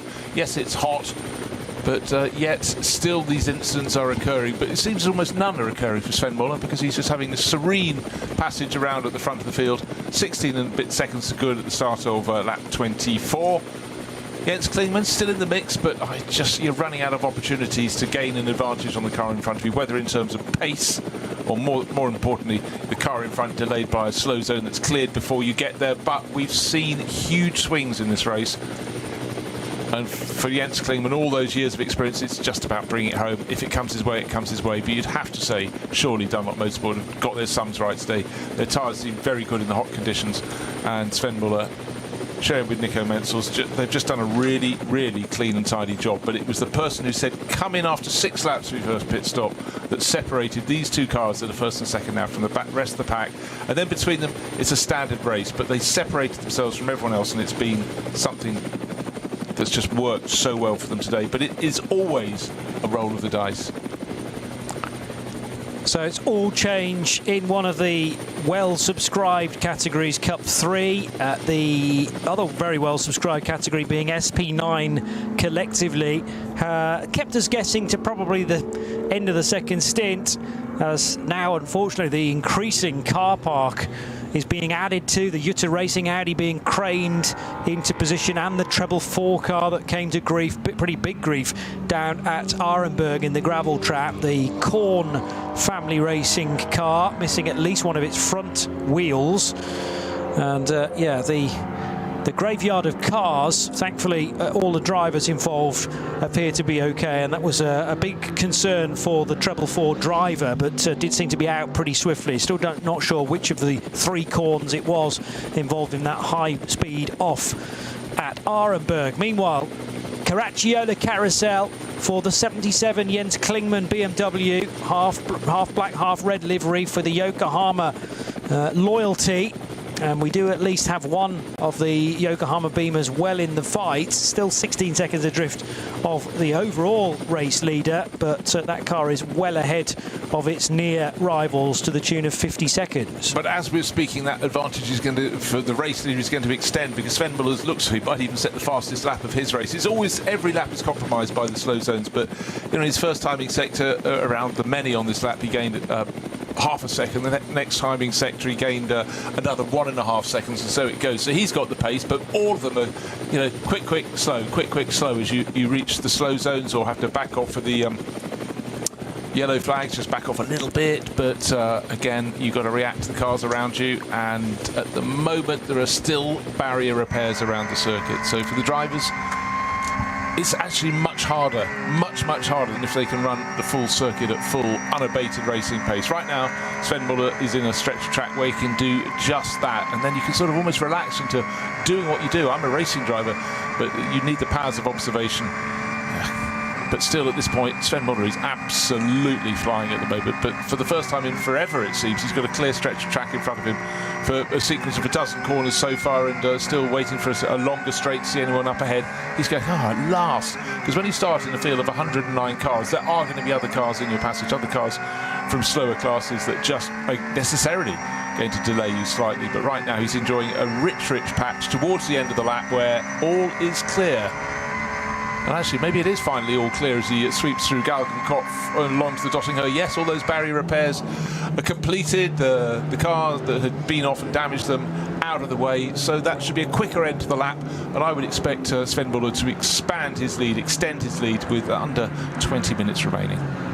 Well, it was an excellent first sector for Sven Muller in number 17, better than anybody else, 1 minute 6.0 seconds. That is the second shortest sector, however, the shortest being the run down the Dottinger Hohe. So car 17, Porsche from Dunlop Motorsport, leading BMW number 77 of Jens Klingmann by 16.3 seconds. That was the tune at the start of the lap. We'll wait a minute or so, though, to find out the updated gap between those two cars. It's probably stayed about the same, actually, looking at the splits. There's the yellow and black car then, underneath the banner that says the first ever ADAC Eiffel Trophy. And Dunlop Motorsport Porsche, driven by Sven Muller, onto a 25th lap now. Jens Klingmann in behind. The bigger gap is 50 seconds to Tobias Muller, leading SP9 Pro-Am by 30-odd seconds, 37 seconds now over Antal Zigo. So the Slovakian does get some drive time, although it amounts to about half an hour, which is significantly less than his teammates in 23 BMW. Yeah, it was always interesting how people choose to do it in a Pro-Am class, how they want to mix it around. But the AM needs to gain experience, but sometimes they go, should we go for a top result? And I'm going to share in that. And again, sometimes it might be going, gosh, it's going to be quite hot in the car today. Do you mind doing a longer stint? But, you know, for a lot of these people, they've had to go through the steps to be able to compete in the top class. So they've already gained experience in other ways, and it is such a good thing they have to do that, because they really learn what it's like to be in a car that isn't as fast as the front-running cars from SP9, and to understand how much space you need to be left when you're in one of the back-marking cars, because you're trying one of the back-marking cars when other cars come past. So it is a massive learning curve. And it always used to make me smile when people used to go and compete in the sort of 60s, 70s and 80s at Indianapolis. It's only 4 turns, a little bit of banking after all. I know it's more than that, 2.5 miles of glory. But even if they'd raced in Formula 1, they had to go and do the rookie test and so on and so forth. But here I think it's far more particular and far more sensible. But right now, our race leader, 16.1 seconds to good. So in fact, gained nothing on the last lap as it happens. Must have had a slower end to the lap over Jens Klingmann's, or in comparison to Jens Klingmann's BMW. But right now, our race leader, Sven Muller, bottled up behind one of the back-marking cars, waiting to be released from a slow zone. But as soon as he sees the green flag, he'll flaunt this off. There is the green flag. And actually, he was a bit slow at getting away. I thought he'd just pick it off. He took 2 or 3 seconds and then got going. Temperature hovering around 31, 32 degrees Celsius, even now at 16 minutes to 4 o'clock. So again, if you push your tyres a bit too readily in the early stages of a stint, that will be coming back to bite you. I wonder whether that explains, to a certain degree, some of the higher speed offs if tyres have been crying enough. But good tyre management to this point from both of the drivers in the Dunlop Motorsport Porsche. It says a lot as well for the rubber that they are on today. Nico Menzel and Sven Muller doing it as a twosome, but a driver change every time. That keeps each driver fresh, I suppose, as well. Well, one driver who won't be terribly fresh is Matteo Villagomez, because the opening stint was all Christian Krognes from pole position. But since then, Villagomez has not got out of the car, and unfortunately for him, under investigation from under time in the pit stop for number 35, which is an effective 4th position overall, probably becoming 3rd position overall actually, but that will not be a helping hand. We haven't got a penalty attached to it, but again, just misdemeanors in the pit lanes, misunderstandings, and well, that is a pit stop that happened at about 25-2. As now, is there a problem for the Menzel car, or Muller car rather, just trying to get by one of the SP10 BMWs? It meant a slight delay. A very slight delay. I was just trying to work out exactly where the car in front was trying to go. I think that might have been an Aston Martin. It might have been the. It was an SP10 class car though, but I thought for a nanosecond it was the Walkenhorst Aston Martin of which we were talking of Villa Gomez, but he's not going to be a full lap down. But such has been the advantage of the front-running cars that, get this, the gap between the first two is 16 seconds. The gap between second and third is almost 2.5 minutes. You're talking getting on for a third of the lap around this circuit. Such has been the margin of the front two runners. Really, really unusual. I'm not saying this is who it was, but I do know that Charles Espenlaub is in action today in an AV racing by a Black Falcon BMW M4 running in the SP10 class and on course for a third place finish as things stand, car number 177. So trying to get as close as possible to the 176 Pro Sport Racing Mercedes and car 170, which is the Toyo tyres with Ring Racing Toyota Supra. So those are the current top three in SP10.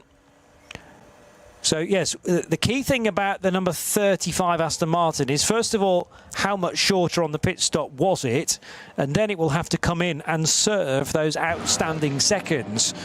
So if it's 5 seconds, it's not as bad as what did we have earlier on, an 18-second thing where one car was beneath the time by a significant chunk. There's quite a lot of debris on the road as well, just after Antonius Bucher, I think that was. Yeah, it's just after that very fast flick. You come under the bridge along the Dottinger, you're flicking to the left, and the track's then bucking up the hill towards Tiergarten, and you don't have a lot of choice. And it looks like the lining of the inside of a wheel arch, and it's lying right in the middle of the track. It's one thing if you're racing on your own, or even two of you can go either side, but if you're in the heat of a battle, that'd be quite tricky. Be precisely where one of the cars wanted to go. The Renazzo Motorsport Lamborghini has had a sort of mixed run since we saw it bouncing around on the grass. Just been passed by the Hankook Porsche down into the first corner, and that's going very nicely with Michael Christensen, who's doing an increasing number, the ex-Porsche Works driver, doing an increasing number of races beyond World Championship level, and he's just moved up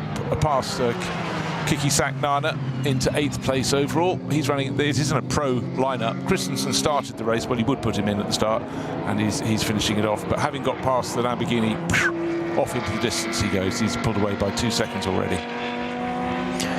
Yeah, but that was a move for position, whereas I might have guessed it wasn't going to be. So clearly the Hankook competition Porsche dropped a little bit of time in the middle segment of the race and is rising again now with the former World Endurance Champion Michael Christensen as well for Porsche. Yeah, I'm fairly sure. In the quite a while ago now. LMP1 days, I was going to say, yeah.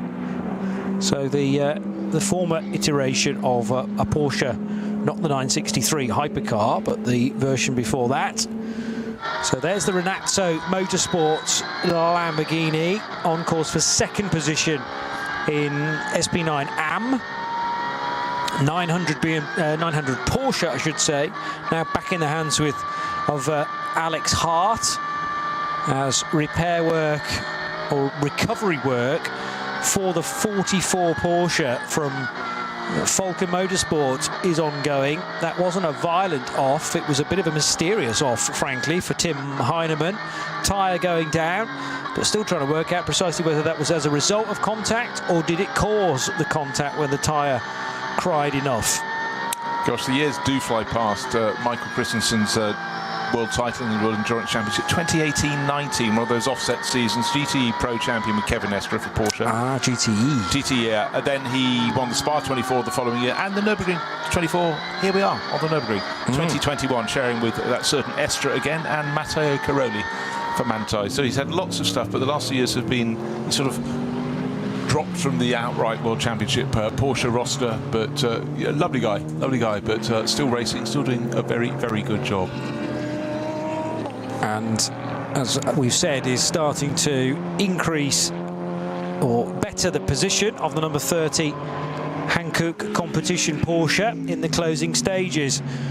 The 400 Porsche is not one that is entered into Cup 3. It couldn't be because it's a 911 at the end of the day. Now, how is Cup 3 getting on? Because there was a significant change in the route of that race as well, with the what looks like a retirement for Calvin de Groot.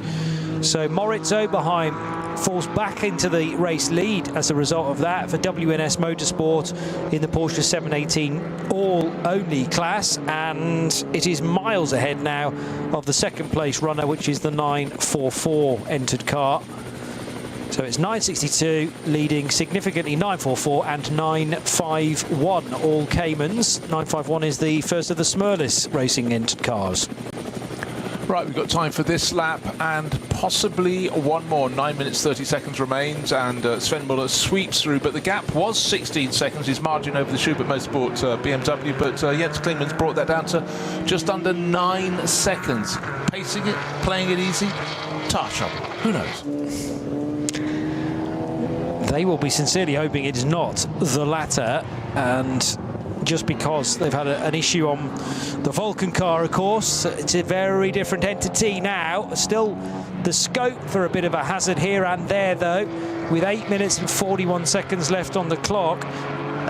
Muller's only got a 9-second advantage to play with, so this might be the final lap, judging on the current lap pace at 8:54, but it's going to be nip and tuck. Yeah, well, there's a new, just as he started this lap, a code 60 thrown at Fox Road. That in itself should be enough, but also one now at Metzgersfeld and then Adenauer Forst. Those two between them should mean this is the final lap, and if it's not, it will be by the smallest of segments of a second. So I think that information will be transferred from the pit wall to Sven Muller. Jens Klingmann absolutely flying in his chase. Suddenly he's got the whiff as he turns off the Grand Prix circuit past the dead car park on the outside the circuit at Sabine Schmidt's curves. All he can do is chase, but yeah, the code 60 seems to be coming with increasing number around this lap, and in fact he's just entering one right now. So this is the first of them on Hatzenbach, but there are also code 60s, 11 in total, in the Fuchsrohre, Adenauer Forst, Metzgersfeld, so they're all in quick succession, and then a fair bit of green flag running before you get to Eschbach, but also adding to that the Hatzenbach approach now, and Hoher Act at the top of the hill after you've climbed away from the carousel. So all of the team managers, the chief engineers, will be on the radio, where radio coverage is possible to do it, by the way, because the nature of this track means that it's very difficult to cover pit-to-car radio in good reception in all places, but there'll be a quick blast of the radio to say this is where you're likely to have to slow down. Back up to full speed, though, at Kittelbacher Hohe for Jens Klingmann for Schubert Motorsport. No danger from behind. 2 minutes and 23 seconds is the advantage for the second place SP9 Pro car over the SP9 Pro-Am leader. That is still Tobias Muller in the 48 Losch Motorsport car that he enters with Patrick Assenheimer and Dylan Pereira. Well, we mark them out as a very, very strong combination, and they've done precisely what's said on the tin. I would have liked to have seen a bit more of Christian Krochner's in the Walkenhorst Motorsport Aston Martin, because that should have been a car that could get up to finish in the top three. It started on pole position, but really this is probably all about Mateo Villagomez gaining experience, and he would have had almost like a season's worth of experience today in how to deal with slow zones, ins and outs of slow zones, and so on and so forth. But I'm sure he'll all be banking that away. And at the moment he's at best part of a half a minute down on Tobias Muller, so he's not likely to underhaul him to get to third place overall. But still, with all the cars running at a bated pace where required, still repairs going on at the circuit. They have managed to remove the Groot car, so it's on a flatbed and behind a barrier now, so at least that has been a slow zone that should be cleared. But for most people, this is going to be their final lap. Next time around, of course, they won't be coming around because you do a shortcut back to the pits. You don't do the full Nordschleife slowing down lap, not in this championship. Just reminded myself of, unfortunately, the nightmare for Mateo Villagomez at the 24 hours of the Nürburgring this year. He shared an Aston Martin Vantage at Valkenhorst with Stefan Aust, Felipe Fernandez-Larza and Dennis Fetzer, but they only completed 3 laps. and then it was a retirement. So any hope for Villagomez to get some seat time there? He might not have even got in the car if he wasn't doing the opening stint. So this is a chance for him certainly to get some of those laps ticked off in the top class, and I'm sure we'll be seeing him with plenty more action between now and the end of the NLS season. Able to clear the 902 Porsche there at a green flag segment was the 77 Jens Klingmann car. So that's Adenauer Forst dealt with, and the foxhole as well just before it. Metzgersfeld though is under a code 60 according to my record, so he's going to have to slow down again to go through that segment. And also Hoher Acht, one of the 11 code 60s in action on what could be the closing lap of NLS 6. Oh, and it's tight as well between a couple of back markers. So this again is losing time, big time for Jens Klingmann. Any hope of him closing the now 8-second gap surely gone. Yeah, he needed all the C's that could possibly part to do precisely that for him, but unfortunately two people in sort of middle pace cars just having their own little battle, and he had to back off when he thought, is there a gap down the middle? Yes, there is. No, there isn't, but anyhow, better to back out. But for our race leader, Sven Muller, he appears to have clear track ahead of him. Quite strong shadow across the circuit, very bright sunshine in the Eiffel Forest today. Warm conditions, and really, it's very unusual. When you get people making their first pit stop early, it's not often the front runners, but this time two of the front runners did it, and they've had the pace in all the subsequent sessions they've had on this circuit today, and that's why it's come down, just the two of them. Sometimes you get people who guess correctly and make an early pit stop, but they're not drivers who actually have the pace. Sometimes it's the drivers in the SP9 AM class who decide to do something differently. Sometimes it's a driver who's just picked up a slow puncture and think, well, there's nothing to it, I have to come in. And I'm now at a point in the race where I am able to pit. But today, two teams rolled the dice, still rolling the dice through until the end of the race, because you've got to guess where other cars are going to go in traffic. A Porsche Cayman being dispatched on the approach to the carousel, and only just before the entry point by our race leader, Sven Muller. But as this is being watched from the pits, and we've only got just under 2.5 minutes until the 4 hours will be complete, you can think those in the pit lane are going, I think we know the result now, and it should all be fine. Should it be fine? Will there be anything else happening? Still code 60 at Adenauer Forst. That was a while ago. Has that been cleared? Doesn't really matter to the front runners because they've already got past it. Just 30 seconds between the leading duo in the BMW M240i class on this closing lap, and it remains to be seen in relation to those two cars where the overall leader is, because it could, of course, if it's in the wrong place for those guys, force them onto an extra 10-minute lap or so. But it's James Brakel who leads the M240i Racing Cup class, the British racer in 667, with Yannick Froudbrick, a former champion of NLS, with some good success now. Late in the day, Mustafa Mehmet Kaya's off the road. From 7th place, he'd been in a real battle with Antal Zico for Motor Racing BMW. But is he not the AM leader as well? He's the SP9 AM leader. And he hasn't gone around the Grand Prix loop, but the cut through, he appears to have gone on and clattered into the barrier. Was he pushed? Did he outbrake himself? But we can't tell. He's sitting in the cockpit at the moment looking around the car, but it'll be really interesting to see how you ended up just there. It normally takes two to tangle at a corner like that. Well, I offer to you Antal Zico, because the Gamoto Racing BMW began the lap with Kaya with a quarter of a second between them.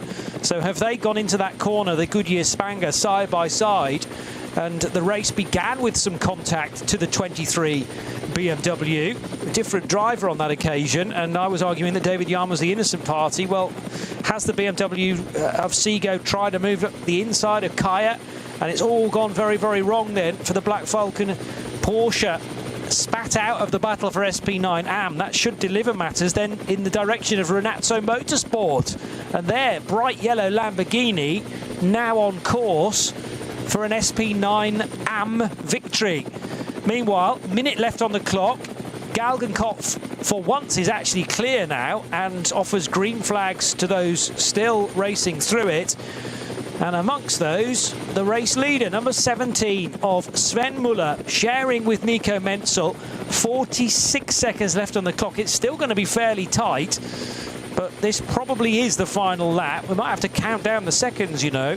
He's got 9 seconds to play with. If he just wants to blend off the throttle, a bit of lift and coast into the final corner. I'm sure they're on the radio keeping him up to date. 25 seconds still to go, Bruce. It's tight, isn't it? I hope he's got a great big clock in the front of the car with enormous hands so he can tell, or a digital clock, but it's going to be super tight. Do not accelerate, do not accelerate. 12 seconds, 11, 10, 9. How much fuel is on board is the next thing as well. He might have to go around again at this rate. 5 seconds, he's over the line already. There will be one more lap. Final lap, this is called. My word. And he had 9 seconds, you know, so he could have got off the throttle and maybe shaved 3 or 4 of those and ensured that was the race finish. Maybe too much of a dangerous game to play. Was it last year or the year before when a Red Bull apt Lamborghini Huracan played games like that and in the end kissed goodbye to the race victory after the Manthey Porsche swept by to the win? Right, it was the BMW and Mustafa Mehmet Kaya. Oh, Kaya's lost it though, completely. He braked far, far too late. There was no contact that I could see with the BMW. He was trying to get the place back again and unfortunately skews off the racetrack into the tyre wall. And I'm not sure whether that car is actually rejoined yet, number 5. No, it has remained where it is. It hasn't completed the first timing sector. Oh, it has, but very, very slowly. So it might be trickling back. But the thing about going on to the final lap, the race didn't start bang on 12 o'clock. It started effectively about 35, 40 seconds after that. And so if his clock was set to thinking I'm taking it 4 hours from precisely midday, that wasn't when the race started. And what was the margin we reckoned at the end to do the extra lap? It was about a dozen seconds, wasn't it? Yes. Well, what's the gap between first and second? That's an interesting one. 9.6 seconds. So actually nothing particularly gained by Jens Klingmann in that. Pretty much even Stevens, but dearie me. And also, as soon as you get going down towards Hatzenbach, once you're onto the Nordschleife, you've got to go in this really, really slow zone. And you that will help with the fuel. It will help with the fuel. Okay, so car 17, its last pit stop was after 22 laps. We have got... No, he'd be fine on fuel. Okay. Well, actually depends how much they chose to put in. Well, exactly. Because when you're mapping it to the end of the race, then you don't want any more fuel than is necessary, just purely because of weight. But I'm sure a team like Schnabel Engineering will not be leaving anything to chance. Yeah, but 50% of their running stock is out of the race already, which is Tim Heinemann's car. They had a problem, as you mentioned at the start of the broadcast today. They didn't get the Dreams in the Nürburgring 24 hours. Both their cars in trouble early on, but sometimes you're looking for things that could maybe possibly happen, but I'm sure this one, best part of 10 seconds advantage. It's stop and go with the slow zones around the circuit, but I don't know. It's the nature of the beast. And ironically, so many times across the years, across the seasons, it's the circuit that attacks the cars because of the weather. Today, in dry, albeit hot conditions, it's been the cars that have attacked the circuit. And that's put a very different display on things. And I do say it's very much harder, tougher, particularly when they're hot already in the car, to be going in and out of slow zones. Just your concentration, it's like, going out for a run and you go, I'll run at 100%, I'll run at 80%, and just chopping and changing. I don't do running anymore, by the way. And but for those behind, suddenly in the last 2 laps, the last sort of 15, 20 minutes, there's been a real shuffling of the pack. I'm still looking to see if any more driver penalties or car penalties are coming. The main one that's going to affect anything near the top is the car in 4th place overall, still under investigation for undercutting its pit stop. That's Mateo Villagomez, Walkenhorst Motorsport, Aston Martin, running 3rd in the SP9 Pro Class, 4th overall, dropping away from the pace of Tobias Moller, who's heading surely for victory in SP9 Pro-Am in 3rd place overall in his Losch Motorsport Porsche.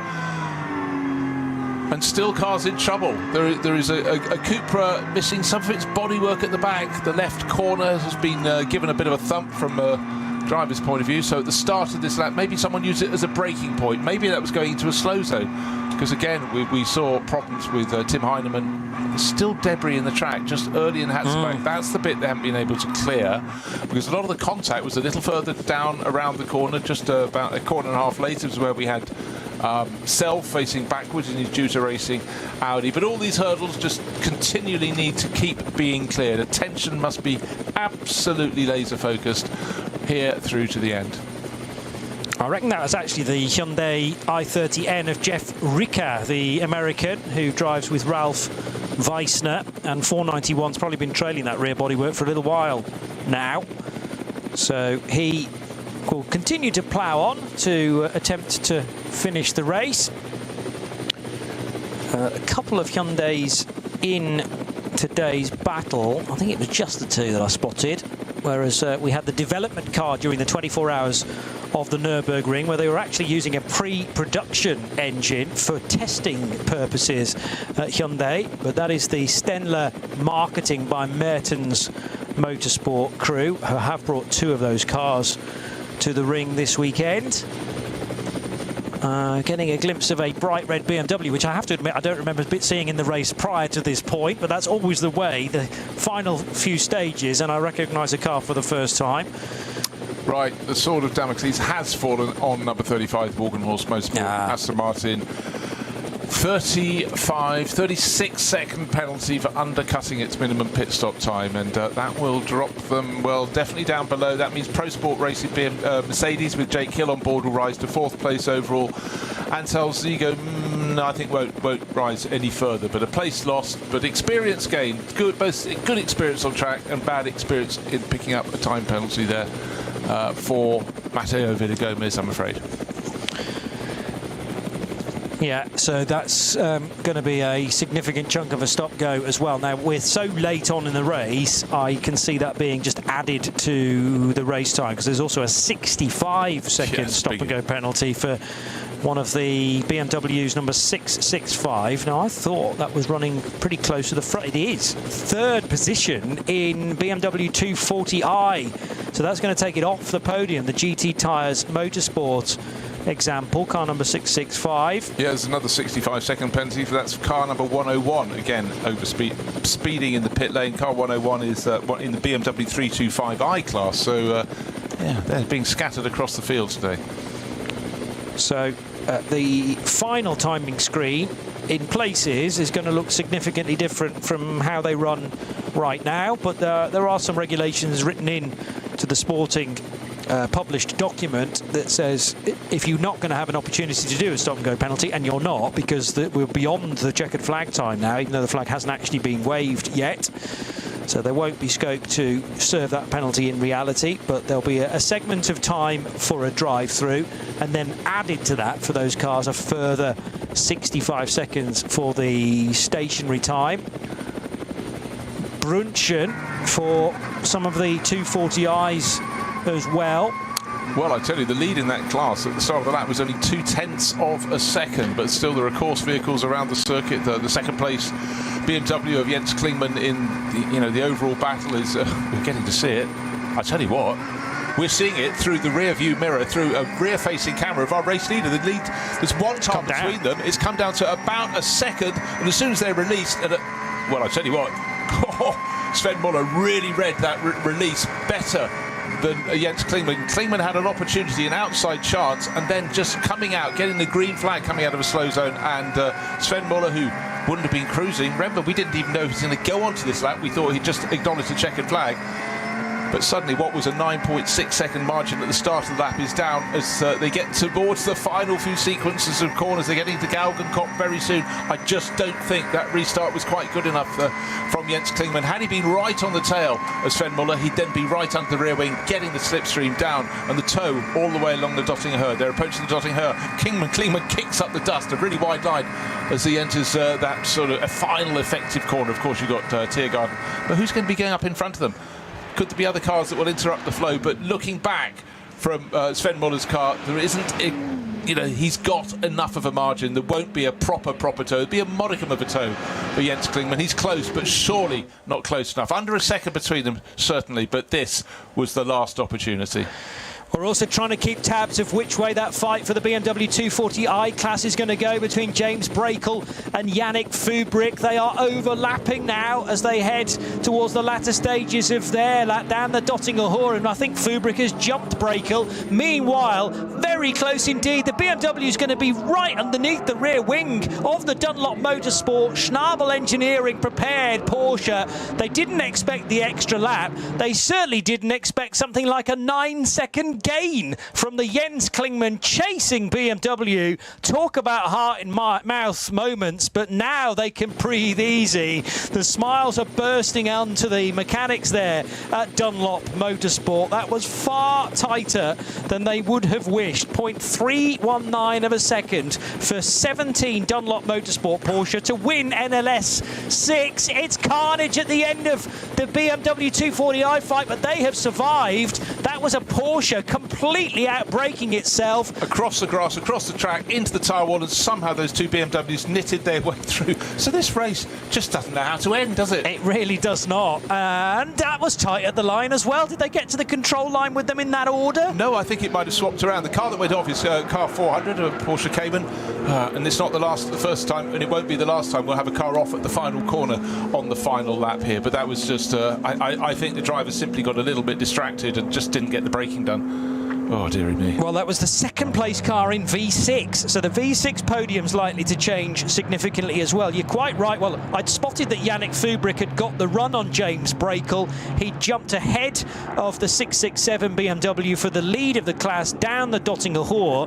I was slightly concerned that Fubrick had got on the anchors to celebrate with the team a tad too early, but he is called as the race winner by 1 second over James Brakel in 667 and the rest of the crew within that car, who are 667. He's sharing it with Josh Hislop. So two British racers in the Mulready, and in fact Aidan Mulready, Irishman. So three drivers from the British Isles, shall we say, and the BMW 240i class just missed out by 667 because Yannick Fubrick, who is a former champion of this race, sharing with Tim Lucas Muller, Eduardo Bergane and Sven Marker. So they actually cycled 4 drivers through in 651 to win the class. So Sven Muller can drive in and say, well, that was easy, wasn't it? Just a quiet drive in the country. But the fact he's being chased across the line, 0.319 of a second was the gap first to second. Another 100 metres, that would have changed, because certainly the grunt, the BMW got really good exit from the final corner.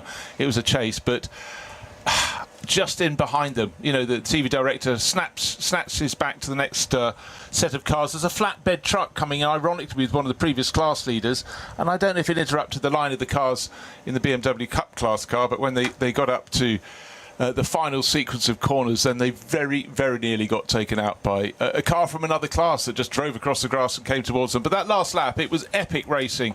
And for Aidan Mulready, an Irish racer who was in that lineup, you know, he's gaining experience quickly, and didn't take a class win today, but he certainly would have gained a lot of experience. He very kindly visited us in our booth, didn't he, during the Nürburgring 24 Hours. He's a pilot from stateside, half Irish, half American, but coming to do his racing in Europe. You've chosen well, Aidan, and no class win today. Or is there? I haven't looked at all the timing screens to see if anybody else has picked up penalties, but it was proper racing to the flag, but so nearly interrupted by someone else having their own element of fun.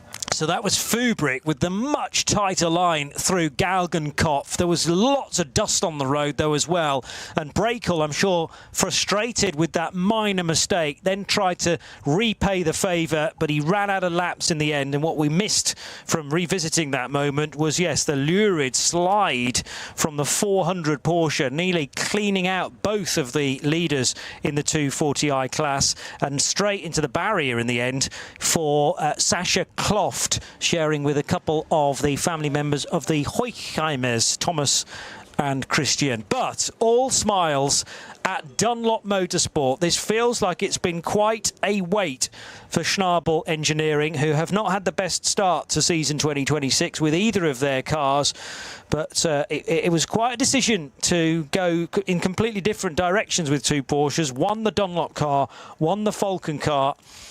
And if that was a tyre that let go on the 44, well, that's two different extremes, isn't it? The Falcon tyre maybe not being able to deal with the heat.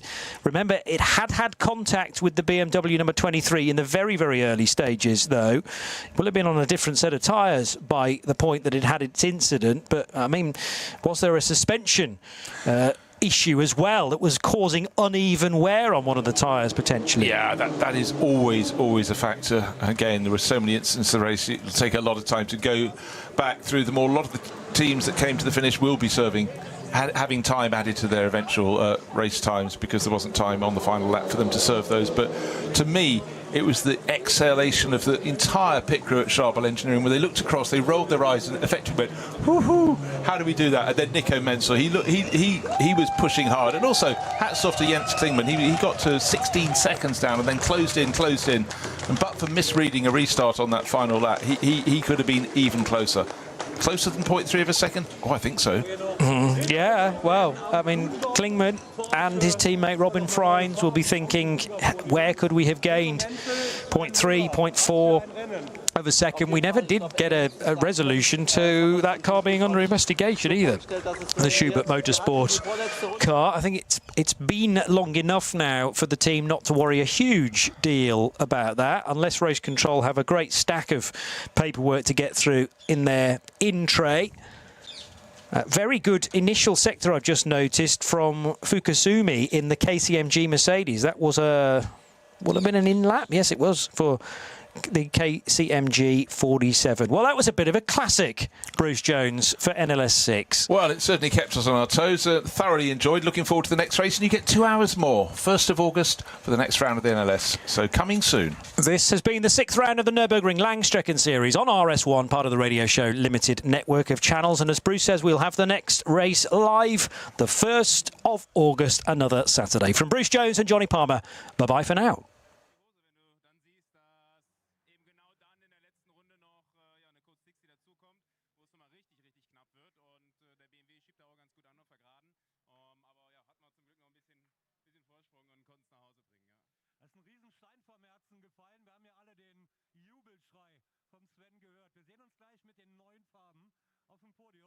Ich gehe mal zu den Herrschaften, die hinten an diesem BMW lehnen, der, wie die beiden sagen, richtig angeschoben hat. Und richtig angeschoben hat zum Schluss der Jens Klingmann. Du hast alles gegeben, du hast wirklich jeden Meter, jeden Zentimeter gekämpft. 0,3 Sekunden zum Schluss. Trotzdem, danke für diese Endphase. Ja, es hat Spaß gemacht auf jeden Fall. Wir sind ja da mit Yokohama, um den Reifen noch weiterzuentwickeln, wie auch für nächstes Jahr bis 24-Stunden-Rennen. War ein knappes Eng, es war wirklich viel los, es war super viel Verkehr und ziemlich messy draußen. Ich glaube, meine schnellste Runde war 8,50 oder sowas, aber ja, am Schluss P2 ist es geworden. Ich glaube, wir sind trotzdem zufrieden und Robin ist ein Wahnsinns-Doppelstinn im Start gefahren und hat uns die Position gefahren. Also danke, Robin, er hatte heute die härtere Arbeit, glaube ich. Letzte Woche, German ist okay. Letzte Woche Rang 2 in Le Mans mit 10 Sekunden Rückstand. Heute Rang 2 auf der Nordschleife mit 0,3. Das nächste Rennen gewinnst du mit 10 Sekunden Vorsprung.